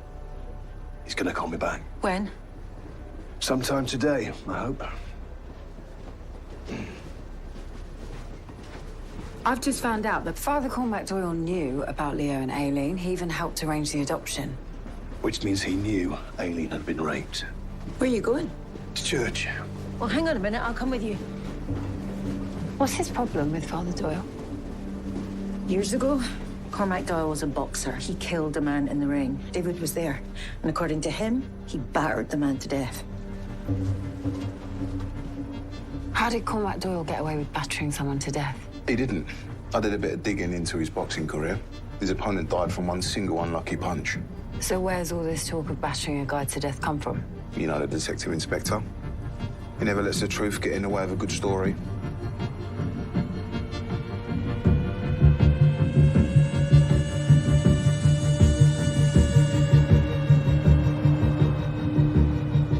According to the woman doing the flowers, Father Doyle drove away about an hour ago and he had Nadia Pavlak with him and a suitcase. I knew I was right about him.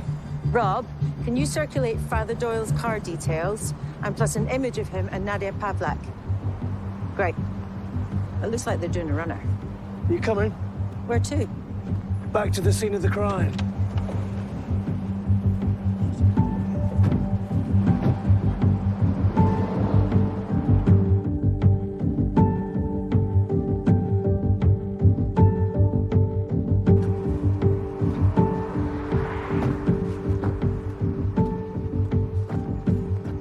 I reckon the good father killed Leo Flynn, fled the scene, and legged it back to the church. I suppose it's possible. So, where is the murder weapon? What are you doing? Retracing his steps. Start here, work our way back to the church.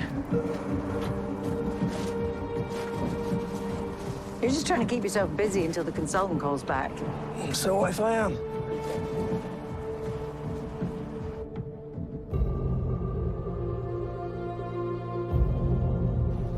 Yeah, all right, thanks for letting us know. Cheers. Nadia Pavlak's been arrested by security at London City Airport.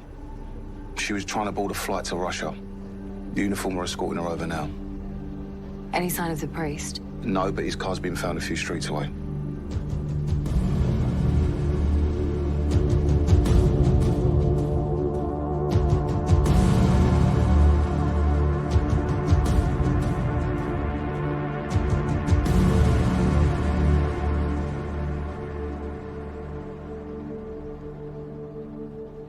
Nadia, your airline ticket was purchased using Father Doyle's credit card. Did he drive you to the airport? Yes. Why did he do that? Wanted to go home. I miss my mother. We found 2 sets of finger marks on some drinking glasses in a boxing club. One set's a match for Leo Flynn. The other set is a match for yours. Can you explain that? I didn't kill Leo. No? So who did? No comment. Did Father Doyle try to get you out of the country so that you wouldn't be asked to give evidence against him? If he did, he was wasting his time. The father stands up for the little people against the police. No one will ever persuade me to say anything against them.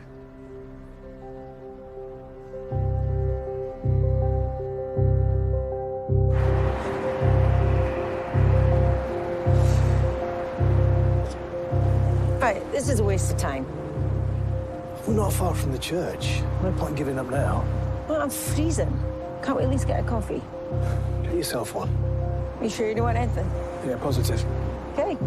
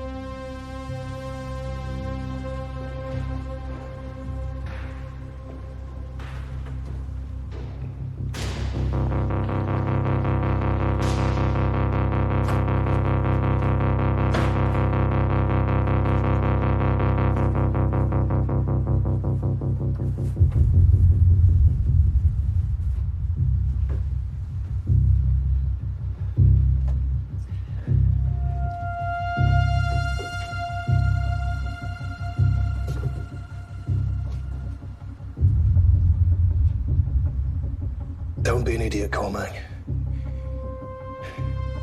We arrested Nadia at the airport. My officers are talking to her now.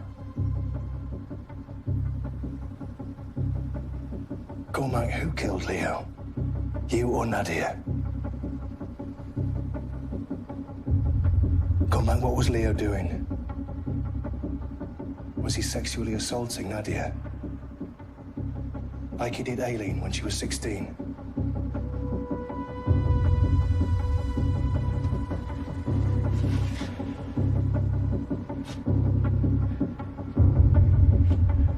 Did he tell you Aileen was a mistake, a one-off? Leo was sick. He was an animal. I went to the club last night. He was all over Nadia. I told him to get off her. He just laughed at me. So you killed him? Cormac, do yourself a favor. Put that down.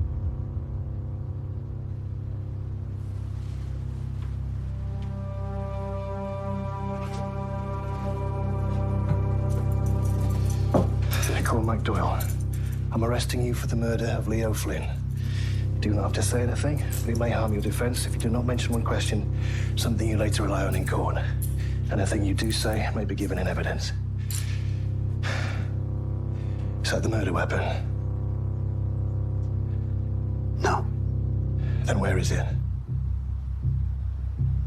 Cormac, what did you use to kill Leo?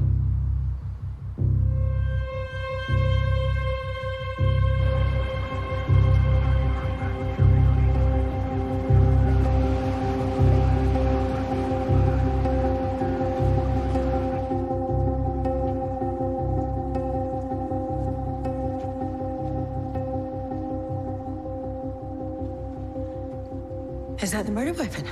Boxing trophy from Leo Flynn's office. Did you find it? No. Father Doyle came over, or confessional. Showed me where he stashed it. So, all that searching... It's the result that counts.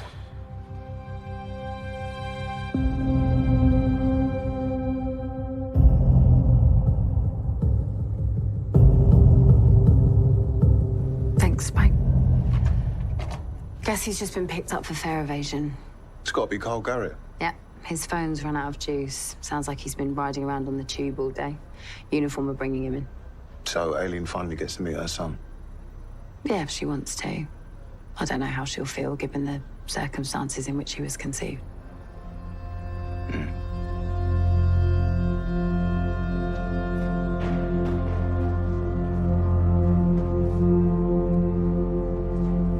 I'll take him up.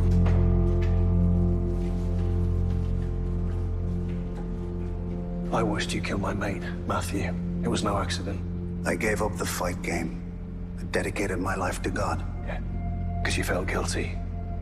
I needed to atone. It's not the same thing. You can atone all you like, but I know you're a cold-blooded killer.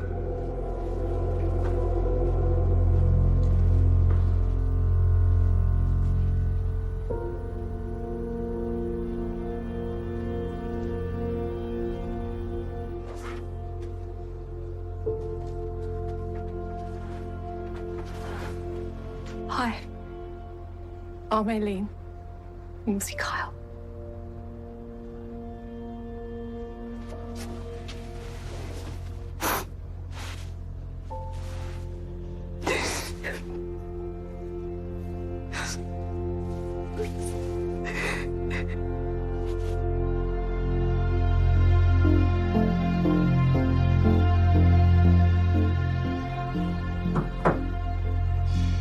Come in. I hear Father Doyle confessed. He did. Thank goodness for Catholic guilt. You wanted to see me? Please sit down. Billy, I wanted to apologize for what I said earlier. It was clumsy. I was trying not to get your hopes too high.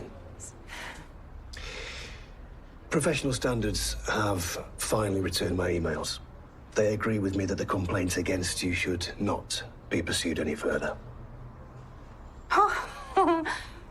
Ah, that's amazing. Sorry, I do need to get this. Go ahead, Doctor.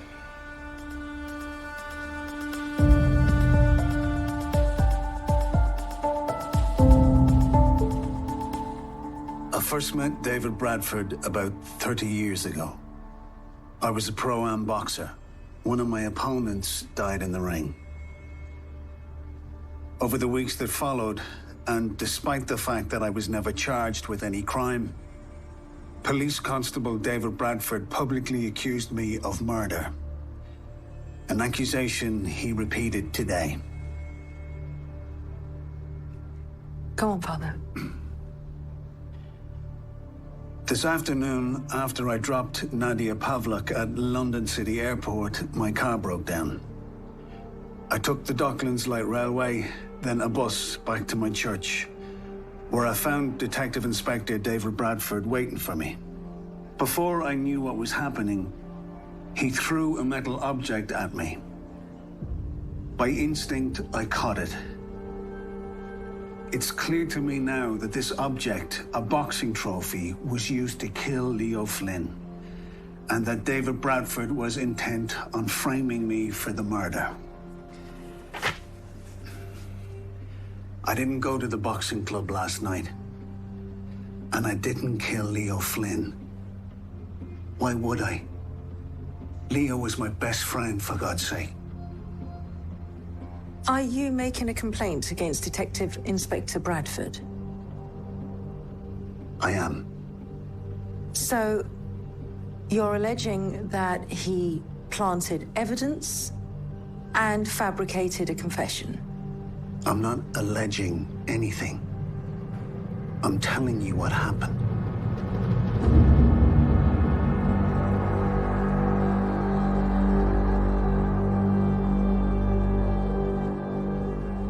Well, I didn't understand everything he said.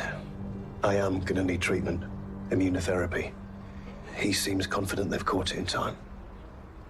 Looks like he's stuck with me. That's a shame. Come in. Sorry. I thought you'd want to know.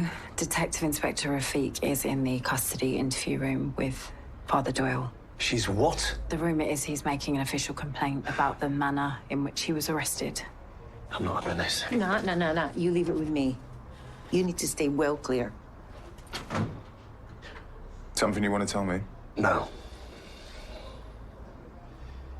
I swear, that arrest was totally by the book.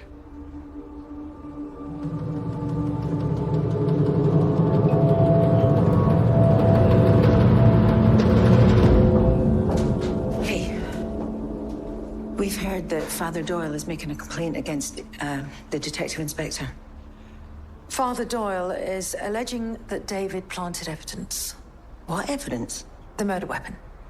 Father Doyle says that David threw a boxing trophy at him, he caught it, and that's why his prints are on it. Were you there when the trophy was recovered? No, I wasn't. No, I got to the church a few minutes later. I don't suppose that I could speak to Father Doyle. No, absolutely not. So what happens now? It's a serious allegation, Vivian. I've got to take it upstairs. Oh, by the way, he heard back from his consultant. It's a very positive prognosis.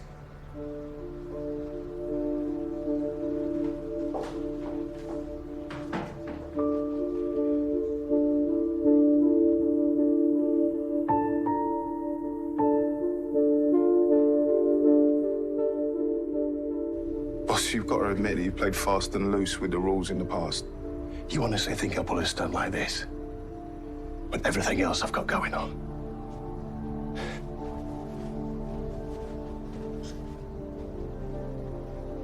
What does he mean with everything else he's got going on?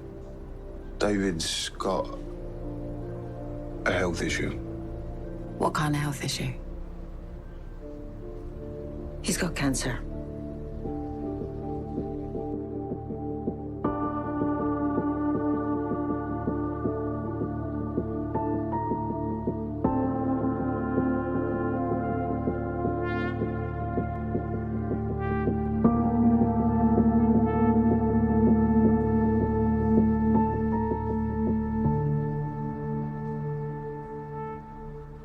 What did Cormac Doyle say to you last night, Nadia? That he lost it in a moment of rage because of what Leo was doing to you? No comment. No comment. Did Father Doyle tell you to say that? Give you some coaching? What to say and do in the interview? My suspicion is that Father Doyle is playing you for a fool. You don't know Cormac Doyle as well as you think you do. I'm guessing he didn't tell you that Leo isn't the first man that he's killed.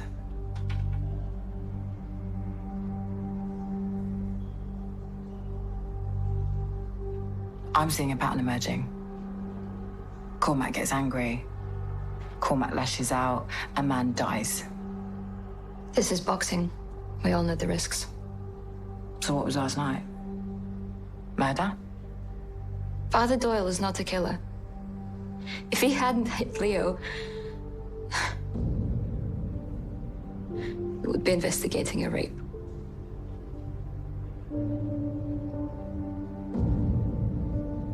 What did Father Doyle hit Leo with?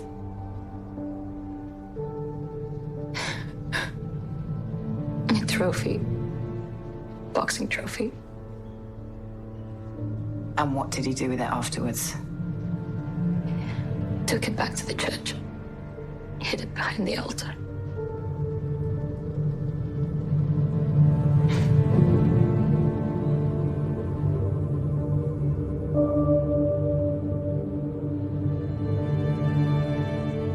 Detective Inspector Rafiq has already spoken to Father Doyle. He's confessed to the murder and withdrawn the complaint. Not that he had a choice. Great work, Billy. So we are stuck with you? I don't think so. Sorry? I need to take some time. Get my head together. I'm sorry if you feel that we let you down. No, it's... Trust has to be earned. And I haven't done much to earn yours recently. All the same, we've been mates for a long time. If I'm going to come back to this job, I'm going to have to change. I can change. Just get yourself well, sir. We've got a shout. Body of a woman found in Limehouse. Thanks. Are you ever coming back, sir? Honestly, Billy, I don't know.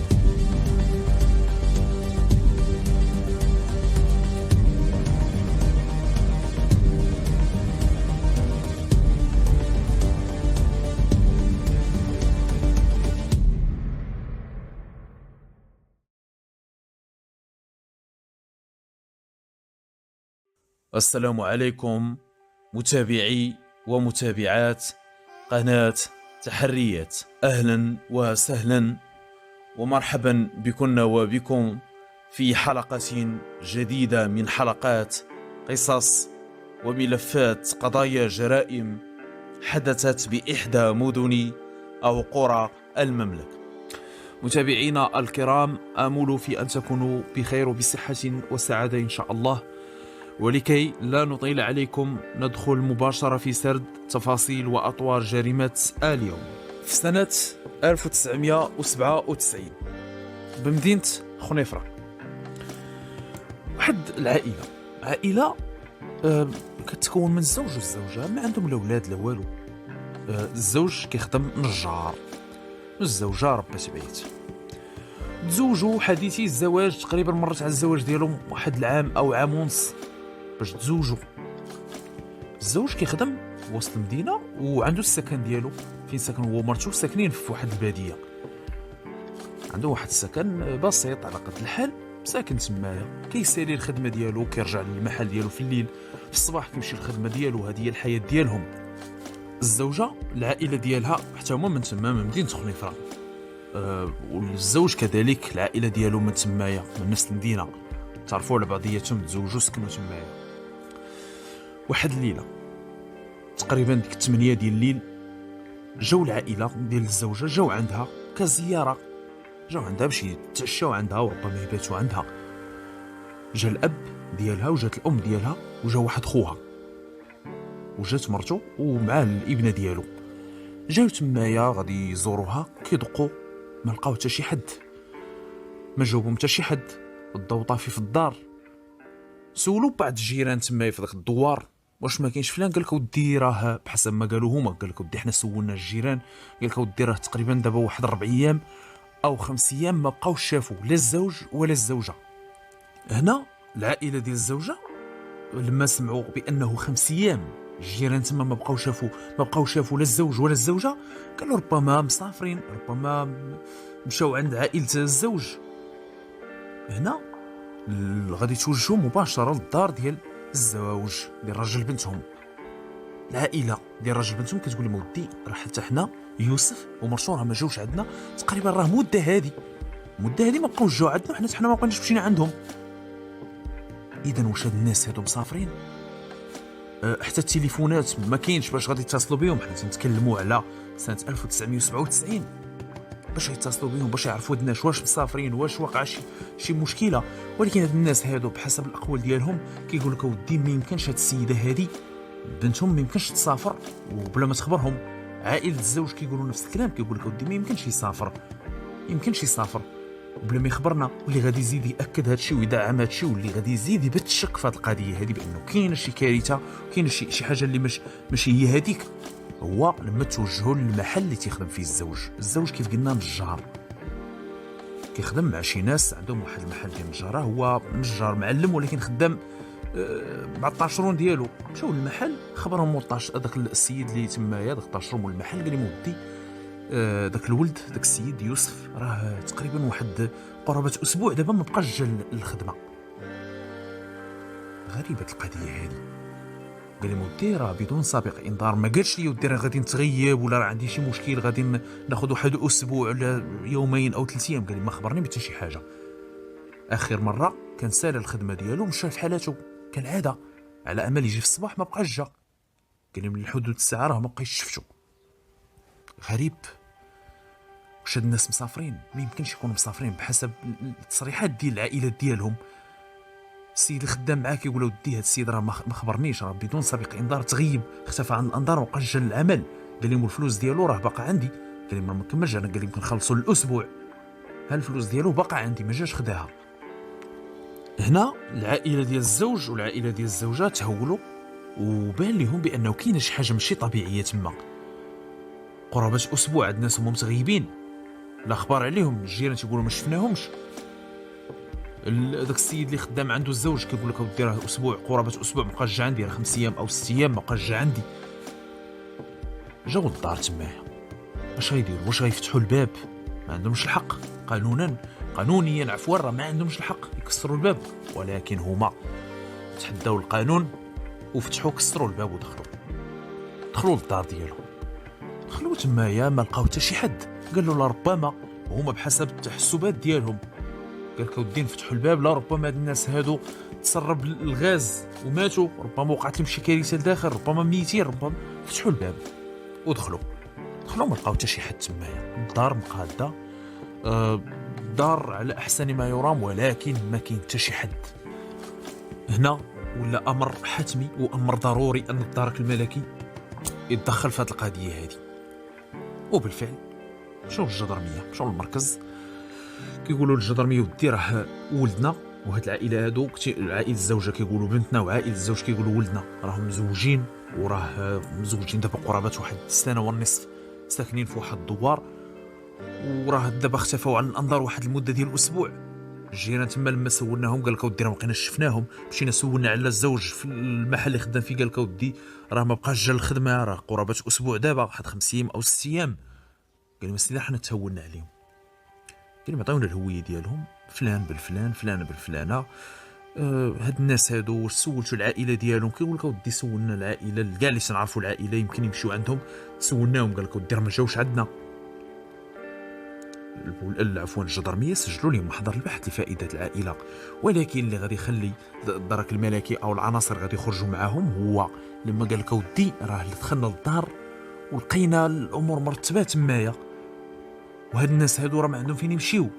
كانت واحد اللباقه من طرف هاد الناس هادو، تكلموا بواحد اللباقه اللي ما كايناش الدرك الملكي يخرجوا معاهم، انه هو في هاد الحاله هادي مادام ما كاينش جثه، ما كاينش الحاله اللي تستدعي التدخل، ما يمكنش الجدرميه يخرجوا معاهم في هاد الحاله هادي، لان حاله اختفاء داروا لهم محضر البحث لفائده العائله.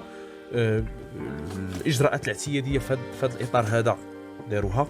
هاد الناس هادو ما وقعت لهم لا حادثه سير ولا في اقسام المستعجلات ولا تحت تدابير الحراسه النظريه او لا هما في الاعتقال الاحتياطي في ذمه التحقيق. ما يمكنش هاد الناس هادو غبروا غبره خايبه بهذا المعنى هذا. 5 ايام او 6 ايام هاد الناس ما غاديش يبانوا. هادشي كيطرح اكثر من علامه استفهام. هاد الناس فين مشاو؟ واش وقع لهم شي اعتداء؟ واش وقعت لهم شي كارثه؟ الله اعلم. خرجوا معهم الجدرميه، مشاو معهم للدار فين تيسكنوا الناس، قال لهم ودي راه هنا فين تيسكنوا. ايوا وهاد الباب هذا لقيتو مفتوح، قال لك لا ودي حنا راه لما ما لقيناهمش قلنا ربما وقعت لهم شي حاجه لداخل، ربما الغاز ديال البوطه تسرب لهم وماتوا، جينا حنا وكسرنا الباب. قال ودي راه ما عندكمش الحق، راه ما كانش عليكم تكسروا الباب. قال لك ودي حنا تهولنا وهادي وهادي وهادي. واخا الملاحظه اللي غادي يلاحظوها المحققين في هذه القضيه هذه هو انهم لقاو هذاك الباب، هاد الناس هادو لما جاو كسروا الباب تلاحت هذيك الساقطه، ضربوها تلاحت. هزا واحد الشرطي واحد الدراكي تمايا تبين بانها تسورتات بالقفل. يعني حنا ملي كنبغيو نفتحوا شي باب كنحلوه نسدو، ولا بغينا كنقولوا حنا سورتناه تلاح بالقفل، تلاح مسورت. اش كيعني هادشي؟ كيعني بان هذا اللي اخر واحد خرج من الدار سورة الباب بالساروت. واش الزوج خرج هو والزوجه ديالو بالخاطر ديالهم، خرجوا ما وقع لهم حتى شي حاجه؟ واللي كيدل على هادشي بانهم خرجوا امنين وخرجوا بالخاطر ديالهم هو ان ربما الزوج او الزوجه سورتات الباب بالساروت. غريبه القضيه هذه، فين مشاو الله اعلم. الجدرميه دخلوا للدار تما كيبان لهم الدار مرتبه، ما كاينش شي حاجه اللي كثير الانتباه تما، شي حاجه اللي كثير بانه كانت شي كارثه وكان شي مصيبه هنايا. حتى اثار السرقه ما كايناش، الابواب مفتوحه، النوافذ عفوا الابواب مغلقه، النوافذ مغلقه. هاد الناس هادو ما كاينينش حتى حاجه ما تبين بانها تسرقات من تما. هنا الجدرميه لما دخلوا للدار تما وتبين بانه ما كاينش شي حاجه اللي كثير انتباه، شي حاجه اللي كتستدعي اننا نشكو نقولوا بلي راه كاينه شي حاجه. قالوا لي مودي هانتوما كي شفتوا حنا ما لقيناش شي حاجه اللي كثير انتباه. وشرح لهم هذاك الدراكي اللي لقى هذيك الساقطه، قال لهم هانتوما ياك كسرتوا هذا الباب؟ قال لك ما عندهمش المفتاح. كيقولوا سيدي ما عندنا لا مفتاح لا والو.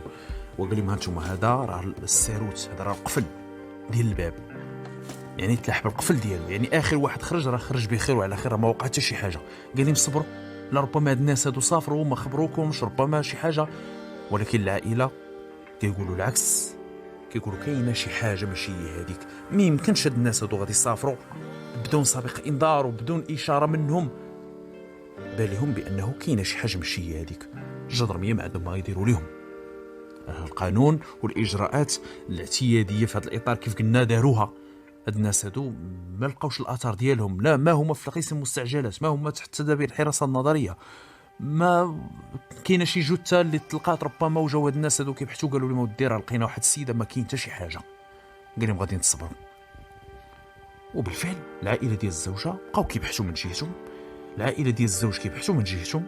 الجدرميه قالوا لهم ودي راه الا كانت شي حاجه حنا غادي نتصلوا بكم. داز النهار الاول على هاد القضيه، وداز النهار الثاني والنهار الثالث والنهار الرابع بالضبط بحسب المسطره. في واحد الصباح اش غادي يوقع؟ جا واحد السيد شاب تكون في العمر ديالو ديك 34 35 سنه 36 سنه، جا للمركز. الحاله ديالو حاله ماشي طبيعيه، الملابس ديالو ممزقه، عليه اثار العنف في الوجه ديالو، في اليد ديالو، في الرجلين ديالو، حفيان، ما لبس حتى شي حاجه في رجليه، حالته ماشي طبيعيه وماشي هي هذيك. جا على الجدرميه، دخل قال لي مودي انا راه وقع واحد المشكل. شنو المشكل؟ قال لي مودي انا والزوجه ديالي خطفونا شي وحدين، قال لي خطفونا شي وحدين ودابا راه جابوني رماوني في واحد البلاصه هنايا، انا جيت دابا تنديكلاري. ايوا والزوجه ديالك جابوها؟ قال لي لا سيدي الزوجه ديالي باقا عندهم. دخلوا الجدرميه استمعوا ليه، قال لي شحال هادو ديال الناس؟ قال لي 4 ديال الناس.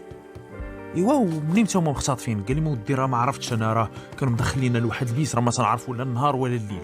قال لي راه مده هادي انا تنقدر بانها تكون 10 ايام. 4 ديال الناس اختطفوكم دخلوكم البيت؟ قال لي ما سيدي انتم سيدي وتعداو عليا وتعداو على الزوجه ديالي، وزاد صرح بواحد القضيه. قال لي مودي انا ما بغيتش نقولها ولكن غادي نقولها بحسب الاقوال ديالو هو، المحضر ديالو انا غادي نقول لكم. قال لي مودي تعداو على الزوجه ديالي، مارسوا عليها قدام عينيا. هذه الهضره اللي تيقول. ايوا وعارف البلاصه اللي داوكم لها؟ قال لي ما سيدي ما عارفاش. وعارف البلاصه فين حطوك؟ قال لي ما عارف البلاصه فين حطوني. وهادو اللي خطفوك ما تعرفتي على حتى شي واحد فيهم؟ قال لي ما سيدي شفتهم في وجههم، ما عمرني شفتهم، ولكن ضاف واحد المعلومه. قال لي ما سيدي واحد منهم تمايا، الواحد من هاد 4 هادو بحسب ما كيقول الزوج، قال لي كان على علاقه بالزوجه ديالي. قالوا لي باش عرفتي؟ قال لي ما سيدي هو كان كيقولها لها تما، قال لها انايا كنت معاك وانت بغيتي تزوجي، انت بغيتي كذا، انت باغا تخونيني، انت هادي، انت غدرتي بيا، انت ما صبرتيش. قال لي ما هذه الهضره اللي كان كيقول. قال لي عطينا المواصفات ديالهم، عطاهم المواصفات ديالهم، هذا طويل، هذا غليظ، هذا كذا، هذا كذا. منين خطفوكم هاد الناس؟ قال لي خطفونا من الدار ديالنا. منين؟ من الدار ديالنا. منين خطفونا؟ مزيان. هنا الجدرميه قالوا لي غادي تمشي معنا بعد تحديد الهويه ديالو، تبين بانه هو الزوج اللي جاو العائله ديالو كيبحثوا عليه، وجات عائله الزوجه ديالو كيبحثوا على مرته. اتصلوا بالعائله ديالهم، تواصلوا معاهم، مشاو جابوهم قالوا لي مودي راه الولد ديالكم ها كذا كذا. ولكن الجدرميه في هذيك اللحظه خرجوا معاه قالوا لي غتمشي على عجل غادي تورينا فين حطوك بالضبط. قال لي مودي راه جابوني على واحد الجرار تراكتور، هما ب4 جابوك في التراكتور. قال لي جابوني في داك التراكتور وداك الكارو ديالو. مشاو معاه غادي بيهم وصلوا لواحد المسجد. قال لي ما سيدي راه حطوني ورا هذا المسجد هذا. وتبين الجدرميه بحسب المعاينات ديالهم تما، تبين بان هذيك المنطقه خاليه ما فيها حتى شي حد. سولوا بعض الناس تمايا من المره واش شفتوا شي تراكتور داز من هنا؟ قال لك اودي راه كيدوزوا التراكتورات، راه هذه الباديه وراه طبيعه الحال، راه فلان عنده تراكتور وداك التراكتور طبيعي غادي يدوز التراكتور. السيد سولوا قالوا لي التراكتور اللي جابوك عليه الناس عطينا المواصفات ديالهم. قال لي تراكتور احمر وهذاك الكارو ديالو حتى هو احمر. وسولوا بعض الناس تما شكون اللي عنده تراكتور احمر، شكون اللي عنده كارو احمر؟ كيقول لك ودي راه فلان عنده التراكتور احمر وفلان حتى هو. مشاو الجدرميه كيبحثوا تمايا وداو معاهم هذا السيد هذا، كيمشيو كيقولوا واش هذا هو الكارو، واش هذا هو التراكتور؟ كيقول لي من لا. واش هادو هما الناس اللي اختطفوك؟ كيقول لي لا ماشي هما هادو. كيمشيو عند الناس الاخرين كيقول لي لا ماشي هما هادو. داروا معاه الجدرميه واحد البحث، بحث معمق وبحث مجزأ جزء بجزء. تراكتور براني جابوك لاحوك هنايا، هاد الناس ما عمرك شفتيهم، ما عمرني شفتهم سيدي. وهو كيقول بالليل ما عقلش على البلاصه اللي كان فيها، اللي كانوا محتجزينه فيها هو والزوجه ديالو. كيقول سيدي انا ما عقلتش. علاش؟ لانهم كانوا مغمضين لي عيني بواحد الثوب. قال لي حتى جابوني هنايا لما اختطفوني انا الزوجه ديالي، داروا لي الثوب على عينينا، ولما بغاو يجيبوني انايا رماوني تما، داروا لي الثوب حتى جيت تما وحيدته. قالوا لي ورينا الثوب هذا اللي حيتي. قال لي ما هو في جيبي، وجبد لي واحد ثوب بحال بغا تقول هاد الثوب هذا اللي عطاهم مقطعينه من شي فولار، من شي زيف نسائي. احتفظوا به عفوا العناصر ديال الدرك الملكي. تواصلوا مع العائله ديال الزوجه، قالوا لي مودي راه بنتكم راه حاليا في الحدود الساعه راه هنا الاحتجاز، راه مختطفينهم شي ناس. ها الزوج ها هما كيف كتشوفوا حالته، هي حاله هو متعرض للاعتداء، متعرض لكذا ومتعرض لكذا. قال لهم عافاكم اي حاجه عندكم كتب لكم بان تقدر تنفع توصلوا للزوجه قبل ما توقع فيها شي حاجه، زودونا بها اي معلومه.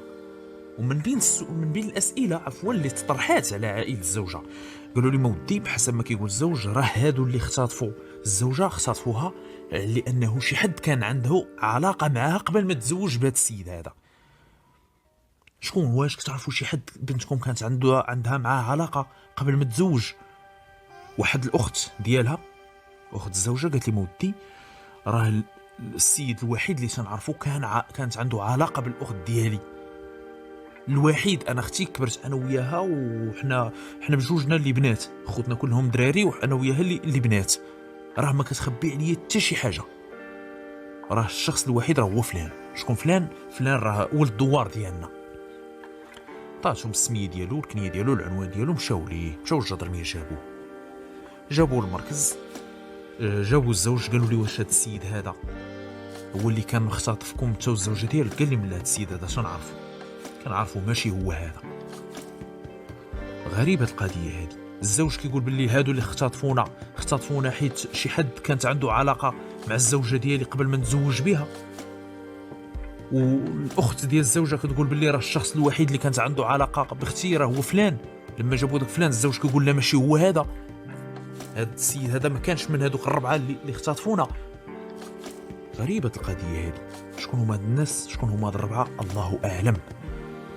وهنا غادي نشير لواحد النقطه اللي كانت كاشاره في هذه المسطره هذه. واحد الامر انتبهوا ليه الجدرميه وناقشوه بيناتهم. قالوا هاد السيد هذا، هاد الزوج كيقول باللي اختطفونا شي ناس من الدار انا والزوجه ديالي، ولما مشاو تما للدار لقاو بان هذيك الساقطه تسورتات بالمفتاح. واش هادو اللي غادي يخطفوه غادي يسورتوا الباب؟ حنا كنعرفوا الا تعرض للاختطاف فعلا هو والزوجه ديالو غادي يخرجوا، يقدر الباب يبقى مفتوح، يقدروا كاع يسدوه، ولكن ما غاديش ياخذوا من وقتهم وغادي يسورتوا الباب. وهاد القضيه هذه كانت كثير انتباه بزاف بالنسبه للجدرميه. وهذا الشيء كيعني بانه بدات كتشار باصابع الاتهام في الزوج بداو كيشكوا فيه، الجدرميه بداو كيشكوا فيه. ولكن رغم ذلك خصهم مازال يزيدوا يبحثوا، ما عندهمش شي دليل قوي. وسولوا قالوا لي هاد الناس هادو لما اختطفوك واش كتفوكم واش كذا واش كذا؟ قال لي سيدي كتفونا عاد خرجونا وداروا لينا هذاك التوب على عينينا ووزعوا علينا دوك السكاكين ديالهم. قال لك يغوت شي واحد نقتلوه. معاش اختطفوكم؟ قال لك سيدي راه في الليل، راه ماشي 11 ديال الليل اختطفونا. جاو لينا دقوا علينا، قال لي فتحت انا الباب باش نشوف شكون. قال لي حتى حط لي واحد السكين حجم كبير على العنق ديالي ودخلوا الزوجه ديالي بدات كتغوت وهو يشد على موز. قال لها غتغوتي غنقتلك. قال لي مكتفونا. ايوا والباب ما شفتيش شكون سدو؟ قال لي لا ما شفتش شكون سدو. عندك المفتاح ديال الباب؟ قال لي لا. انا الجدرميه كيخصهم يرجعوا للدار يشوفوا واش كاين المفتاح تما، الساروت ديال الباب واش كاين تما، ودخلوا الجدرميه كيقلبوا على الساروت. هنا كيقلبوا هنا ما لقاوش الساروت، ما لقاوش المفتاح. واش هاد العصابه اللي جاو هجموا عليهم سرقوا حتى الساروت؟ غريب، كاين شي حاجه مشيه ديك تمايا. هنا السيد لما مشى للمستشفى باش يتعالج، واحد الدركي كانت النباهه وكانت ذكاء في القضيه هذه. لما حيد الملابس ديالو واحد الفرمليه تمايا، قال لها هذاك الجدرمي قال لها غتجيبي لي دوك الملابس ديالو. قالت لي واخا. جابت له الملابس ديالو ويقلب ولقى في واحد جاكيط لقى فيها ساروت، حيدو من تمايا، حيدو من هذيك الجاكيطه وقال لها ردي الجاكيط لبلاصتها. كأن شيئا لم يكن، كأن الجدرميه ما جاوش هنا للمستشفى، كأن الجدرميه ما بحثوش، ما جاو سولوا ما حتى شي حاجه. خلوه حتى تلقى العلاج. كانوا فيه اثار الضرب خاصه في اليد ديالو، في الرجل ديالو، في وجهه. وجا عندهم لابريكاد وزادوا سمعوا ليه ووسعوا دائره البحث في القضيه هذه. قالوا لي قول لنا هاد الناس هادو لما جاو دخلوا عندكم للدار وغمضوا لكم على العينين ديالكم، واش جابوا معاهم شي حاجه من عندهم هما ولا خداو شي حاجه من عندكم من تما من الدار سدوا لكم بها عينيكم؟ قال لي لا سيدي كانوا جايبين معاهم. قال لهم غمضوا الزوجه ديالي عينها هي الاولى عاد غمضوا لي انايا. قال لهم هما جايين موجدين لهذا الشيء سيدي. التوب اللي عطاهم قال لي مودي راه هذا هو التوب اللي كانوا مغمضين لي به عينيا، ها هو كيف قلنا احتفظوا به الجدرميه. واللي غادي يزيد يثير الانتباه في هذه القضيه هذه واللي كيزيد يوجه الشكوك للزوج هو انه واش هاد الناس واش منطقيا هل يعقل ان هاد الناس هادو الا اختطفوهم غادي يختطفوهم بالجرار وغادي يرجعوهم بالجرار؟ اكيد بني غادي يكونوا غاديين بهم ولا بد غادي شي حد غادي يشوفهم، ولا حتى ملي كانوا جايبين الزوج مغمضين ليه عينيه اكيد غادي شي حد غادي يتصار الانتباه ديالو بان راه فلان شوف راه مغمضين ليه عينو 4 ديال الناس. هاد القضيه ما تفهماتش، هاد القضيه كانت كثير الانتباه واتصلوا بالعائله ديال الزوجه. جاو تما المركز سولهم قالوا واش هاد السيده هادي بنتكم كان عندها شي مشاكل مع الزوج ديالها؟ واش عمرها عاودت ليكم شي مشكل كاين بيناتهم او شي توتر في العلاقه الزوجيه بيناتهم؟ كيقول لك لا ودي هما عاد تزوجوا ماشي بزاف دابا، ماشي بزاف وما بيناتهم لا مشاكل حتى شي حاجه. هذيك الاخت ديال الزوجه قالت لي ودي اختي لو كان عندها شي مشاكل مع الزوج ديالها كانت تخبرني بها. قالت لي اختي راه بحال انا وياها شخص واحد، ما يمكنش تكون عندها شي مشكل مع راجلها وما غاديش تحكي لي انايا. قالت لي ما انا اختها وكبر منها وحتى حاجه ما كتخبي عليا وانا كذلك ما كنخبي عليها حتى شي حاجه. واخا هنا الجدرميه جبدوا هذاك التوب اللي عطاهم الزوج قال لي مودي هذا هو اللي كانوا مغمضين لي بيه عينيا، لان الجدرميه شافوا في الاول بان هاد التوب هذا بحال ديال شي زيف مقطع من شي زيف مقطع بشكل عشوائي. جبدوه ووراوه لعائله الزوجه قالوا له شوف هاد التوب فاش كيفكركم؟ واش ما ذكركمش بشي حاجه؟ الام ديال الزوجه قالت لي سيدي ما ذكرني حتى شي حاجه. الاب ديالها قال لي مودي ما ذكرني حتى شي حاجه.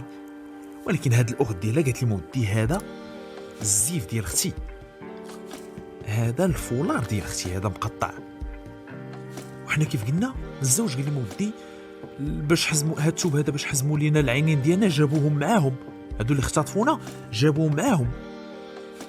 ولكن هاي الاخت ديال الزوجه كتقول باللي هاد التوب هذا راه مقطع من الفولار ديال اختي عندها فولار في نفس هذا اللون هذا زيف في اللون ديال الموف وهو نفس الفولار اللي كان عند اختي.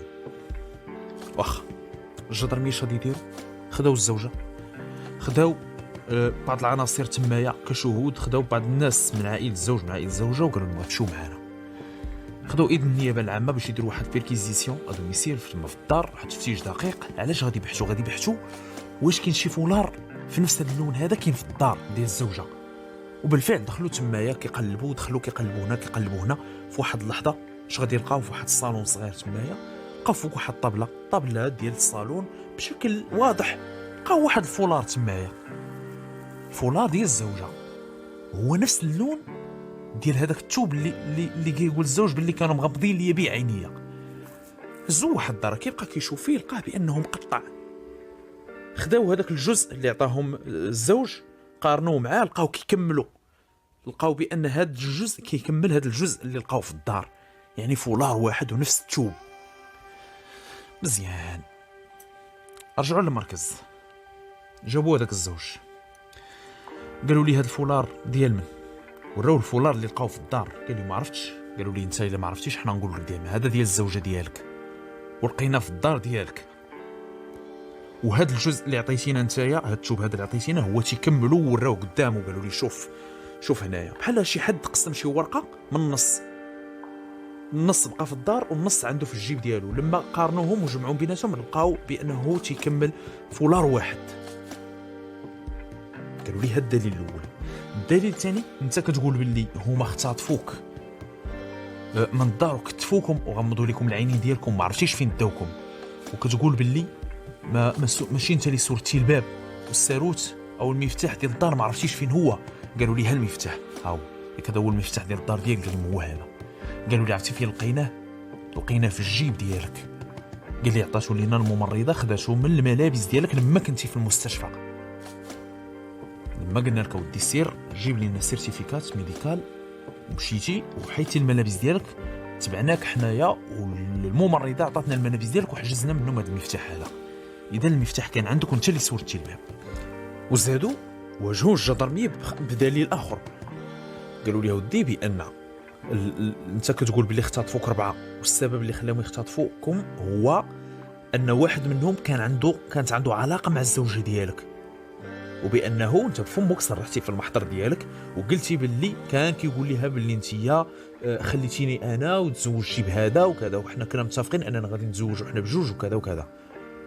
والاخت ديال مرتك قالت لنا باللي الشخص الوحيد اللي كان عنده علاقه مع الزوجه ديالك راه هو فلان، ولما جبناه قلتي لا باللي ماشي هو، وباللي ما كانش مع هذوك 4، ما كانش ضمن هذوك 4 اللي اختطفوك.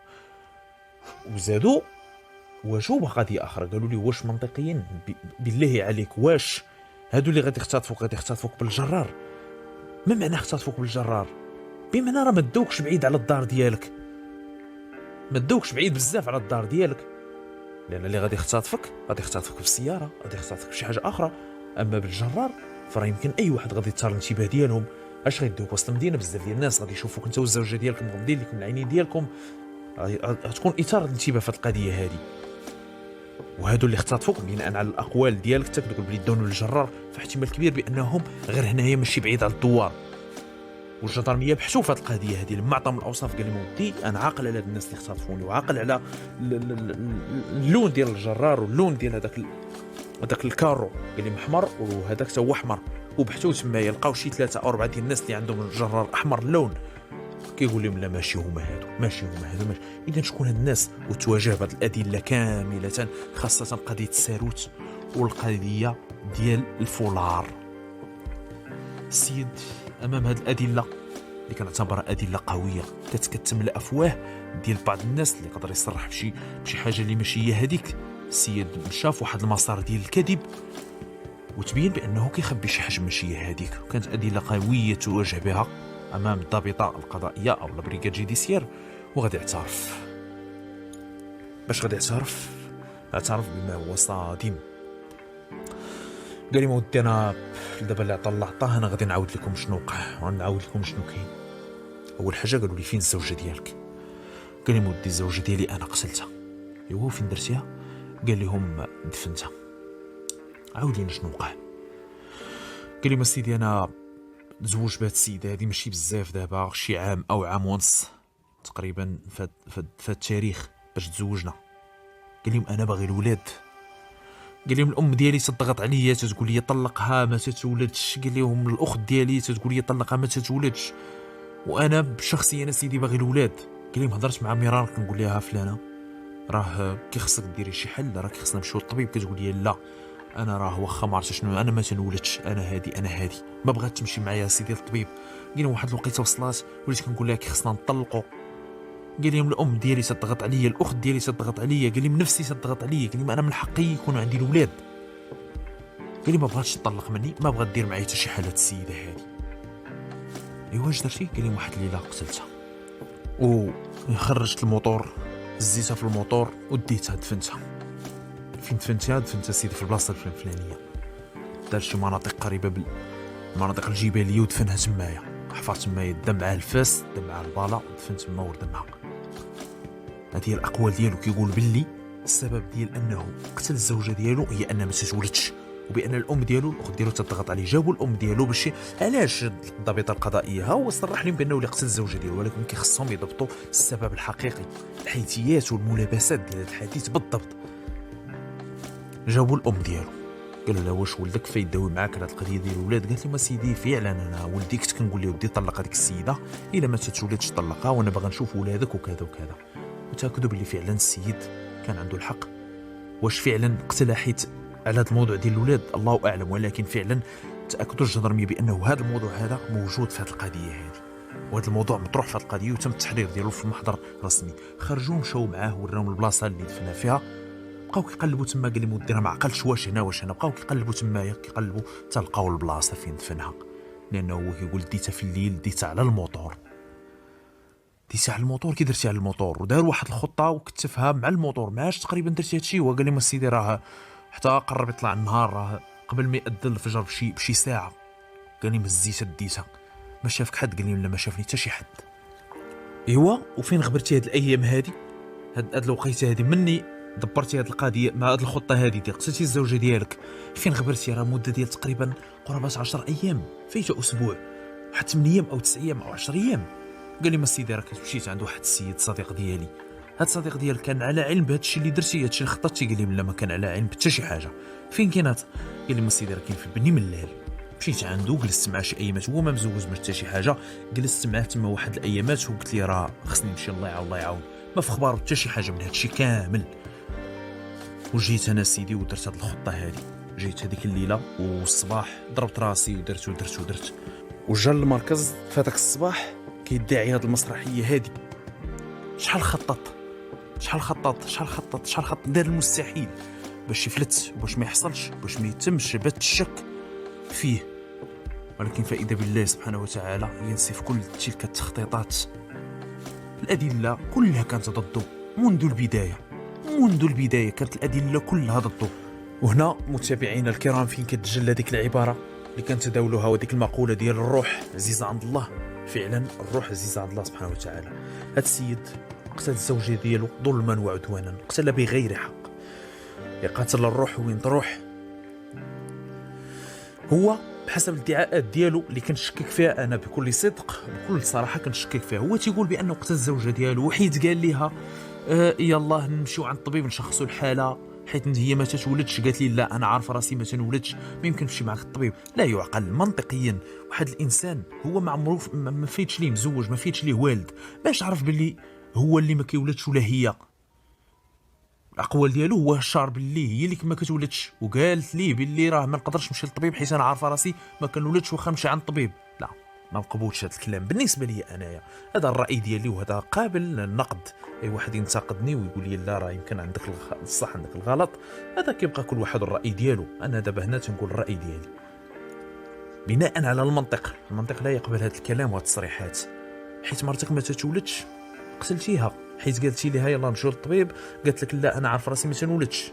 هو باش عرف راسو باللي فعلا هي اللي ما تتولدش.